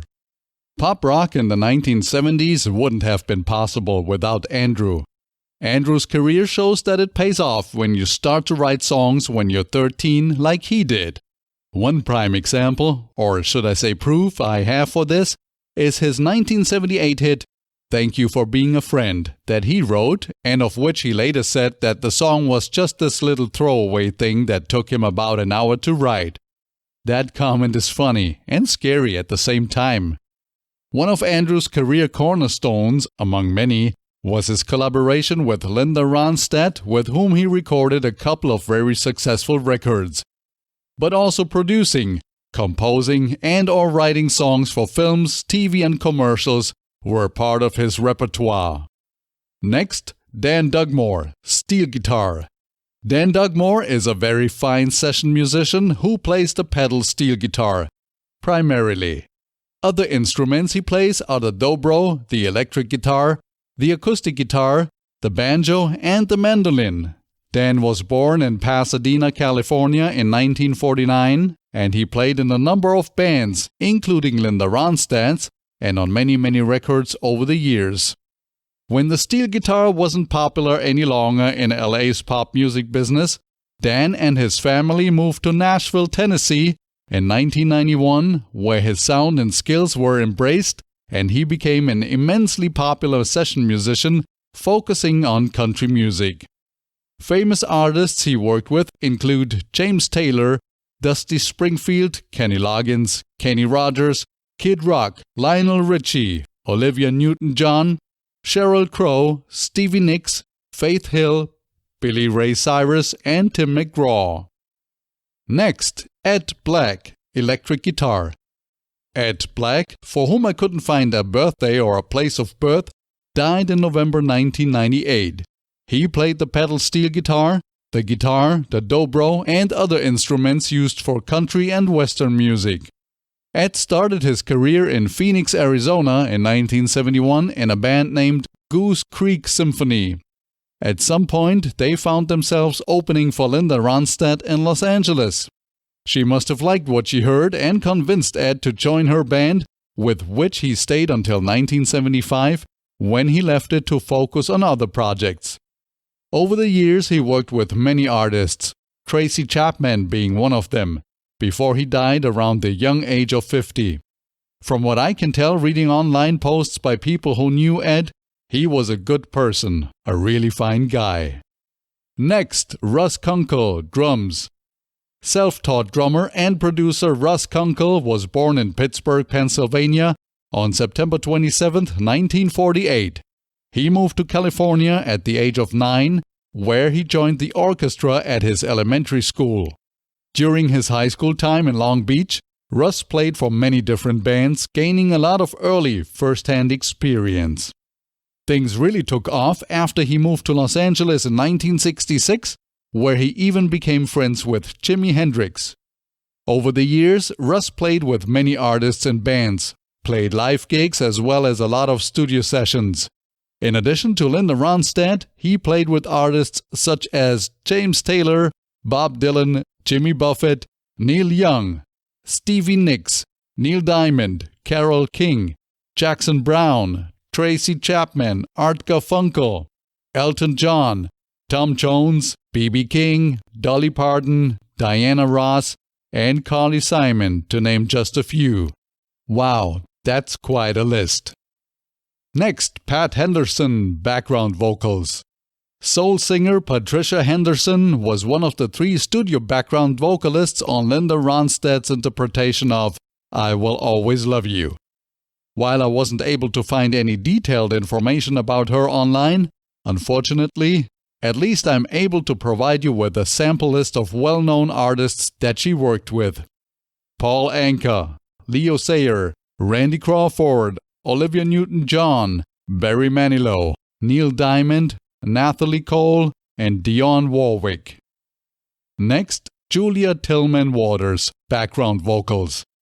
Julia Tillman Waters, another background singer on the track, was one of the most famous backing vocalists in the 1970s and 1980s soul scene. Julia was born Julia Ardelia Waters in Jefferson County, Texas, on June 8, 1943. She acquired the middle name Tillman by marrying her husband, David Tillman. Julia is one part of family group The Waters, consisting of Julia Waters herself, her sister Maxine Waters, who also sang background on this track, and her brothers Luther Waters and Orrin Waters. The Waters have worked with legends like Michael Jackson, Whitney Houston, Barbra Streisand, Paul McCartney, Guns N' Roses, Robbie Williams, George Harrison, Ringo Starr, Bobby Womack, Julio Iglesias, Donna Summer, Lionel Richie, Rod Stewart, Rick James, Smokey Robinson, Bruce Springsteen, John Bon Jovi, the Pet Shop Boys, Billy Preston, David Ruffin, Joe Cocker, Celine Dion, Dolly Parton, Carlos Santana, as well as many other legends and famous artists. Also, Julia appeared in a couple of movies. Next, Maxine Willard Waters. Background vocals. Maxine Waters is, as I mentioned just a short while ago, the sister of Julia Waters, who was also a background singer on Linda Ronstadt's recording. And just like Julia, she is a member of their family group The Waters, where she is the anchor alto. Maxine was born in Jefferson County, Texas on July 14, 1945, as Lorna Maxine Waters. She acquired the middle name Willard by marrying her husband Jess Willard. And just like her sister, Maxine also appeared in a couple of movies. Next, Linda Ronstadt. She sang the lead vocals on her version of I Will Always Love You. Singer-songwriter, musician, record producer, and actress Linda Ronstadt was born in Tucson, Arizona on July 15, 1946. During her career, Linda always embraced different musical genres such as country, rock, pop, or Latin. She received 10 Grammy Awards, 3 American Music Awards, 2 Academy of Country Music Awards, 1 Emmy Award, and so on and so forth, in addition to multiple gold, platinum, and even multi-platinum albums worldwide. She embraced different genres, and while I find the lines that she drew a bit weird, I do respect them, however. She once said, "I don't record any type of genre of music that I didn't hear in my family's living room by the time I was 10. It just is my rule that I don't break because I can't do it authentically. I really think that you're just hardwiring synapses in your brain up until the age of maybe 12 or 10. And there are certain things you can't learn in an authentic way after that." Linda has released 24 studio albums and 15 compilations or greatest hits albums. She had 38 songs in the Billboard Hot 100 Singles Chart, and 21 of those songs made it to the top 40, 10 made it to the top 10, and 1 reached the number 1 spot. That was You're No Good. On the album side, she reached the Billboard 200 chart with 36 of her albums, the top 10 with 10 of them, and the number 1 spot with 3 of them. Linda can be heard on over 120 albums in total, and she has sold more than 100 million records, which makes her one of the world's best-selling artists of all time. Linda formed her first group, a folk trio with her brother Peter and sister Gretchen, at the age of 14, and in 1964, when she was 18, she moved to Los Angeles, where she formed the trio The Stone Ponies with her friends Bobby Kimmel and Kenny Edwards. Together, they had the hit Different Drum, for which Linda is still known today. In 1969, Linda went solo and released her album Hand-Sewn Homegrown, which was labeled the first alternative country record by a female recording artist. Many successful recordings and other successes followed, and I'll keep her section here a bit short as Linda, and this is not meant to sound negative, merely recorded the version of I Will Always Love You that inspired Kevin Costner to use the song in the movie The Bodyguard, but she didn't write the song. That's why Dolly Parton's section in this episode was a bit longer. I hope that's fine, but we have to draw the line somewhere to ensure the episode here is not getting too long. To close out Linda's section here, Linda Ronstadt retired from singing in 2011 due to a condition called progressive supranuclear palsy, which caused her singing voice to deteriorate. And now it's time to get to know the people behind Whitney Houston's 1992 cover version of I Will Always Love You which will ultimately include Whitney herself as well.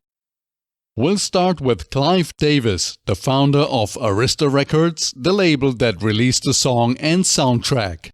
With regard to the Bodyguard soundtrack, Clive once said in an interview, "I first got involved after I saw a very early, very rough version of the film. I wrote a letter to both Kevin Costner and director Mick Jackson, and I said, I'm very nervous that you're missing a basic element here, and that you really have given very little music for this film." Well, they did listen and ended up equipping the movie with the most successful movie soundtrack of all time. But now, let's take a quick look at Clive Davis' long and successful life and career. Record producer, A&R executive, music industry executive, and lawyer Clive J. Davis was born in New York City on April 4, 1932. Clive is one of the titans in the music industry and well known for signing famous and successful artists such as Janis Joplin, Laura Nyro, Santana, Bruce Springsteen, Chicago, Billy Joel, Aerosmith, Pink Floyd, Earth, Wind & Fire, Ray Parker Jr. and Radio, as well as Alicia Keys to name just a few. He was also the driver behind Whitney Houston's and Barry Manilow's successes, whom he both signed.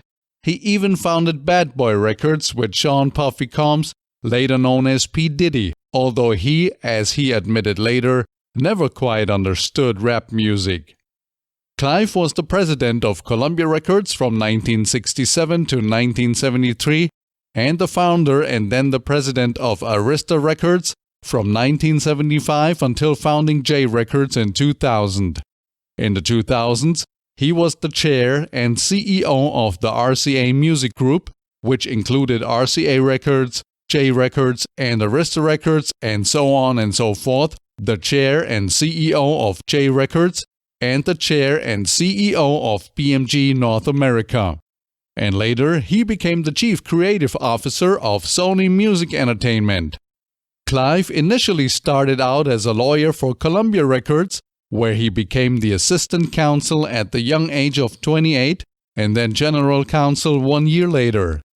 The Columbia Records Group was reorganized in 1965, and as part of that, Clive was appointed administrative vice president and general manager.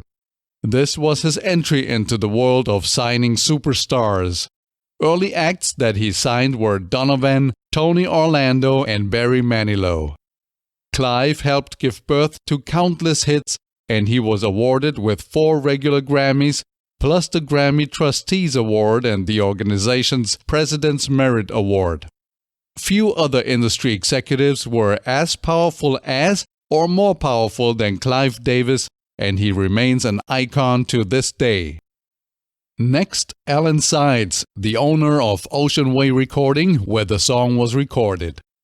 Alan is, without a doubt, one of the most respected engineers and producers in the music industry. Alan started out as a bass guitar player who had his own band. In addition to playing, he has been an audio enthusiast since he was a teenager.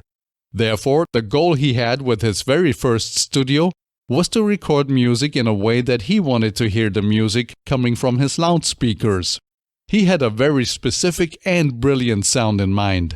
The result was impressive, and so other people wanted him to record for them, which turned Alan into a recording engineer and producer, something that he hadn't intended to become. Originally, he just wanted to design his own speakers that would produce the awesome sound he was looking for. His recording career really took off when he opened his first professional studio in his garage. That studio was in a street called Ocean Way, and so this is where the famous name originated. Alan's neighbors weren't thrilled by the loud studio and its customers going in and out, which they made clear to him. One thing led to another when Bill Putnam asked Alan to rent out Studio B in his studio complex, which would later become Ocean Way Recording after Alan bought it in 1988. Speaking of which, we talked about the Ocean Way Recording Studio complex already, and so I don't want to bore you by going through the facts there again.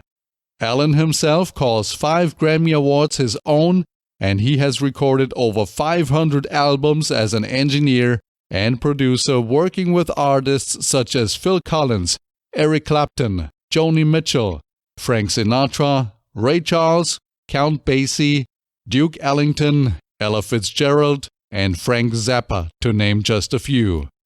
At the time of this recording, Alan is the CEO of Ocean Way Audio, which he founded and which sells high-end monitor systems, drum sample libraries, microphones, studio designs, the Alan Sides microphone cabinet app, the Ocean Way Studios plugin, and the Ocean Way microphone collection plugin. Next up, the recording engineers. Bill Schnee, Dave Reitzers, who was also the mixing engineer, and Peter J. Yanilos. Let's start with Bill Schnee. William S. Bill Schnee, a musician, music producer, and audio engineer, was born in Phoenix, Arizona on July 4, 1947. Bill calls 2 Grammy Awards his own, and he was nominated for one 11 times. He also received an Emmy for his work on the Natalie Cole special Unforgettable with Love. Bill worked on over 135 gold and platinum records, and he has recorded and/or mixed over 50 top 20 singles. When he was 13, he moved with his family to California, where he started his first band, the LA Teens, where he, writing songs for the band and playing the organ, was able to make good use of his early musical training in trumpet, saxophone, and piano. His band was even signed to a record label, first to Decca Records, and after they were dropped from the label, they were signed by musician, record company executive, motorsports car owner, and politician Mike Curb, and they worked with musician, record producer, and songwriter Richie Potterlore. He dropped out of university when he was sure that music would be his life and future, and not law, which he was studying at the time. Bill's big break came when Richie Potterlore, who Bill had worked with before as a member of his band the LA Teens, hired Bill to be an engineer in his studio. Later, he played a key role in starting Sheffield Lab Records, where he produced artists such as Thelma Houston. Bill opened his own Schnee studio in North Hollywood in 1981, where he and his clients made music history together. Speaking of his clients, the list of artists Bill worked with as a recording/audio engineer over the years is quite impressive. Here are a few examples in addition to Whitney Houston: Rod Stewart, Barry Manilow, The Jacksons, Marvin Gaye, George Benson, Gladys Knight and the Pips, Chicago, Carly Simon, Natalie Cole, and Barbra Streisand. Bill Schnee, one of the best. Next up, Dave Reitzers. Dave is a well-known engineer, mixer, producer, arranger, drummer, and editor who started out as an assistant engineer on the 1987 debut studio album by Guns N' Roses titled Appetite for Destruction. The songs he worked on over the last 34 or so years, at the time I'm writing this article, earned numerous Grammy nominations, and he won 7 Grammy Awards as well as an Emmy Award for Barbra Streisand's Millennium Concert. Dave grew up in Fall River, Massachusetts, where he started to learn to play the piano, the guitar, and the trumpet at an early age. Soon enough, he discovered his real passion, which was being a drummer. As a teenager, he played studio gigs for local bands and fell in love with the studio environment. He studied engineering at the Bristol Community College and ear training, harmony, and percussion at the Berklee School of Music. After spending 1 year at the University of Rhode Island to study music, Dave left for Los Angeles and there attended the Institute of Audio-Video Engineering in Hollywood, California. Around this time, Dave decided to become an audio engineer. He started out working smaller jobs at the Cherokee Studios in Hollywood and then at the Sound City Studios in Van Nuys, where he worked on the Guns N' Roses album I mentioned earlier. After that, Mike Klink, the producer of Guns N' Roses, recommended Dave for the job as an engineer with the famous David Foster, whom we talked about already in this episode. David hired Dave, and the rest is history. Dave received his first Grammy as an engineer and mixer for Natalie Cole's historic 1991 album Unforgettable with Love.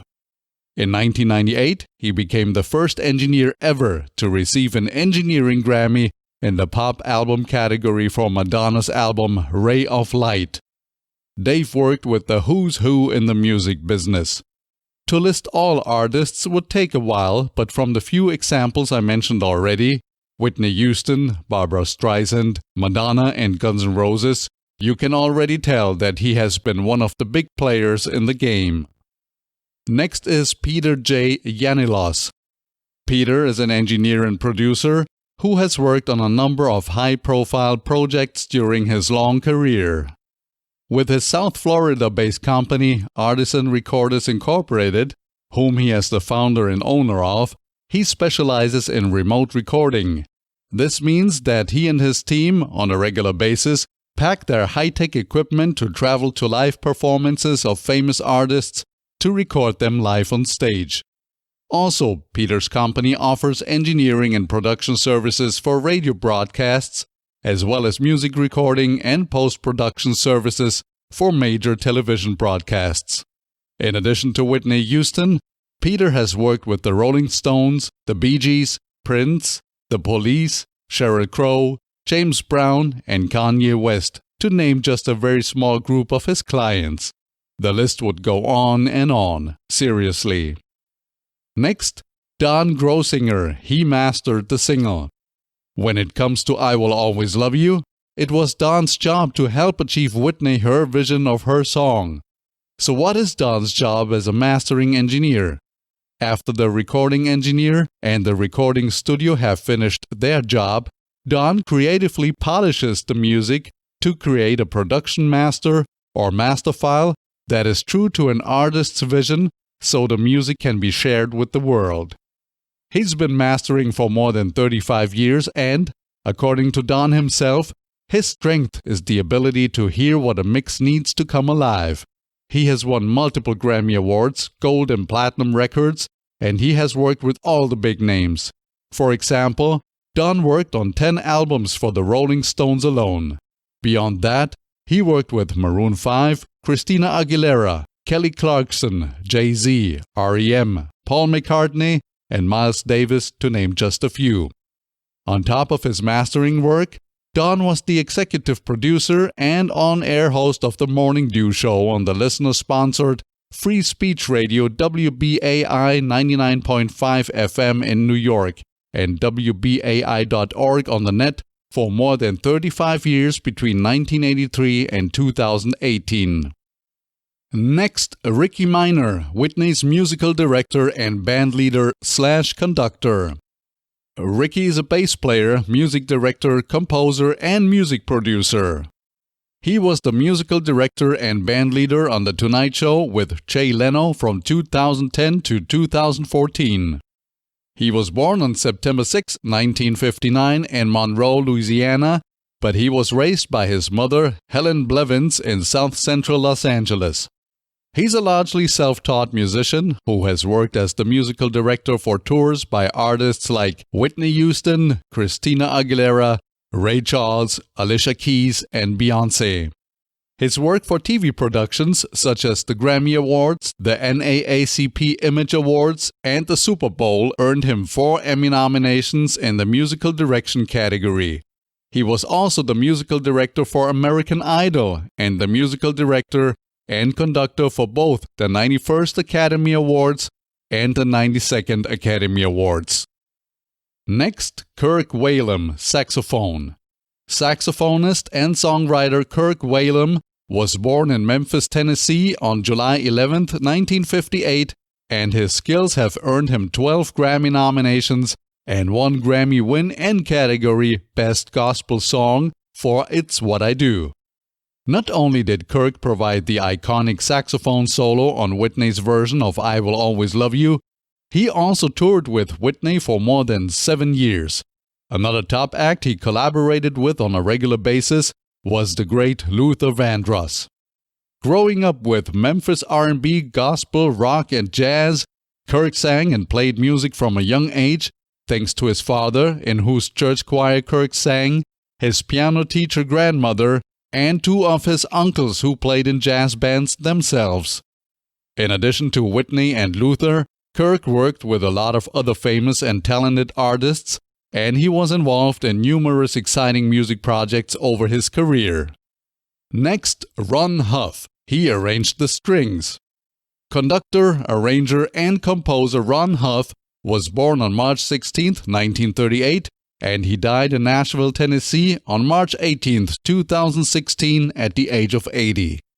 Ron wrote a lot of orchestrations for film and TV, and also he was the pops conductor for the Nashville Symphony from 1994 until 2002, which awarded him the Golden Baton Award in 2011.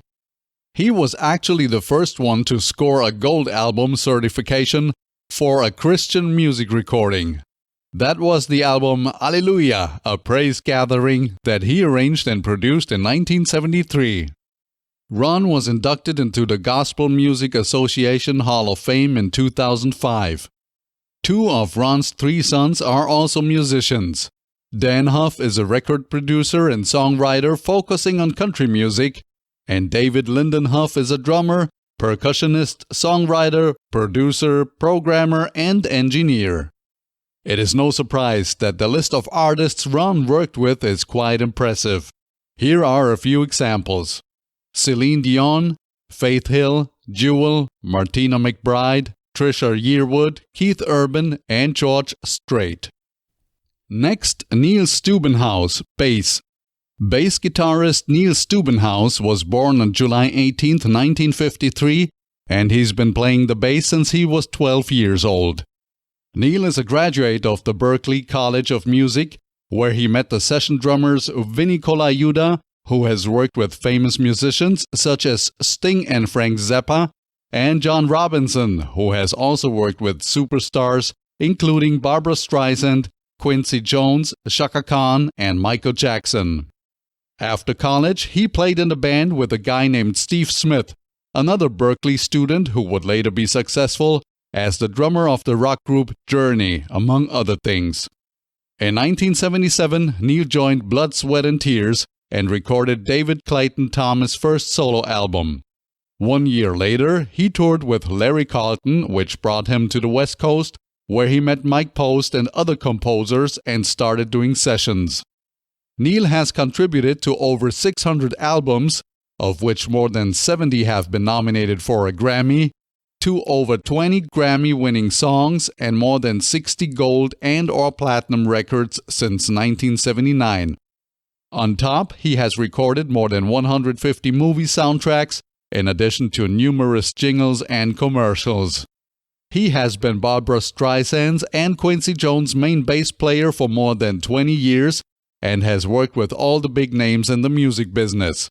Here are a few examples from the super long list of his collaborators: Elton John, Rod Stewart, Billy Joel, Frank Sinatra, Dolly Parton, and Lionel Richie. Enough said, right? Impressive. Next, Ricky Lawson, drums. Ricky Lawson was a very fine drummer and composer who was born in Detroit, Michigan on November 8, 1954. He did a lot of work as a session musician playing with Michael Jackson, Phil Collins, Eric Clapton, the Bee Gees, Earth, Wind and Fire, Quincy Jones, George Benson, Lionel Richie, and other superstars in addition to Whitney Houston. Ricky was a co-founder of the jazz fusion band Yellow Jackets, with which he won a Grammy Award in 1987 in category Best R&B Instrumental Performance for the song And You Know That. Ricky started playing the drums as a teenager, and soon enough he would play in his high school jazz band. He made his first steps onto the big stage in 1969 when he played for the Sons of Soul, who performed at the 1969 Michigan State Fair, opening for the Jackson 5. During his first year of college, Stevie Wonder invited him to play the drums, and the rest is history. Of his involvement in Whitney Houston's I Will Always Love You, Ricky always said that this was his most favorite solo ever. He only had a one-note solo in the song, which was to hit the toms before Whitney's dramatic vocal final shout. I saw Ricky perform live on stage in 1988 and in 1992, as the drummer for Michael Jackson's Bad Tour in 1988 and for Michael Jackson's Dangerous Tour in 1992. When I saw him perform his drum solo in Munich, Germany in 1988 together with my dad, during the instrumental interlude that the musicians squeezed in to give Michael a few minutes to relax, I was stunned. You should check it out online. The song is called Bad Groove Interlude. Ricky was amazing. He died from a brain aneurysm at the Long Beach Memorial Medical Center on December 23, 2013, at the age of 59. He had been on life support for 10 days, which he was removed from on the 23rd of December after having become disoriented while performing at a jazz club in Seal Beach, California on December 13, 2013. Next, Dean Parks, guitar. Walden Dean Parks is a session guitarist and record producer who was born in Fort Worth, Texas on December 6, 1946.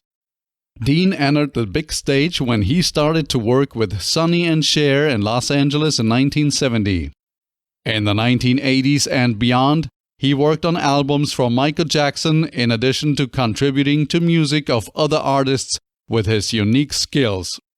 Those were artists like Elton John, Barbra Streisand, Madonna, Rod Stewart, Diana Ross, Stevie Wonder, Billy Joel, Barry Manilow, Dolly Parton, and so on and so forth. Also, he worked a lot with David Foster, who produced Whitney Houston's version of I Will Always Love You, and he played the guitar on a number of movie soundtracks. Next, Michael Landau, guitar. Michael is a musician, audio engineer, and record producer from Los Angeles, California, who was born on June 1, 1958. He plays a whole bunch of instruments, including the guitar, the bass guitar, the sitar, the mandolin, and the synthesizer. Michael's career as a session musician started when he was only 10 years old, and it really took off in the 1980s after his friend Steve Lukather, founding member of the rock band Toto, recommended him. Since then, he has worked with musicians such as Michael Jackson, Rod Stewart, Pink Floyd, James Taylor, and Phil Collins, to name just a few.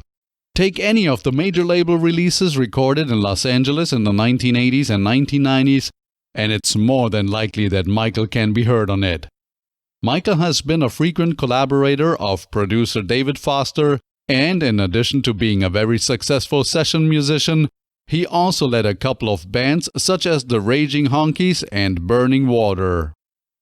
Next, Claude Godet, synthesizer and synthesizer programming. There's not a whole lot of information online about Claude, unfortunately.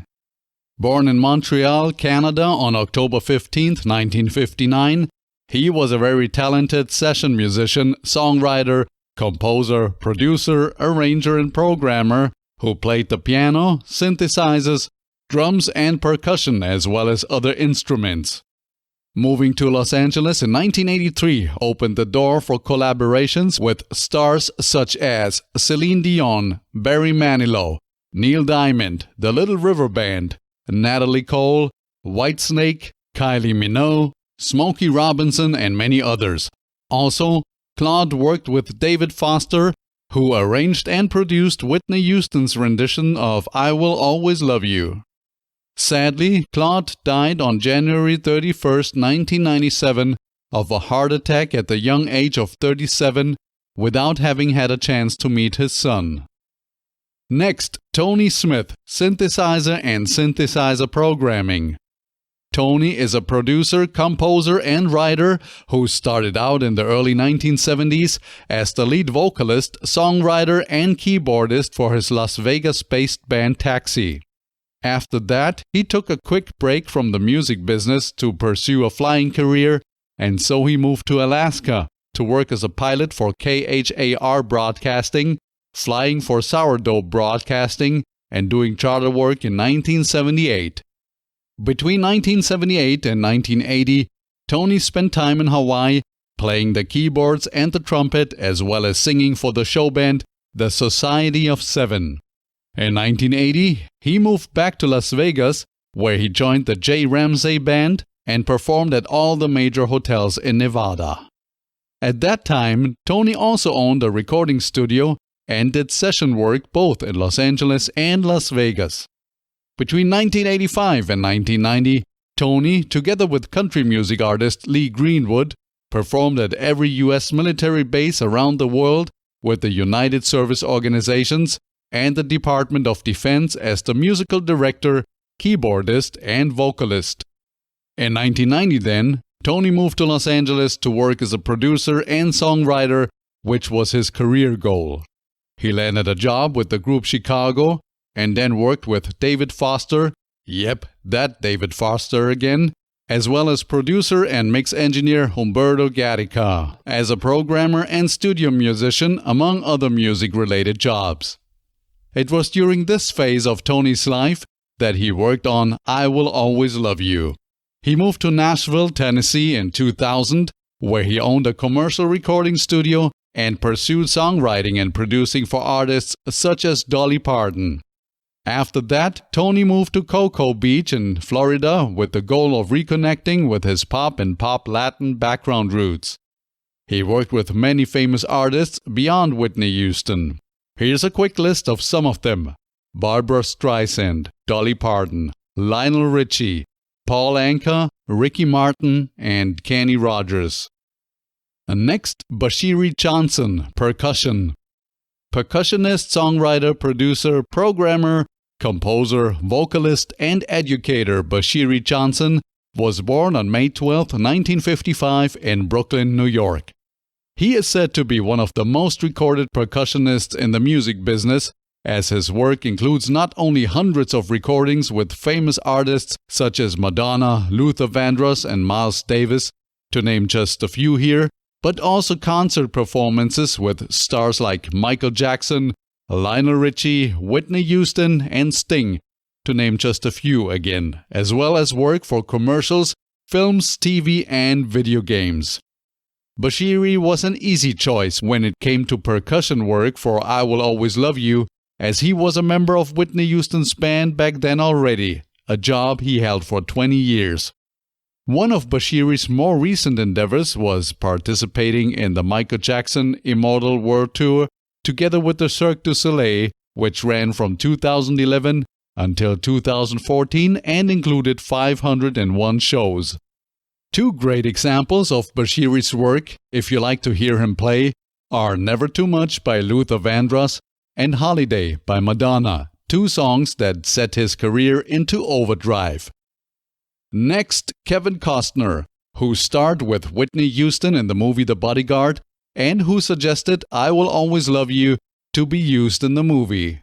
We're taking a quick look at Kevin Costner's life and career here, since there would be no Whitney Houston version of I Will Always Love You without him, but, similar to our earlier section about Clive Davis for example, we'll keep it short as Kevin didn't actively contribute to the song.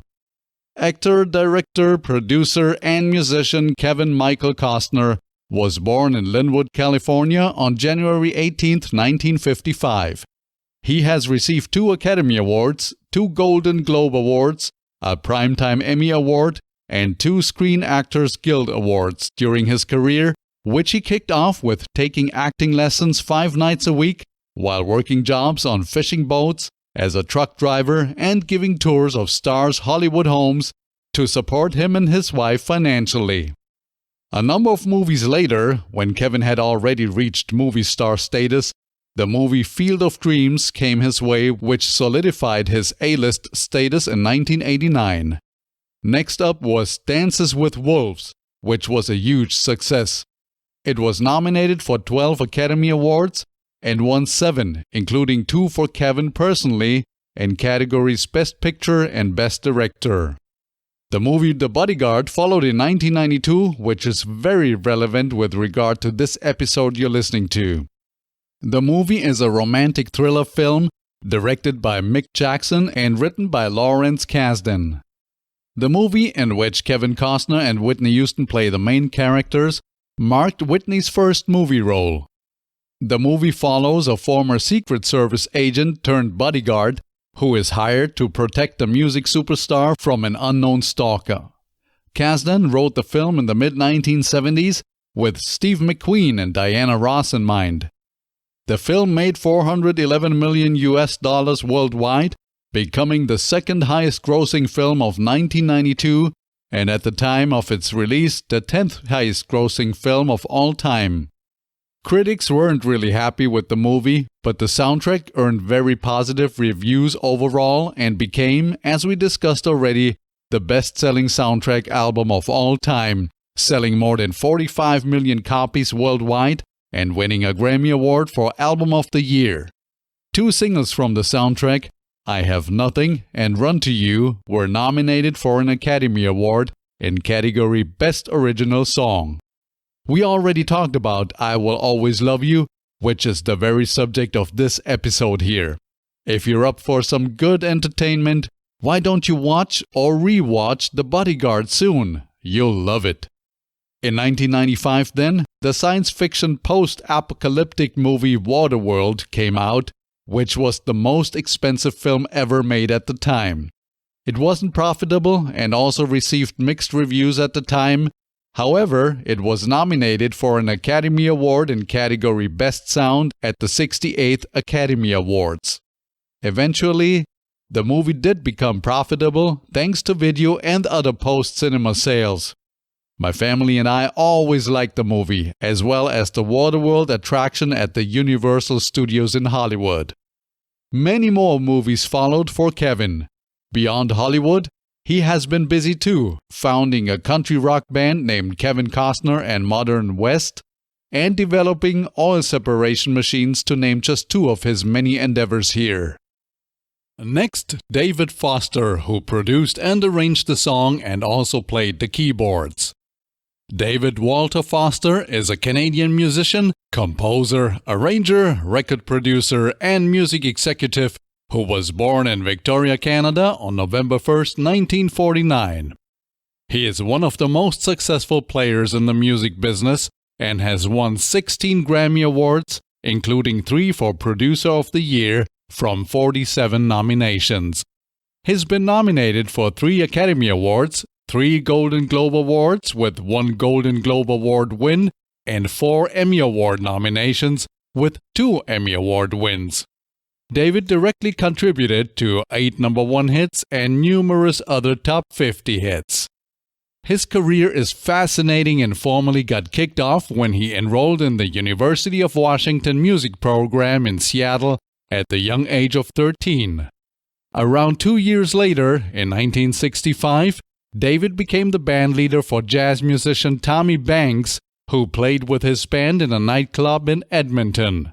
It was Tommy who taught David all he needed to know in terms of jazz, producing records, and the music business overall. After 1 year with Tommy and his band, David moved to Toronto to play with Ronnie Hawkins. In 1966, he joined the backup band for Chuck Berry, and in 1974, David moved to Los Angeles together with his band Skylark, for which he played the keyboards. They just had a top 10 hit 1 year earlier with the song Wildflower, which marked the beginning of David's chart success. Many hit songs would follow. Skylark fell apart, but David stayed in Los Angeles and formed a new band, Airplay, together with songwriter, recording artist, guitarist, singer, producer, arranger, and record engineer Jay Graydon. From then on, David worked as a studio musician, writer, and arranger on a regular basis, first working with George Harrison, Ringo Starr, Earth, Wind & Fire, and others, over the years expanding his list of clients with names like Chicago, Kenny Rogers, Barbra Streisand, Michael Jackson, Madonna, Andrea Bocelli, Michael Bublé, Josh Groban, Celine Dion, Mary J. Blige, Rod Stewart, Stevie Wonder, Natalie Cole, Michael Bolton, Seal, Chaka Khan, Dolly Parton, Hall & Oates, Gloria Estefan, and many, many others in addition to music projects for movies, for the Olympic Games, and so on and so forth. It would take forever to list all of David's accomplishments, but we have to keep it short here to ensure we can explore Whitney Houston's life and career in detail. David Foster, one of the most talented, skilled, and successful musical geniuses of our time. He himself sees his career divided up into 3 stages. His first round was as a studio musician, arranger, and recording artist. His second round was becoming one of the most successful songwriters and record producers in history, working on albums that have collectively sold in the hundreds of millions. And currently, at the time of this recording, he's busy with the David Foster Foundation and volunteering his time and talent to over 400 charities, as well as becoming a household name as a performer throughout Asia, where he tours every year on top of working on Broadway projects. Of his involvement in the soundtrack for the movie The Bodyguard, David once explained in an interview, "I had met Kevin Costner. He invited my wife and me to the premiere of Dances with Wolves. And then he said, 'I'm doing this next thing. I think you would be the right guy to do the music for it.'" David also once said that he first met Whitney at a party thrown for her by Clive Davis when Whitney was 18. He said that she was glowing. Clive had discovered Whitney when she was singing in her mother's nightclub, signed her to Arista Records in 1983, and remained her mentor. David said she probably trusted Clive more than anyone else in the world, barring her parents. He was there every step of the way, even through the good times and the bad times, and he never, ever gave up on her. The last time David and Whitney worked together was her 2009 single, "I Didn't Know My Own Strength," which was released before her death. David once remembered Whitney as follows: "Celine would give me exactly what I asked for, which just thrilled me as an egotistical record producer. Thank you, Celine. When I asked Whitney to do that, she would give me something different than I asked for. And 99% of the time, it would be something better than what I asked for. That was the genius, part of the genius of Whitney Houston." Now we turn to singer and actress Whitney Elizabeth Houston. She was born in Newark, New Jersey on August 9, 1963, and she died in Beverly Hills, California on February 11, 2012 at the young age of 48. With over 200 million records sold worldwide, Whitney was one of the best-selling recording artists of all time, as well as the most awarded female artist of all time according to Guinness World Records. Every single one of her 7 studio and 2 soundtrack albums, I'm not counting the compilation albums here, have been certified diamond, multi-platinum, platinum or gold by the Recording Industry Association of America, short RIAA. Along the way, you may notice that I'm focusing mainly on facts that are in some way related to Whitney's artistic career, and that I, where possible, refrain from exploring most facts or rumors with regard to her relationships and other personal details.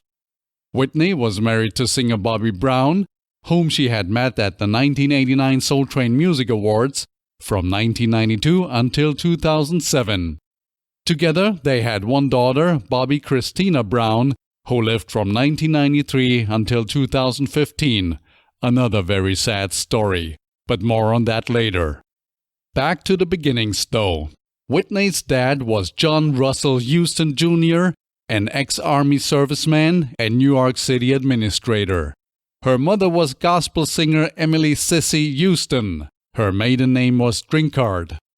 Her older brother Michael is a singer, and her older half-brother Gary Garland is a former basketball player. Because Whitney's mom is the aunt of singers Dionne and Dee Dee Warwick, Whitney and both Dionne and Dee Dee are cousins. Singer and actress Darlene Love was Whitney's godmother, and singer Aretha Franklin was her honorary aunt, whom she met when she was only 8 or 9 years old, when her mother took her to a recording studio. After the 1967 New York riots, when she was 4 years old, Whitney and family moved to a middle-class area in East Orange, New Jersey. Her parents later divorced. When Whitney was 11 years old, she started performing as a soloist in the junior gospel choir at the New Hope Baptist Church in Newark.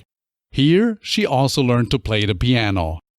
Her very first solo performance in the church was Guide Me, O Thou Great Jehovah.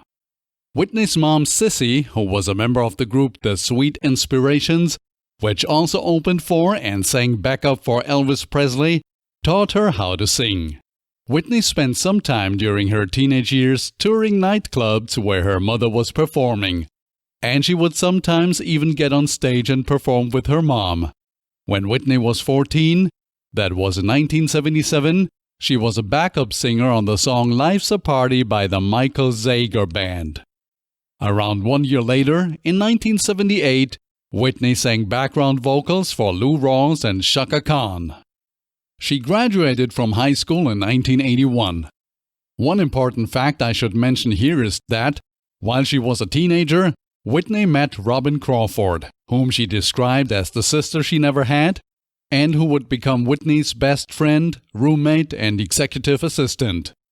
Whitney worked as a fashion model in the early 1980s, and she even became the first woman of color to appear on the cover of magazine 17, in addition to appearances in magazines such as Cosmopolitan and Glamour. In 1982, Whitney signed with Tara Productions, but it was the year 1983 that would decide over her future career when Gary Griffith, who was an A&R representative from Arista Records, saw Whitney performing with her mother in the New York nightclub Bottom Line. He actually convinced Clive Davis, the head of Arista Records, to take the time to come and see her perform. Needless to say, Clive was really impressed by what he heard and saw and immediately offered Whitney a worldwide recording contract, which Whitney signed. Whitney's career was about to take off big time. Her national TV debut came later in 1983 when she performed the song Home from the musical The Wiz on The Merv Griffin Show.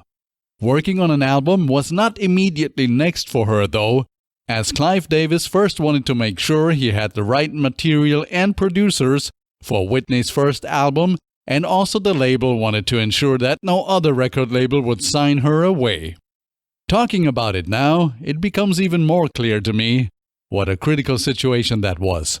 There was a young singer who, as Clive knew, had the potential to conquer the music world, and now he needed to make sure to provide her with a lucrative and, from his perspective, of course, solid contract so that no other music labels could steal her by offering her a better deal with more money, etc. Elektra were talking to Whitney at the time as well. At the same time, Clive needed to make sure that this amazingly talented singer would be provided with the material and the personnel that would unleash her potential and guarantee chart success. Clive proved to be a master at accomplishing both from a business perspective, and Sissy, Whitney's mom, had enough experience in the music business to ensure Clive wouldn't serve Whitney a bad deal. With the contract signed, the next focus was on the musical side of things. Can you believe it? There were actually producers who declined to work on Whitney's first album due to prior commitments. Ouch. I'm sure that must have hurt for these people after they saw what a success Whitney's first album became. But if they weren't able to work with Whitney due to contractual reasons, what should they have done? There is nothing they could have done differently. Anyway, the first step for Whitney was to record a duet with Teddy Pendergrass titled Hold Me, which was included on his 8th studio album Love Language, and which was certified gold. That was a smart move, as the single, which was released in 1984 and became a top 5 R&B hit, gave Whitney her first taste of success without having to carry the heavy burden all by herself. The song peaked at number 46 on the US Billboard Hot 100 chart, and it was a top 30 hit in Ireland, the Netherlands, and Belgium. Whitney also included the song on her first album in 1985, by the way. Hold Me is one of the most beautiful 1980s ballads, in my opinion. I can't describe it. It just has this warm 1980s feel to it. Maybe I'm biased because I grew up on this type of sound. The song was written by songwriter, composer, and producer Michael Masser, and singer-songwriter and lyricist Linda Creed. Michael produced a song based on one of his earlier arrangements he had used for the song In Your Arms by Diana Ross, which was included on her 1982 album Silk Electric. You should listen to Diana Ross's song to hear how similar it is. But at the end of the day, I think Teddy's and Whitney's version is much better, not only thanks to those two, but also thanks to an improved arrangement and production, I would say. Michael Masser did a fine job here. But also the musicians are a clear explanation for why this ended up being such a successful, soulful 1980s ballad. Michael himself played the keyboards along with two absolute pros. Ray Parker Jr., who has been successful with his group Radio and as a solo performer scoring the 1984 hit Ghostbusters, and Randy Kerber, who has played with all the big stars from Michael Jackson to Frank Sinatra. The bass guitar on the song was played by Nathan East, one of the most recorded bass players ever, with contributions to an assumed number of over 2,000 recordings. And the unforgettable session drummer Carlos Vega played the drums on Hold Me. Also, his collaborations with top artists read like the who's who of music business. The net is, Whitney's first single was the perfect deal, all the way from the song to the musicians involved. 1985 would be the year Whitney Houston released her first album. Released in February of that year, it was titled Whitney Houston and turned into a masterpiece with the support of Michael Masser, who had already produced Whitney's first single we just talked about, multi-instrumentalist, singer, songwriter, record producer, artist, composer, author, director, and educator Kashif, singer, songwriter, bass guitarist, and member of the Jackson family Jermaine Jackson, and singer, songwriter, musician, and record producer Narada Michael Walden. Clive assembled the right folks who could make a hit record. Or maybe who could not make a hit record. They were that good. The New York Times called Whitney's first album an impressive, musically conservative showcase for an exceptional vocal talent. That's nice. And the Rolling Stone magazine called Whitney one of the most exciting new voices in years. The net is, the most important critics were impressed by Whitney's first album. The first US single from the album was You Give Good Love, which peaked at number 3 on the US Billboard Hot 100 chart and reached number 1 on the Hot R&B chart. While it didn't sell well outside of the US, the chart success at home was enough to help increase Whitney's album sales. It was a nice and groovy soul ballad that showcased her voice very well, but it wasn't a truly great and epic song yet. The next single was Saving All My Love for You, and it became Whitney's first number 1 single in both the US and the UK. Whitney's third single from her first album, How Well I Know, also reached the top of the charts, and its video helped introduce her to the young audience of music TV station MTV. Whitney and her record label had already tried to convince MTV to play the video for the album's first single, You Give Good Love, but they rejected it because it didn't fit their playlist. That's what they said. MTV did play Saving All My Love for You, but only after it had become a big crossover hit. Whitney once said that MTV had no choice but to play the video, and I love it when they have no choice. Whitney's first album was on top of the Billboard 200 Albums chart 1 year after its release, and it stayed there for an impressive 14 non-consecutive weeks. Its final single, Greatest Love of All, which was a cover of George Benson's 1977 song The Greatest Love of All, was Whitney's biggest hit to date, staying on top of the Billboard Hot 100 chart for 3 weeks. In case you never heard George Benson's original, I encourage you to check it out online. And if you knew it already, how about another round of this wonderful song? It's so beautiful. The song was written by Michael Masser and Linda Creed, the same dream team that wrote Whitney's first single Hold Me, and originally recorded by George Benson for the 1977 Muhammad Ali biopic The Greatest. Not only Whitney covered it, by the way, Also, Welsh singer Shirley Bassey recorded a wonderful rendition of it in 1979 for her album The Magic Is You. It was at that time that Whitney broke her first record, as her first album Now was the first album by a woman to score 3 #1 hits. 1986 was her year, as she ended it as the #1 artist of the year, having the #1 album of the year on the Billboard year-end charts. The first woman to accomplish both at the same time, by the way. At the time, her album was also the best-selling first album by a solo artist. It had become an international success, selling 22 million copies worldwide, and it was certified 13 times platinum, which translates to diamond in the US alone. Whitney was nominated for 3 Grammy Awards at the 1986 Grammys, including Album of the Year, and she won her first Grammy Award in category Best Pop Vocal Performance Female for her song Saving All My Love for You.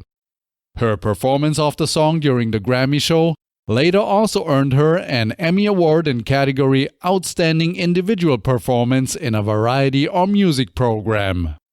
In 1986 and 1987, Whitney won 7 American Music Awards and an MTV Video Music Award as a result of her first album. In 1987, Greatest Love of All was nominated for a Grammy Award in category Record of the Year.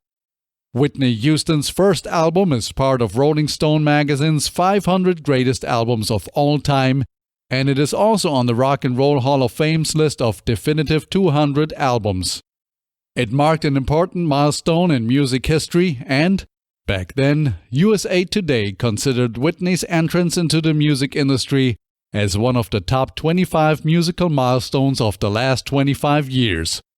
Whitney was a trailblazer and paved the way for many other African American women, such as Janet Jackson and Anita Baker, to find notable success in popular music and on MTV. Whitney's second album, titled Whitney, followed in June of 1987, and again, it relied on the work by Michael Masser, Kashif, and Narada Michael Walden. Only Jermaine Jackson was replaced with drummer, guitarist, songwriter, DJ, remixer, and music producer Jelly Bean Benitez. It's clear that the record label bet on the success formula of Whitney's first album, a fact that critics didn't necessarily appreciate because they thought the second album was too similar to the first one. The Rolling Stone, for example, said, "The narrow channel through which this talent has been directed is frustrating." That, of course, didn't prevent people from buying Whitney's second album and it from being a huge commercial success. Whitney broke another record when the album entered the Billboard 200 album chart on the top spot, as she was the first woman in music history to do so with an album. Also, she was the first artist to enter the album charts at the top spot in both the US and the UK, while also reaching the #1 spot, or at least the top 10 in dozens of other countries around the world. I Wanna Dance with Somebody Who Loves Me was the album's first single, and it was a huge worldwide hit, reaching #1 on the Billboard Hot 100 chart and also topping the singles charts in many other countries, including the UK, Germany, and Australia. Needless to say that the next 3 singles from the album, Didn't We Almost Have It All?, So Emotional, and Where Do Broken Hearts Go, all topped the Billboard Hot 100 chart in the US, which gave Whitney a total of 7 consecutive #1 hits. This was a new record. The Bee Gees and the Beatles had shared the previous record of 6 consecutive #1 hits, by the way. As you can see, Whitney was in good company now record-wise. She also became the first woman to have 4 #1 singles from one album. Whitney's second album has been certified 9 times platinum in the US, where it sold over 9 million copies, and worldwide it has sold a total of 20 million copies. Whitney was nominated for 3 Grammy Awards in 1988, including for Album of the Year, and she took home her second Grammy for the Best Female Pop Vocal Performance for her song I Wanna Dance with Somebody Who Loves Me. She also won 2 American Music Awards in 1988 and 1989, as well as 1 Soul Train Music Award. Also, Whitney recorded the song for NBC's coverage of the 1988 Summer Olympics. One Moment in Time was a top 5 hit in the US and the number 1 hit in both the UK and Germany. At that point, Whitney had turned into the highest-earning African-American woman overall and the third highest entertainer after Bill Cosby and Eddie Murphy. After some African-American critics had accused Whitney of selling out, as they felt her singing on record lacked the soul that was present during her live concerts, she had her third album, I'm Your Baby Tonight, which was released in November 1990, go into more of an urban direction. Whitney mainly relied on L.A. Reid, Babyface, Luther Vandross, and Stevie Wonder on the production side of things, and also helped produce the album, which had a good blend of soulful ballads and up-tempo dance tracks. This time, the critics were undecided. Some, like the Rolling Stone, were of the opinion that the album was her best and most integrated album, while others, like Entertainment Weekly, thought that Whitney's shift towards an urban direction was superficial. While I like the album for its dance grooves, I'm leaning towards agreeing with the latter group of critics who thought it may have been a bit of a superficial album. For example, it didn't have any monster ballad that would live up to the ones included on her first 2 albums. Still, I'm Your Baby Tonight produced a number of hits for Whitney. The album's first 2 singles, I'm Your Baby Tonight and All the Man That I Need, reached number 1 on the Billboard Hot 100 chart. The song Miracle peaked at number 9, and My Name Is Not Susan reached the top 20 in the US. The song I Belong to You even made it to the top 10 of the R&B chart in the US and also earned Whitney a Grammy Award nomination. The album's 6th single was We Didn't Know, a duet with Stevie Wonder, which made it to the R&B top 20. The album didn't make it beyond the number 3 spot on the Billboard 200 album chart and was certified 4 times platinum in the US while selling 10 million copies worldwide. On January 27, 1991, Whitney performed the U.S. national anthem at Super Bowl 25, which took place at the Tampa Stadium in Florida. A commercial single and video were made out of the performance, and the single reached the top 20 on the U.S. Billboard Hot 100 chart, giving Whitney the biggest chart hit for a performance of the national anthem. Before her, Jose Feliciano had managed to enter the charts and reach position 50 with his version in November 1968. In 1992 then, Whitney starred in the movie The Bodyguard after she had received offers to work with Robert De Niro, Spike Lee and others as a result of her commercially successful records and her having become a superstar. This time, it felt right to her, and so she decided to enter the movie business. The film earned mixed reviews, and it seemed like a career as a movie star was not necessarily in the cards after her performance in The Bodyguard. We already discussed the soundtrack and, of course, the single I Will Always Love You from the movie, which is the very subject of this episode here. Whitney spent pretty much most of 1993 and 1994 on the road as she used the movie as a vehicle for a world tour, the Bodyguard World Tour. She also performed for Nelson Mandela in the White House, to name just one of her highlights at the time. The movie, her record sales, and her world tour made Whitney the number 3 highest-earning female entertainer of 1993 and 1994, just behind Oprah Winfrey and Barbra Streisand. Despite the mixed reviews her performance in The Bodyguard had earned, Whitney nevertheless starred in another movie in 1995. This time in Waiting to Exhale, alongside Angela Bassett and others. Critics were now more positive, and Whitney was nominated for an NAACP Image Award for Outstanding Actress in a Motion Picture, but she lost to her co-star Angela Bassett. Even better reviews followed in 1996 when she starred together with Denzel Washington in the holiday comedy The Preacher's Wife. Again, she was nominated for an NAACP Image Award, but this time she won it, in category Outstanding Actress in a Motion Picture. With serial Grammy winner Mervyn Warren, Whitney recorded and co-produced the movie's soundtrack, which included 6 gospel songs with the Georgia Mass Choir, and became the largest-selling gospel album of all time. For the soundtrack, Whitney won in the Favorite Adult Contemporary Artist category at the 1997 American Music Awards. Also in 1997, Whitney co-produced and starred in a TV remake of Cinderella, which was made by her own production company that by now had expanded into the TV and movie business and earned 7 Emmy nominations.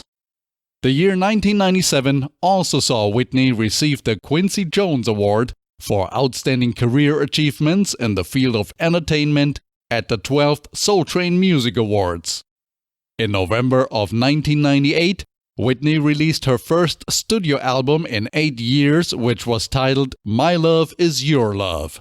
It was actually planned to be a greatest hits album with just a few new songs, but the 6 weeks-long recording sessions went well, and so Whitney was able to deliver a new full-length studio album, which included producers Missy Elliott, Rodney Jerkins aka Darkchild, and Wyclef Jean. The album entered the Billboard Top 100 album chart at position 13, and this is also where it would peak. It was funkier and edgier than previous records sound-wise, but also featured great ballads. Thankfully, the new album managed to produce a couple of hits for Whitney, such as When You Believe, which was a duet with Mariah Carey for the 1998 soundtrack of the Prince of Egypt movie, and which reached number 15 on the US charts, number 4 in the UK, and the top 10 of the charts in a number of other countries. It even won an Academy Award in category Best Original Song. Another hit was Heartbreak Hotel, which featured Faith Evans and Kelly Price and reached the number 2 spot of the pop charts in the US, held on to the number 1 spot on the US R&B chart for 7 weeks, made it to position 25 in the UK, and received a nomination for Best R&B Video at the 1999 MTV VMAs. It's Not Right, But It's Okay reached number 4 in the US, number 3 in the UK, and won a Grammy for Best Female R&B Vocal Performance. This was Grammy number 6 for Whitney. The song My Love Is Your Love made it to the number 4 in the US and to number 2 in the UK, selling 3 million copies worldwide. And finally, the single I Learned From the Best climbed to number 27 in the US and number 19 in the UK. All the singles I just mentioned also charted in other countries beyond the US and the UK as well and became international hits. And all of them, except When You Believe, were number 1 hits on the Billboard Hot Dance Club Play chart. In total, the album My Love Is Your Love sold 4 million units in the US, which translates to being certified as 4 times platinum, and worldwide it sold 11 million units.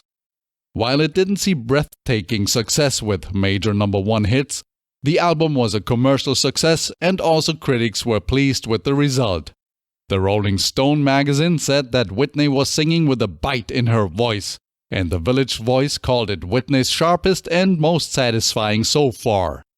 I'm not sure if I agree with the latter, but it was a good album nevertheless. Very good, but not great, in my opinion. Whitney then went on a very successful tour to share her new album live on stage with fans worldwide. Whitney was named the top-selling R&B female artist of the century in November of 1999, based on certified US sales of 51 million copies at the time, and also the soundtrack for the movie The Bodyguard was named the top-selling soundtrack album of the century by the Recording Industry Association of America, or short RIAA. On top of that, Whitney won the Artist of the Decade Female Award for her extraordinary artistic contributions during the 1990s at the 14th Soul Train Music Awards, as well as a MTV Europe Music Award in category Best R&B. In May 2000 then, the Greatest Hits album titled Whitney, The Greatest Hits was eventually released worldwide. The double disc set, packed with Whitney's greatest successes, didn't make it beyond the number 5 spot in the US, but it reached the number 1 spot in the UK. It was a top 10 hit in a number of other countries as well. On top of Whitney's famous ballads that she left unchanged for the album, she also added house and club remixes of many up-tempo hits. Also, 4 new songs were added to the package. Could I Have This Kiss Forever? A duet with Enrique Iglesias. Same script, different cast. A duet with Deborah Cox. If I Told You That? A duet with the legendary George Michael. And Fine. 3 hits that had never appeared on any of Whitney's albums were also added. One Moment in Time, The Star-Spangled Banner, and If You Say My Eyes Are Beautiful. The latter being a duet with Jermaine Jackson from his 1986 Precious Moments album. Whitney, The Greatest Hits was certified 3 times platinum in the US and sold 10 million copies worldwide. After that, the trouble began and Whitney's good girl image started to change due to her being hours late for interviews, photo shoots and rehearsals, her canceling concerts and talk show appearances, and a number of reports of erratic behavior. She even unexpectedly failed to perform at Clive Davis' induction into the Rock and Roll Hall of Fame. At that time, rumors of drug usage by Whitney and her husband kept popping up in the media.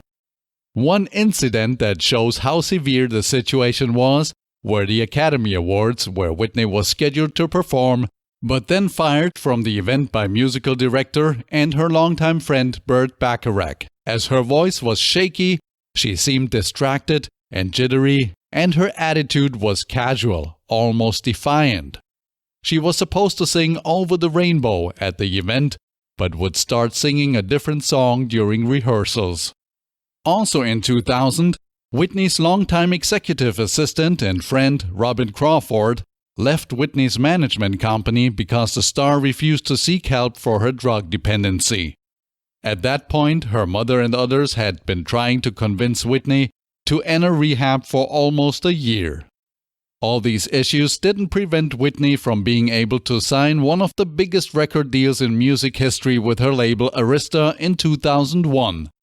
The contract was worth $100 million and required her to deliver 6 new albums, on which she would also earn royalties on top of the $100 million.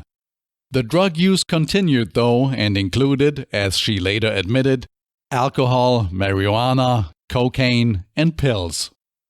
Whitney's 5th album, Just Whitney, came out in December 2002 and relied on production from Missy Elliott, Babyface, and her then-husband Bobby Brown. This was the first time that Whitney didn't produce with Clive Davis, as he had been released by the top management at BMG, which now oversaw Arista. The album received mixed reviews and entered the Billboard 200 album chart at number 9. 4 singles were released from the album, and they weren't major success stories on the Billboard Hot 100 chart. Nevertheless, they became dance chart hits.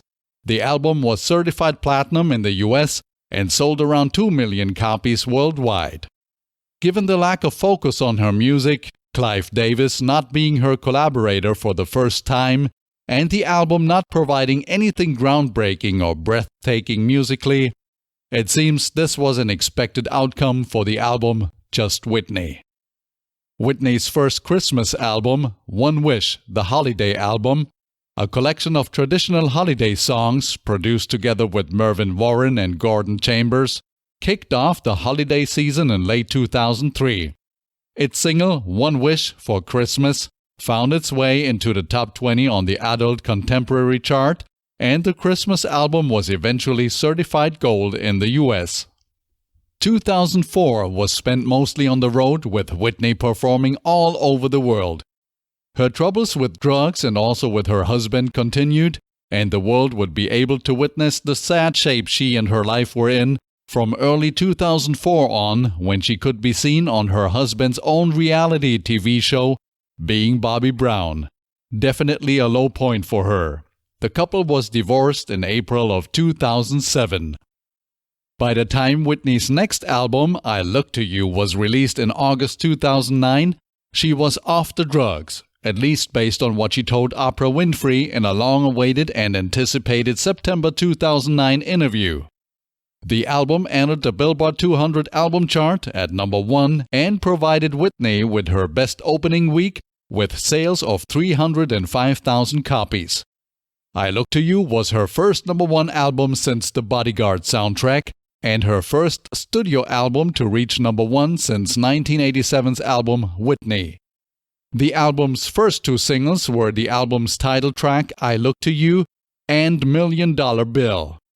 I Look to You has been certified platinum in the US for sales of more than 1 million copies.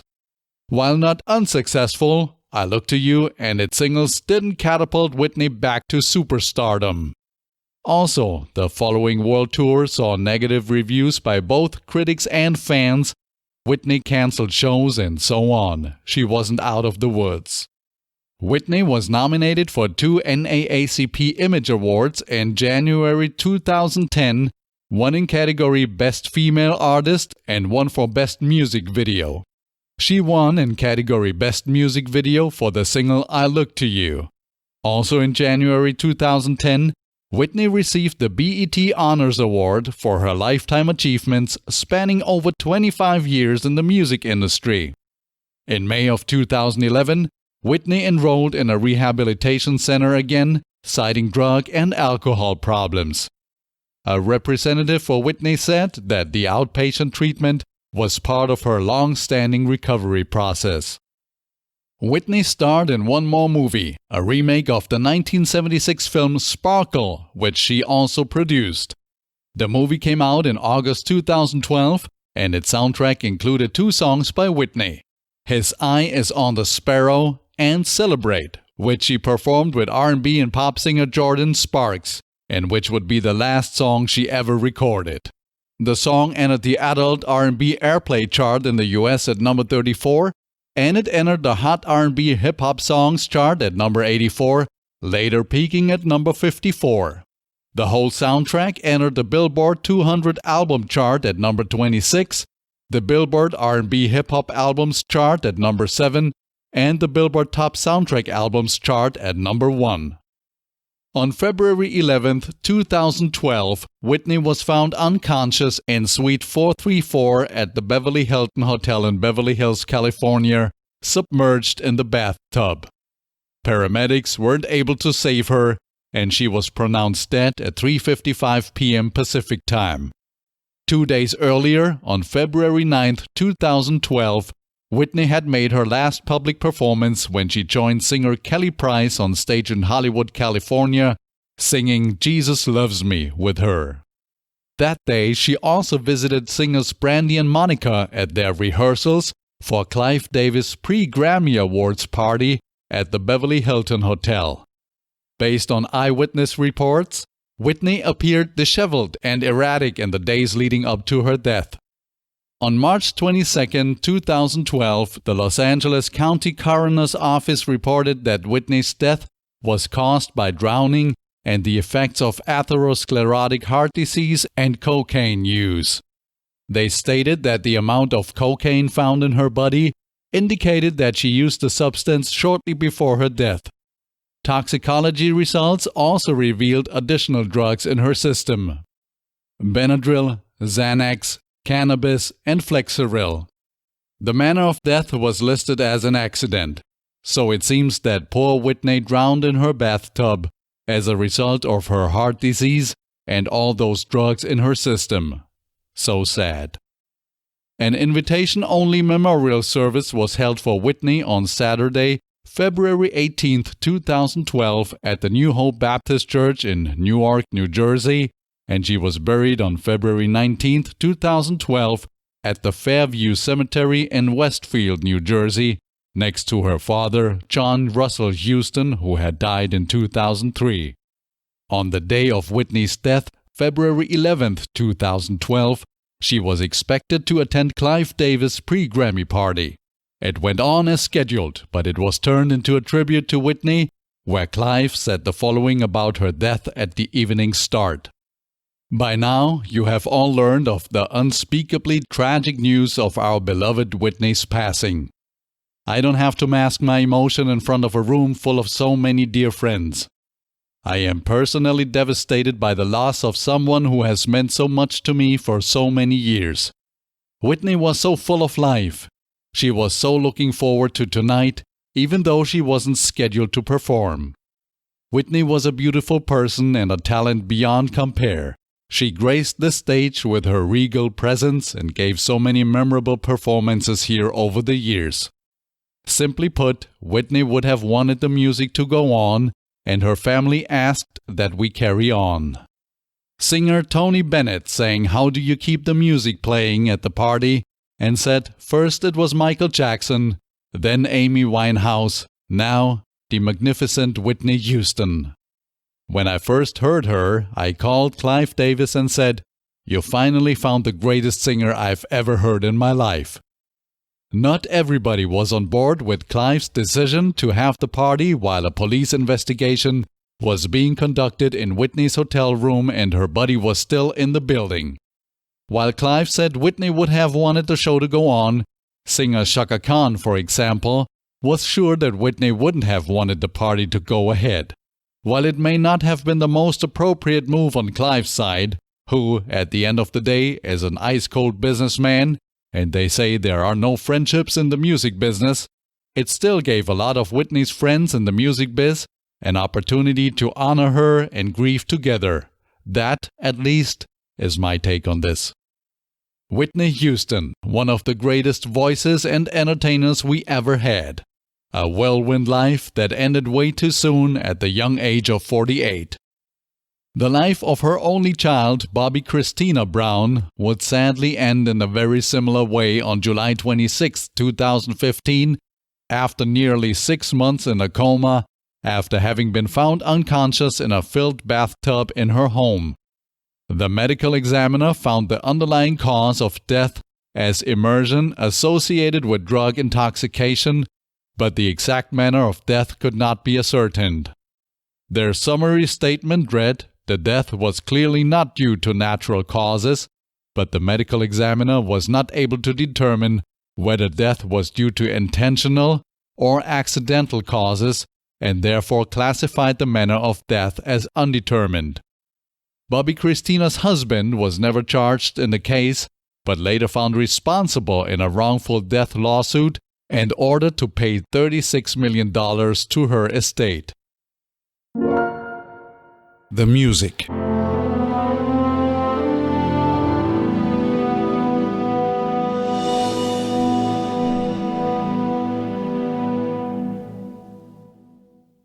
I Will Always Love You is in the key of C major and it has a tempo of 66 beats per minute.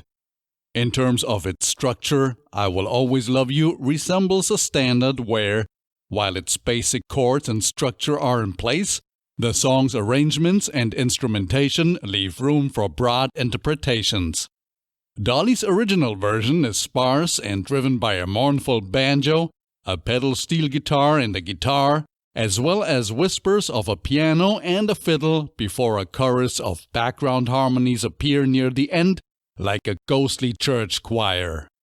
Whitney's version of the song is also sparse at first, although its production is, of course, more modern and also more sparkling in a sense. When Whitney goes for the high note at the end of the song, one critic once wrote that her stunning octave jump is pure cathartic anguish. Dolly managed to write a beautiful melody that is able to carry a lot of emotional weight, which allowed her to keep the song pretty straightforward in terms of its structure, chords, etc. One source I found said that the way the song switches from the gentle verses with chord changes as bittersweet as the memories the protagonist carries, to the soaring refrains somehow triumphant and heartbroken all at once, represents, with moving accuracy, the way a conversation like that would likely transform from calm and collected to having the emotional floodgates blasted wide open. Let's now take a look at Whitney Houston's cover version of the song. How about we kick this next section off with David Foster's words? He is the one who wrote the arrangement for Whitney's version, and he said, "When you think about how many rules that song broke for radio. It was a ballad, it was an R&B singer doing a country song, It's got that a cappella part, it's long, it was a perfect storm. I don't want to over-dramatize, but it is the love song of the century. David's arrangement is undoubtedly gold, and also the mix that carries Dave Reitzer's signature to a large extent is as good as it gets. The song clearly has the feel of a 1990s R&B song, which is expressed by the electric piano that was used, for example, a fact that some critics didn't like, as it, and I have to admit I agree with them, didn't necessarily age well beyond the 1990s. Another part not everyone seems to like is the sax solo. While some love the instrument, others feel like it's a bit too abrasive for the song. I kinda like it actually. Another sometimes controversial part of the song is its key change at 3 minutes and 10 seconds. Here, the song basically shifts into a new gear, moving the chorus up. I think David has done this very well, and this is a prime example for a key change done right. The key change here doesn't interrupt the flow of the song, and it comes as a bit of a surprise. Actually, it's elements like this key change that make Whitney's version of the song so epic in my opinion. This is a key change as all-conquering and all-powerful as can be. Before the key change, there is a short pause in the song which creates the space to lure the listener in as they are wondering what's coming next. And what's coming next is this powerful chorus now moved up a bit on the scale. I really recommend listening to this part of the song. At 3 minutes and 5 seconds, the audience is prepared for the key change, and at 3 minutes and 10 seconds, the chorus hits our ears with full force. There's even a 2017 study you can check out online, mostly by neuroscientists of Georgetown University, that deals with the relationship between harmonic surprise and preference in popular music. Based on this study, which examined 545 top-selling pop songs, a song needs a sudden chord change in order to achieve greatness. The researchers found that the most surprising music was the most pleasurable, and that a surprise followed by a predictable outcome was the most pleasurable. These are both criteria that our song here fulfills 100%. Let's now go through the song from start to finish. The song starts with Whitney's famous but unusual a cappella intro, which serves as the first verse of the song and lasts a long 45 seconds before any instruments set in for the chorus. Just Whitney's voice, monophonic and unaccompanied, with a decent amount of vibrato in her voice, which highlights her smooth and connected articulation. Whitney's vibrato was oftentimes achieved by her moving her jaw as part of the vibrato motion, which is something most singers don't necessarily do. That a cappella was quite a challenge for radio stations. Personally, I've never been a fan of the a cappella intro, but I must say I love the transition from the a cappella part to the first instruments getting introduced at the beginning of the first chorus. During that first and quiet chorus, the piano and the violin are added along with a beautiful upward leap in Whitney's voice, which shows off a small piece of the range she uses in the song later. The instruments that are added really set the tone for the whole song from the very beginning on and complement the lyrics well, as they too start out simply. The guitar goes first while Whitney softly begins singing the first chorus. Her singing gets louder along with the music's volume during this first chorus. At the end of the first chorus, 1 minute and 9 seconds into the song, a small bridge is squeezed in which allows for a very elegant and smooth transition to the second verse, which starts at 1 minute and 18 seconds and immediately has percussions added to finally add a beat to the song. The second chorus, which is louder and more dramatic than the first chorus, starts at 1 minute and 47 seconds and then leads into the long saxophone solo, which can be heard from the 2 minutes and 9 seconds mark until the 2 minutes and 38 seconds mark. Then the third verse starts, and here the dynamics build again until we reach the famous 4-count pause at 3 minutes and 5 seconds, which then ends with the famous key change for the third chorus of the song at 3 minutes and 10 seconds. This third and loud chorus is where things are getting really epic. The chorus repeats itself a few times, changing from higher octaves back down to lower ones, showing off the movement and range in Whitney's voice. Whitney ends the song with a beautiful outro, during which just a few instruments are played. There's no more percussion here, by the way, and which starts at 3 minutes and 50 seconds when the dramatic chorus ends. Here, Whitney uses her voice to add scales as she raises her pitch a total 2 octaves, holding the last note in each octave so we can hear the distinction. The song ends at 4 minutes and 30 seconds. The structure of David Foster's arrangement is brilliant. The technique of starting the music in the song softly, then reaching a crescendo in the middle, and then dropping off to soft again is similar to riding the roller coaster ride of love. We want the middle part and exhilaration of love to last as long as possible. And if or when it starts to end, hopefully we were happy for that joyful ride while we were on it. The sweet agony of loving and losing is exemplified here, as the music has now been used to bring our feelings to the surface. With a tear in our eye, we can feel miserable for Whitney's loss, but we're thankful this is not happening to us. On to a couple of things that stick out from a vocal and production or engineering perspective. 12 seconds into the song, Whitney sings "I Would" as part of her a cappella intro, and there's some sort of sound effect on top of the W in the word "would" that doesn't belong there. And then again, 35 seconds into the song, Whitney sings "The Way" as part of her a cappella intro, and there's again some sort of sound effect on top of the W in the word "way" that doesn't belong there. Also, the way the a cappella ends at around 42 seconds with the letter Y in the word "way" doesn't sound 100% clean to me. But obviously, those are minor flaws that one doesn't really hear when casually listening to the song. And they don't take away anything from the great mixing and engineering done by Dave Reitzers and the rest of the team. But they are noteworthy, and so I just wanted to mention them. You gotta think of it this way.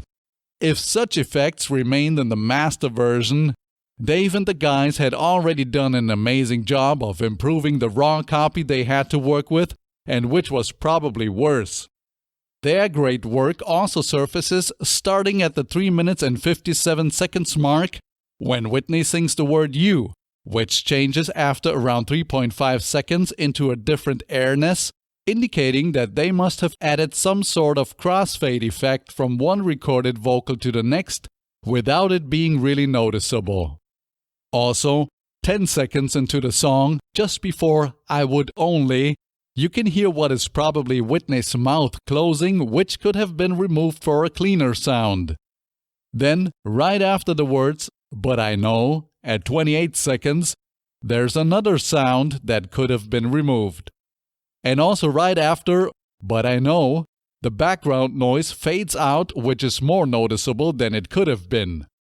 And finally, the letter S in "So I'll Go" at 21 seconds is not entirely clean. I know what you may be thinking now. Gosh, give them a break. I know. Again, this is not to say this was bad mixing and mastering, but just to show that even the greatest hits in the world are not perfect. Perfection is not necessary. And what a great job Dave and his team must have done to arrive at this result when the raw version must have been of questionable quality. Thinking about it and considering the minor flaws that remained in the song, one wonders if the master was really final before it went out to the record and CD manufacturing plants. I would say that there's reasonable doubt that that was the case, but we'll probably never find out the truth. The lyrics.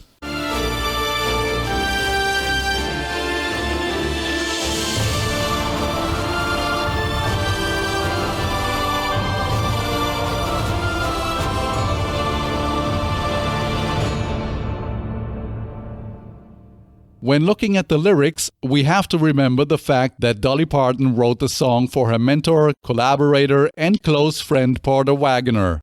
In that sense, I Will Always Love You is not a conventional love song. And while the origins of the song may be specific to Dolly, its sentiment is universal. The woman singing the song knows that a relationship is over, but she still values the time she spent with the person she's leaving. She still wants the best for him. These bittersweet lyrical qualities help turn I Will Always Love You into a #1 hit, a song that has often been listed among the best country love songs. I Will Always Love You is an example of how a straightforward and direct approach to songwriting can be as successful or even more successful as something more purposely complex. There's no fancy wordplay in Dolly's lyrics, no metaphors or allusions, but her words sound like the conversation a person would have in that situation, or, if the face-to-face would be too difficult, at least her words sound like a heartfelt farewell letter. Author Curtis W. Ellison once remarked that the song speaks about the breakup of a relationship between a man and a woman that does not descend into unremitting domestic turmoil, but instead envisions parting with respect because of the initiative of the woman. And that exactly was Dolly's intention. Even though she was determined to move on, she wanted to convey a message of gratitude in the song. She explained it as follows. It is saying, just because I'm going doesn't mean I won't love you. I appreciate you and I hope you do great. And I appreciate everything you've done, but I'm out of here. That's basically what I was saying. The major elements of poetry used in the song include hyperbole and repetition. One example for the use of hyperbole is when it says, "So I'll go, but I know I'll think of you every step of the way." It is rather unlikely that she will really think of him every step of the way. Another example is when it says, "Bittersweet memories, that is all I'm taking with me." It is rather unlikely that she is only taking bittersweet memories with her, or maybe she is not taking any of those memories with her. It would also be reasonable to question what exactly the bittersweet memories are in this context. The repetition element, on the other hand, manifests itself mainly in the repeated use of I Will Always Love You, which occurs countless times. See, I'm now exaggerating here. In the song and is also sung during the climax of the song. So why do we feel so attracted to the song? Why does it move us that much every time we hear it? One analyst assumed that it is partly because the song effectively uses a combination of honest lyrics, persuasive instrumental, and the unusual strategy of some sort of speaking instead of singing to evoke catharsis in the audience while simultaneously giving them a subtle reminder to cherish the loved ones in their lives. And indeed, the element of catharsis must not be underestimated here. Greek philosopher Aristotle famously suggested the idea of catharsis by saying that, by overwhelming us with an undesirable emotion, music or drama somehow purges us of it. It is assumed that when you feel sad for a few moments, where there's no real reason for the emotion, it feels even better when you stop. This is exactly how this song connects to our hearts and brains. Both Dolly's and Whitney's voices are squarely at the forefront of the mix of the song. While occasionally there's a slight tremble to their tone, their delivery overall is strong and forthright as they speak their truths. From the beginning of the song, we are met with compelling, simple and straightforward lyrics, which are used to quickly pull in the audience and keep them listening. The artist is conflicted and wants us to know why. She does not think that she is good enough for her lover as she tells him, "If I should stay, I would only be in your way." So at first, the singer's overly deferential while asserting her reasons for leaving. But her tender confidence soon wins out when she sings, "So I'll go, but I know I'll think of you each step of the way." Here's verse 1. "If I should stay, I would only be in your way. So I'll go, but I know I'll think of you every step of the way." The first a cappella verse is followed by the first chorus where, for the first of many times, the song mentions the title I Will Always Love You. And I will always love you. I will always love you. After the first short chorus, there is the bridge that gets us to the second verse. You, my darling, you. Then verse 2 follows where it becomes clear that the singer now has leverage in this situation when she sings, Goodbye, please don't cry. We both know that I'm not what you need. Here's the full verse. Bittersweet memories, that is all I'm taking with me. So goodbye, please don't cry. We both know I'm not what you need. After that, it's time for the louder second chorus. And I will always love you. I will always love you. You. In verse 3, the female singer wishes him joy, happiness, and above all, she wishes him love even though she's telling him she's leaving. The emotional apex of I Will Always Love You uses unadorned and economical language. I hope life treats you kind, and I hope that you have all that you ever dreamed of, to express parting thanks. Other songwriters might be inclined to overdo the sentiment at this point. However, the straightforward, raw emotion of the song's lyrics underscores Dolly's strength as a songwriter. I Will Always Love You might have been written about a specific incident, but the feelings she expresses are wholly universal. Here's the full third verse that follows the saxophone solo. I hope life treats you kind, and I hope you have all you've dreamed of, and I'm wishing you joy and happiness. But above all this, I wish you love. After a short pause, the epic third chorus follows with a shifted key and then a decent amount of repetition. And I will always love you. I will always love you. I will always love you. I will always love you. I will always love you.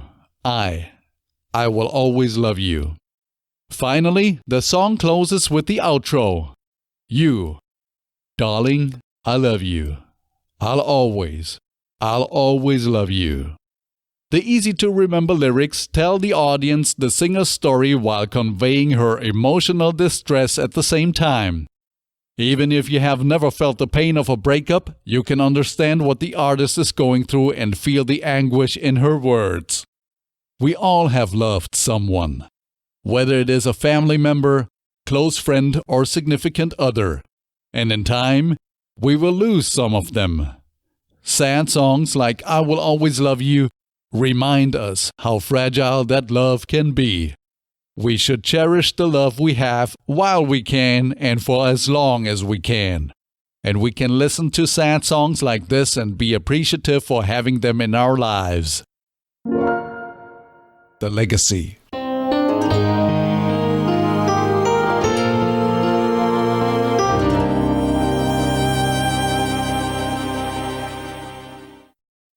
Simply put, I Will Always Love You is, without any doubt, not only one of the commercially most successful songs of all time, but also one of the best pop songs ever written. And its interpretations by both Dolly Parton and Whitney Houston, supported by world-class musicians, are among the best pop music performances the world has ever seen. Therefore, it was just a natural consequence that, in 2020, the song was selected by the Library of Congress for preservation in the National Recording Registry for being culturally, historically, or aesthetically significant. As of this recording, I Will Always Love You remains one of Dolly's signature songs and the closing number of most of her live shows. And up until Whitney's untimely death, it was also her signature song, which kind of marked the climax of each of her concerts. An interesting side note is that although Dolly had much success with the song, a lot of people are unaware of its origin.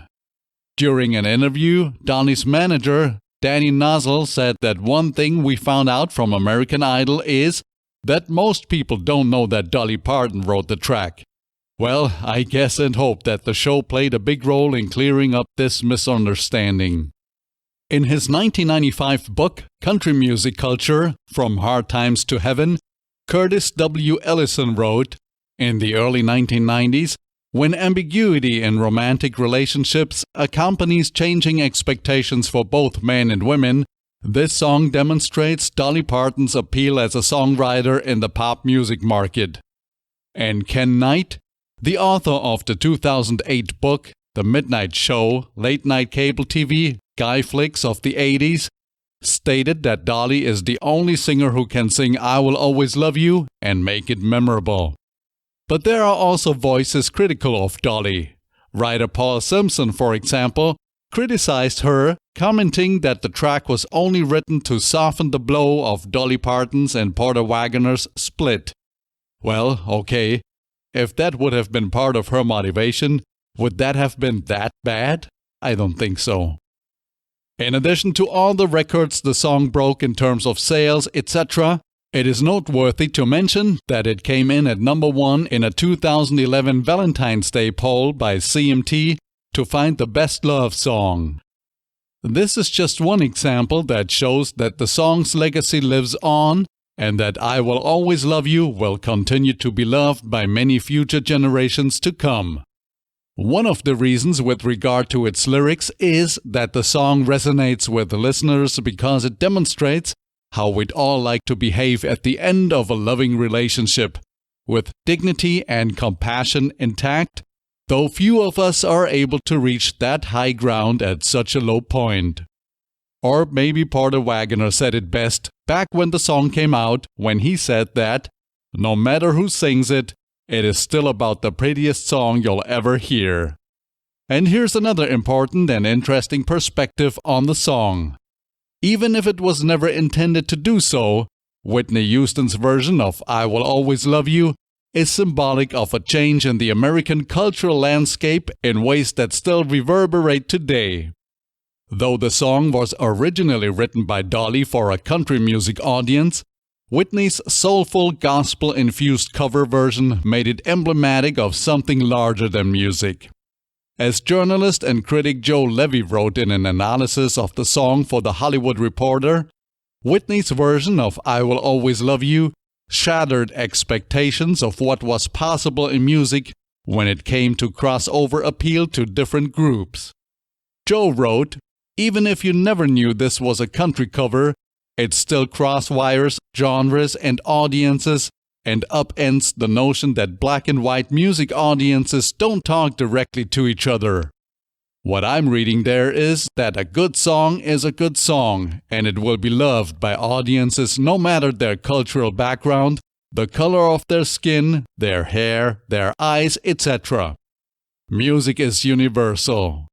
I think while the US is, unfortunately, far from racial justice, the word crossover was an even bigger topic back then than it is now when it comes to pop music specifically. And Whitney played a very important role to break down barriers like MTV, for example, not playing anything that didn't have the famous crossover appeal they were looking for. Before we end this episode of The Greatest Hits Explained, let's take a quick look at the other cover versions of I Will Always Love You, beyond Dolly Parton's own versions, Linda Ronstadt's version, and Whitney Houston's million seller, which we already discussed in this episode. A number of other artists have tried their luck at their own versions of this wonderful ballad, including country singers LeAnn Rimes and Melissa Etheridge, disco queen Gloria Gaynor, and even superstar Beyoncé. Not counting the versions in other languages, I counted over 100 cover versions of the song and over 50 instrumental versions of the song. Wow. Dolly Parton's bank account must be very happy. While I haven't listened to all cover versions of the song, I must say that at least the ones by the more famous artists I just mentioned don't come anywhere close to Dolly's or Whitney's interpretations of the song. The song also appeared in movies. In addition to the 1982 re-recording for the Best Little Whorehouse in Texas soundtrack album, Dolly's original 1974 recording of the song also appeared in Martin Scorsese's 1974 film Alice Doesn't Live Here Anymore, and in the 1996 film It's My Party. I Will Always Love You, one of the most beautiful and most successful pop songs of all time. The Goodbye.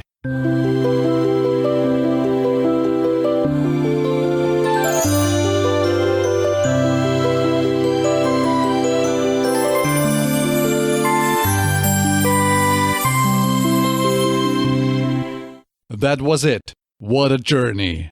Another episode of The Greatest Hits Explained with me, Michael Winter, your host and editor of the show, comes to an end.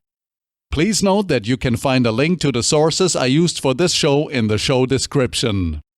Also, I'm mentioning all the sources I used at the very end of this show. As I explained during the intro, this show is based on my personal research of sources I found online and otherwise. Therefore, I owe a lot of thanks to the authors of these original sources. I have used both paraphrased and literal content and quotes from these sources without declaring them during the show, as it would have taken away from the flow. In no way was this intended to claim that I came up with all the original content. I see my job as putting together and processing the content from a variety of different sources in a way that it creates a new and exciting narrative that wouldn't necessarily be possible and available using the single sources alone in an unprocessed way. And if there's anything that I pronounced incorrectly, please forgive me. I did my best. I hope you enjoyed this musical journey during which we explored many interesting facts about the wonderful song I Will Always Love You by Dolly Parton, most famously recorded by Whitney Houston, which included lots of information about Dolly Parton and Whitney Houston, as well as the people involved in making this song such a success and classic. If so, if you enjoyed this musical journey, please subscribe and make sure to also check out and tune in to other episodes of The Greatest Hits Explained. Until then, stay safe, have music in your heart, and always remember that music is one of the major positive forces that connects us all, as it doesn't know any borders. The Greatest Hits Explained.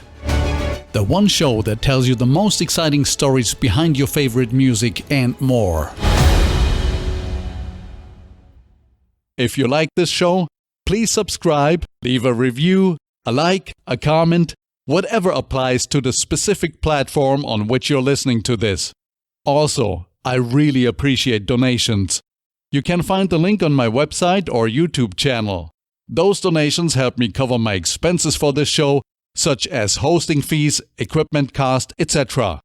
I'm doing all of this to entertain you based on my endless love for music, and since there is no big network pumping dollars into this show, I'm the one who has to pay for all related expenses. Therefore, a small donation would already be amazing.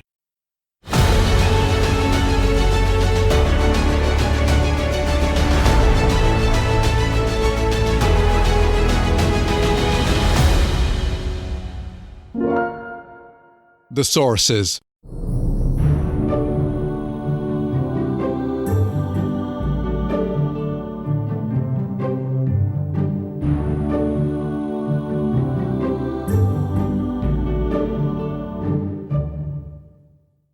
And finally, here's a list of sources I used for this show. A big thanks goes out to all the authors of these sources. Please note that I have used both paraphrased and literal or verbatim content and quotes from the following fine sources as appropriate. Source 1 is the official Wikipedia article for the song I Will Always Love You.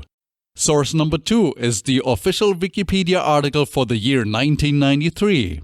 Source number 3 is the article 11 Fashions the Kids Were Wearing Back in 1993 by Jennifer M. Wood, published on website mentalfloss.com on September 11, 2013. Source number 4 is the Wikipedia article for the term millennials. Source 5 is the Wikipedia article for Pope John Paul II. Source 6 is the Wikipedia article with the list of state leaders in 1993. Source number 7 is the Wikipedia article for the 1993 Storm of the Century. Source 8 is the Wikipedia article for the Billboard Year-End Hot 100 Singles of 1993. Source number 9 is the Wikipedia article for the term 1993 in music. Source number 10 is the Wikipedia article for Porter Wagoner.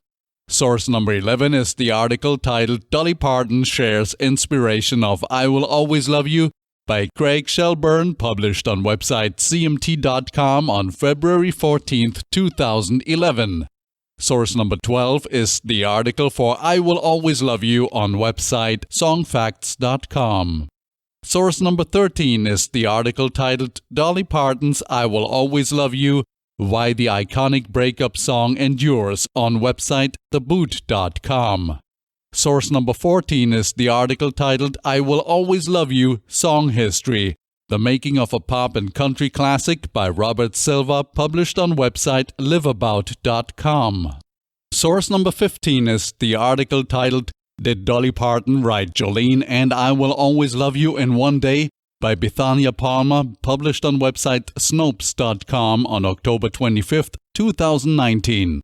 Source number 16 is the article titled Dolly Parton Tells How She Wrote Her Classic Song I Will Always Love You and discusses her new children's album I Believe in You by Dale Kawashima, published on website songwriteruniverse.com on October 10, 2017. Source number 17 is the article titled One of the World's Most Popular Love Songs Was Actually a Resignation Letter by Lila McLellan, published on website qz.com on November 20, 2019. Source number 18 is the article titled Flashback. Dolly Parton Writes I Will Always Love You for Former Boss by Stephen L. Betts, published on website rollingstone.com on February 19, 2015. Source number 19 is the article titled I Will Always Love You, which contains both the Dolly Parton's America podcast episode of the same name and its transcript posted on website wnycstudios.org on October 22, 2019. Source number 20 is the Wikipedia article for RCA Studio B. Source number 21 is the webpage titled The Studio on website studiob.org, which is all about the RCA Victor Studio B. Source number 22 is the webpage titled History on website studiob.org, which is all about the RCA Victor Studio B. Source number 23 is the Wikipedia article for Chet Atkins. Source number 24 is the Wikipedia article for June 17, 1973. Source number 25 is the Wikipedia article for the Johnson Sea Link submersible. Source number 26 is the Wikipedia article for the 1973 Swedish Grand Prix. Source number 27 are Nashville's weather details for June 17, 1973 on website Weather Underground, also known as wunderground.com. Source number 28 is the Wikipedia article for Nashville, Tennessee. Source number 29 is the Wikipedia article for Dolly Parton's album Jolene. Source number 30 is the Wikipedia article for Bob Ferguson. Source number 31 is the Wikipedia article for the timeline of Nashville, Tennessee. Source number 32 is the Wikipedia article for the Grand Ole Opry. Source number 33 is the Wikipedia article for RCA Records. Source number 34 is the Wikipedia article for the list of RCA Records artists.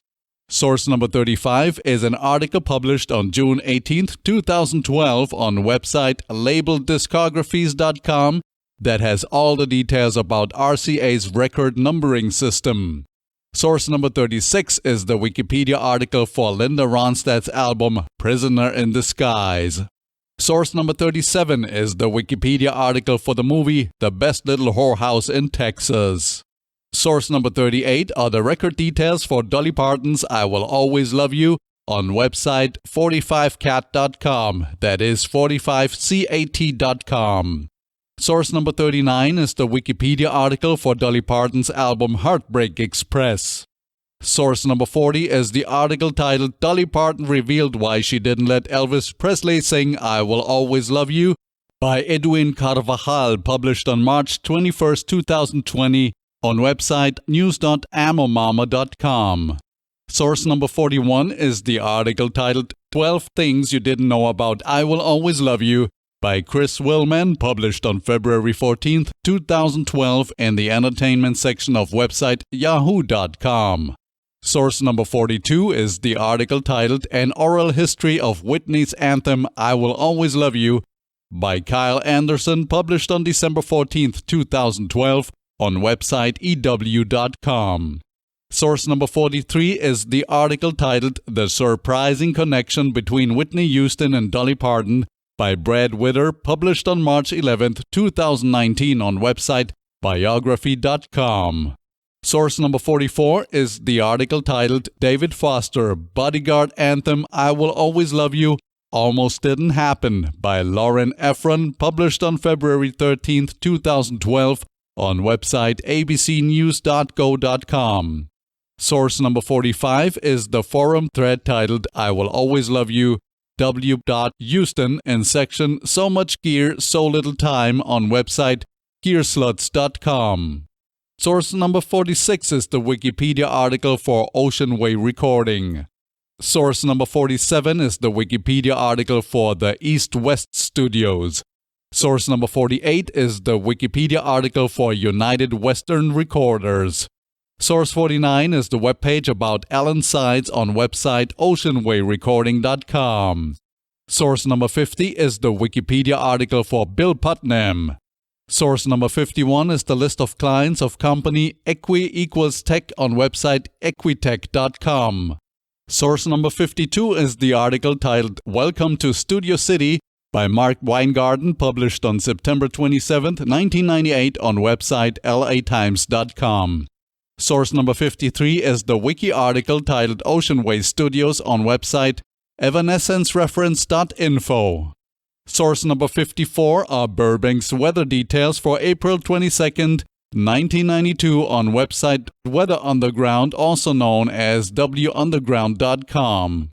Source number 55 is the webpage for the Bodyguard Soundtrack on website discogs.com. Source number 56 is the Wikipedia article for Arista Records. Source number 57 is the webpage titled I Will Always Love You on website whitneyhouston.com. Source number 58 is the article titled 11 Fascinating Facts About the Song I Will Always Love You by Brian Galindo, published on May 13, 2013, on website buzzfeed.com. Source number 59 is the article titled Prisoner in Disguise by Dave Marsh, published on September 30, 1975, and displayed on website rollingstone.com. Source number 60 is the webpage about Michael Bolton's album Songs of Cinema on website michaelbolton.com. Source number 61 is the article titled The Real Reason Whitney Houston Covered I Will Always Love You by Dolly Parton by J. E. Reich, published on May 21, 2020, on website nickyswift.com. Source number 62 is the Wikipedia article for the list of best-selling singles. Source number 63 is the article titled Why I Will Always Love You is Whitney Houston's Ultimate Song. Analysis by Joe Levy, published on February 15, 2012, on website hollywoodreporter.com. Source number 64 is the Wikipedia article for the soundtrack of the movie The Bodyguard. Source number 65 is the article titled Behind the Song, Dolly Parton, I Will Always Love You by Jim Beviglia, published on November 4, 2019, on website americansongwriter.com. Source number 66 is the Wikipedia article for Cy Simon. Source number 67 is the Wikipedia article for Bob Ferguson. This is a duplicate of source number 30. Source number 68 is the Wikipedia article for Chet Atkins. This is a duplicate of source number 23. Source number 69 is the Wikipedia article for Don Warden. Source number 70 is the article titled Dolly Parton's Longtime Manager Dies by Bill Strange, published on March 15, 2017, on website steveharveyfm.com. Source number 71 is the Wikipedia article for Buck Trent. Source number 72 is the webpage with the credits for Buck Trent on website Tidal.com. Source number 73 is the webpage titled Stay in Touch on website BuckTrent.com. Source number 74 is the article titled The Continuing Adventures of Buck Trent by Joshua Clark, published on October 1st, 2019 on website BransonTriLakesNews.com. Source number 75 is the article titled Jimmy Calvert, 6 Strings on the Road by user Mellow, published on February 18th, 2013 on website hillbillycountry.blogspot.com. Source number 76 is the forum thread titled Jimmy Calvert Info on website bb.steelguitarforum.com. Source number 77 is the YouTube video titled 6 Days on the Road, Dave Dudley by user Mr. RJDB1969. Source number 78 is the Wikipedia article for Chip Young. Source number 79 is the article titled Chip Young, legendary Nashville session guitarist and producer, dies at 76 by Adam Gold, published on December 22, 2014 on website NashvilleScene.com. Source number 80 is the obituary for Stuart H. Stu Bazor, published on February 8, 2018 on website obits.tennessean.com. Source number 81 is the timeline for Bobby Dyson on website RolandNote.com. Source number 82 is the webpage for Bobby Dyson on website RateYourMusic.com. Source number 83 is the webpage for Bobby Dyson on website FindAGrave.com. Source number 84 is the forum thread titled Bobby Dyson on website TalkBass.com. Source number 85 is the Wikipedia article for Larry London. Source number 86 is the Wikipedia article for Bobby Thompson. Source number 87 is the article titled Bobby Thompson, 1937 to 2005 by John Weisberger, published on June 2, 2005 on website NashvilleScene.com. Source number 88 is the Wikipedia article for Earl Scruggs. Source number 89 is the Wikipedia article for Bill Monroe. Source number 90 is the webpage for Bobby Thompson on website FindAGrave.com. Source number 91 is the article titled Tribute Plan for Hee Haw Banjo Ace Bobby Thompson, published on January 28, 2004 on website CMT.com. Source number 92 is the Wikipedia article for Mac McGaha. Source number 93 is the article titled Funeral Services Held for Fiddler Mac McGaha, published on August 18, 2003 on website CMT.com. Source number 94 is the webpage for Mac McGaha on website allmusic.com. Source number 95 is the webpage for Mac McGaha on website findagrave.com. Source number 96 is the Wikipedia article for Johnny Gimbel. Source number 97 is the Wikipedia article for Hargus Pig Robbins. Source number 98 is the article titled Nashville Sound, Hargus Pig Robbins by Lindsay Conway, published on June 7, 2018 on website blogs.loc.gov. Source number 99 is the interview video titled Hargus Pig Robbins on website namm.org. Source number 100 is the obituary for Dolores Dinning Edgen on website legacy.com. Source number 101 is the obituary for Dolores Dinning Edgen on website obits.tennessean.com. Source number 102 is the webpage for Dolores Dinning Edgen on website radiomusic.com. Source number 103 is the Wikipedia article for Hee Haw. Source number 104 is the article titled Nashville Edition bass singer Herschel Wigginton dies at 79 by Julie Thankey, published on March 7, 2017 on website Tennessean.com. Source number 105 is the webpage about Cowboy Joe Babcock on website westernmusic.org. Source number 106 is the article titled Life Notes, Nashville Edition founder Dolores Dinning by Robert K. Orman, published on June 19, 2015 on website musicrow.com. Source number 107 is the webpage for Herschel Wayne Wigginton on website findagrave.com. Source number 108 is the Wikipedia article for Marty Robbins. Source number 109 is the article titled Cowboy Joe Babcock is Alive and Well, a Legacy of the Past Nashville Music Industry by a writer named Tony, published on June 28, 2018 on website tonyrollo.com.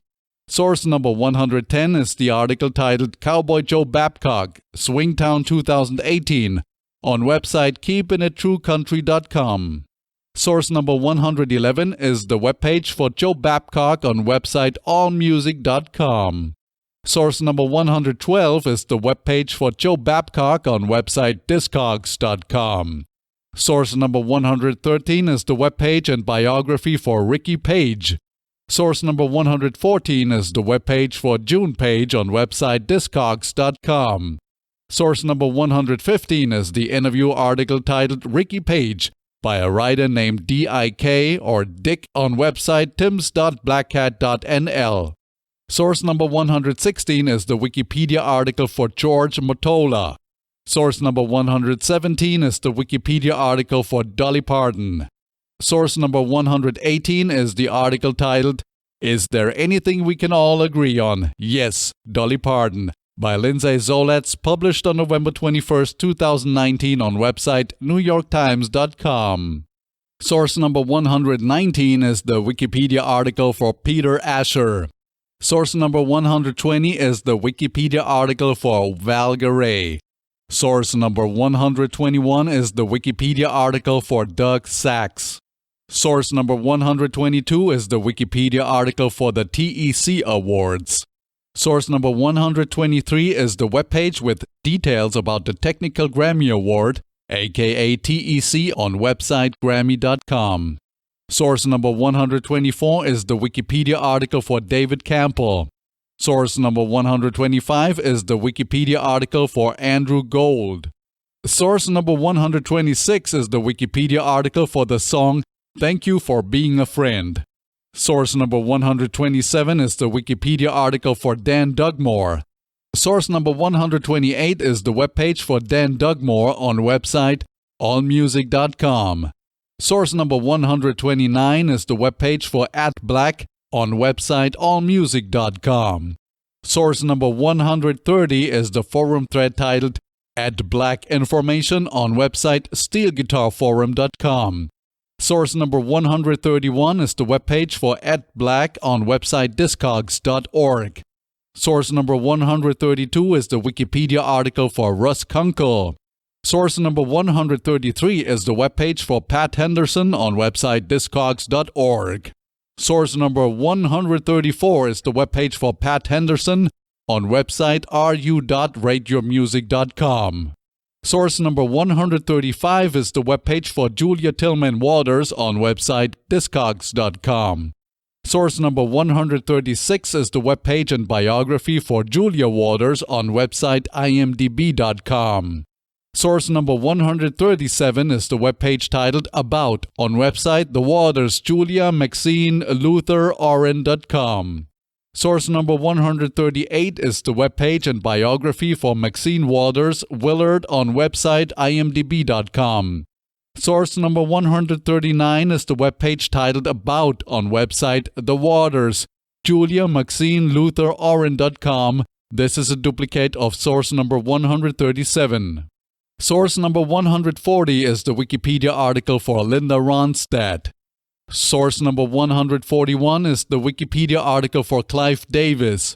Source number 142 is the YouTube video titled Alan Sides Explains How He Started in the Audio Industry, uploaded by Pro Audio Culture. Source number 143 is the webpage titled Ocean Way History on website oceanwayaudio.com. Source number 144 is the Wikipedia article for Bill Schnee. Source number 145 is the webpage titled About Me on website davewritesus.com. Source number 146 is the webpage with the producer profile of Dave Writes Us on website studioexpresso.com. Source number 147 is the homepage titled artisanmobile.com of website artisanmobile.com. Source number 148 is the homepage of website dongrosinger.com. Source number 149 is the webpage for Don Grosinger on website soundbetter.com. Source number 150 is the LinkedIn profile page for Don Grosinger on linkedin.com. Source number 151 is the Wikipedia article for Ricky Minor. Source number 152 is the Wikipedia article for Kirk Whalum.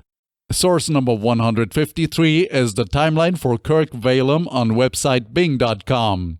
Source number 154 is the webpage for Ron Huff on website peoplepill.com. Source number 155 is the webpage for Ron Huff on website discogs.com. Source number 156 is the Wikipedia article for Neil Steubenhaus. Source number 157 is the Wikipedia article for Ricky Lawson. Source number 158 is the Wikipedia article for Dean Parks. Source number 159 is the Wikipedia article for Michael Landau. Source number 160 is the webpage for Michael Landau on website discogs.com. Source number 161 is the webpage and biography for Claude Godet on website imdb.com. Source number 162 is the Claude Godet tribute page on facebook.com.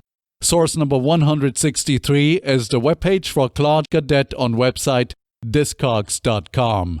Source number 164 is the webpage for Claude Godet on website secondhandsongs.com.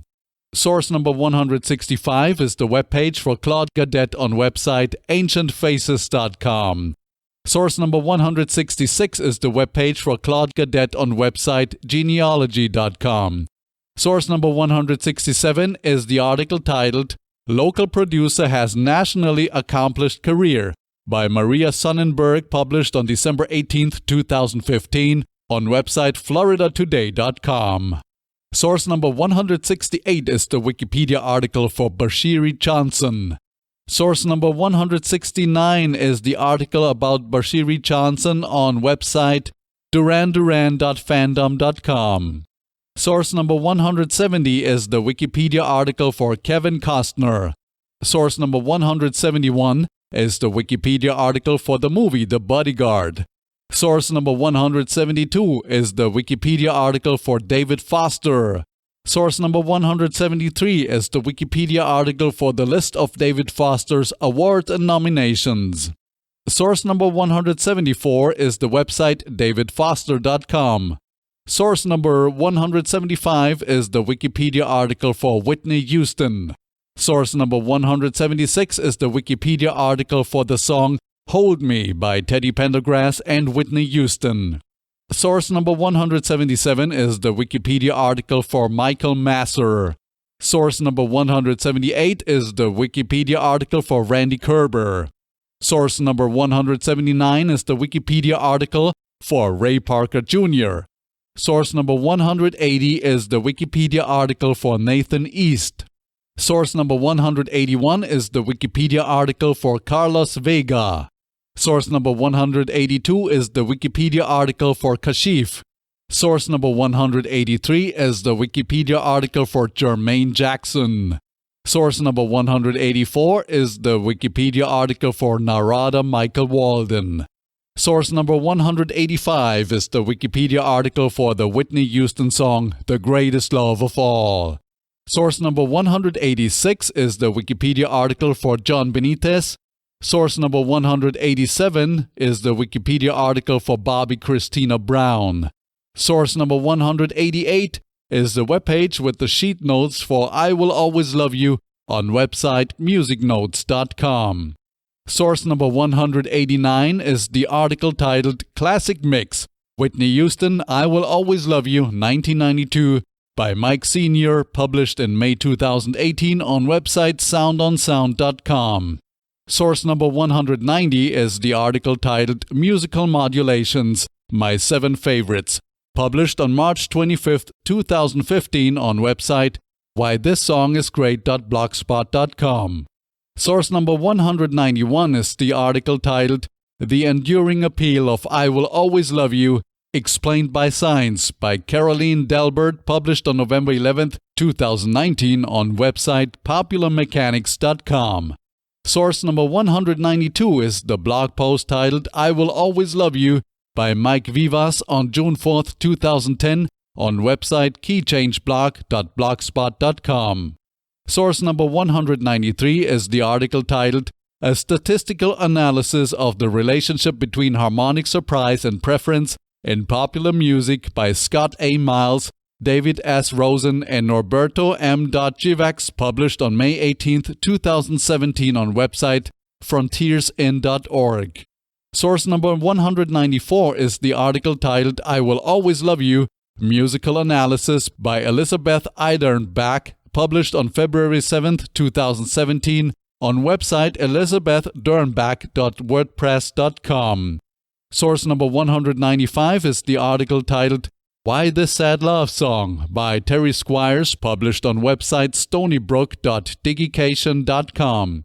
Source number 196 is the article titled I Will Always Love You, Dolly Parton, Whitney Houston by Alondra Solorzano, published on November 1, 2012 on website prezi.com. Source number 197 is the webpage with the lyrics for Whitney Houston's version of the song I Will Always Love You on website genius.com.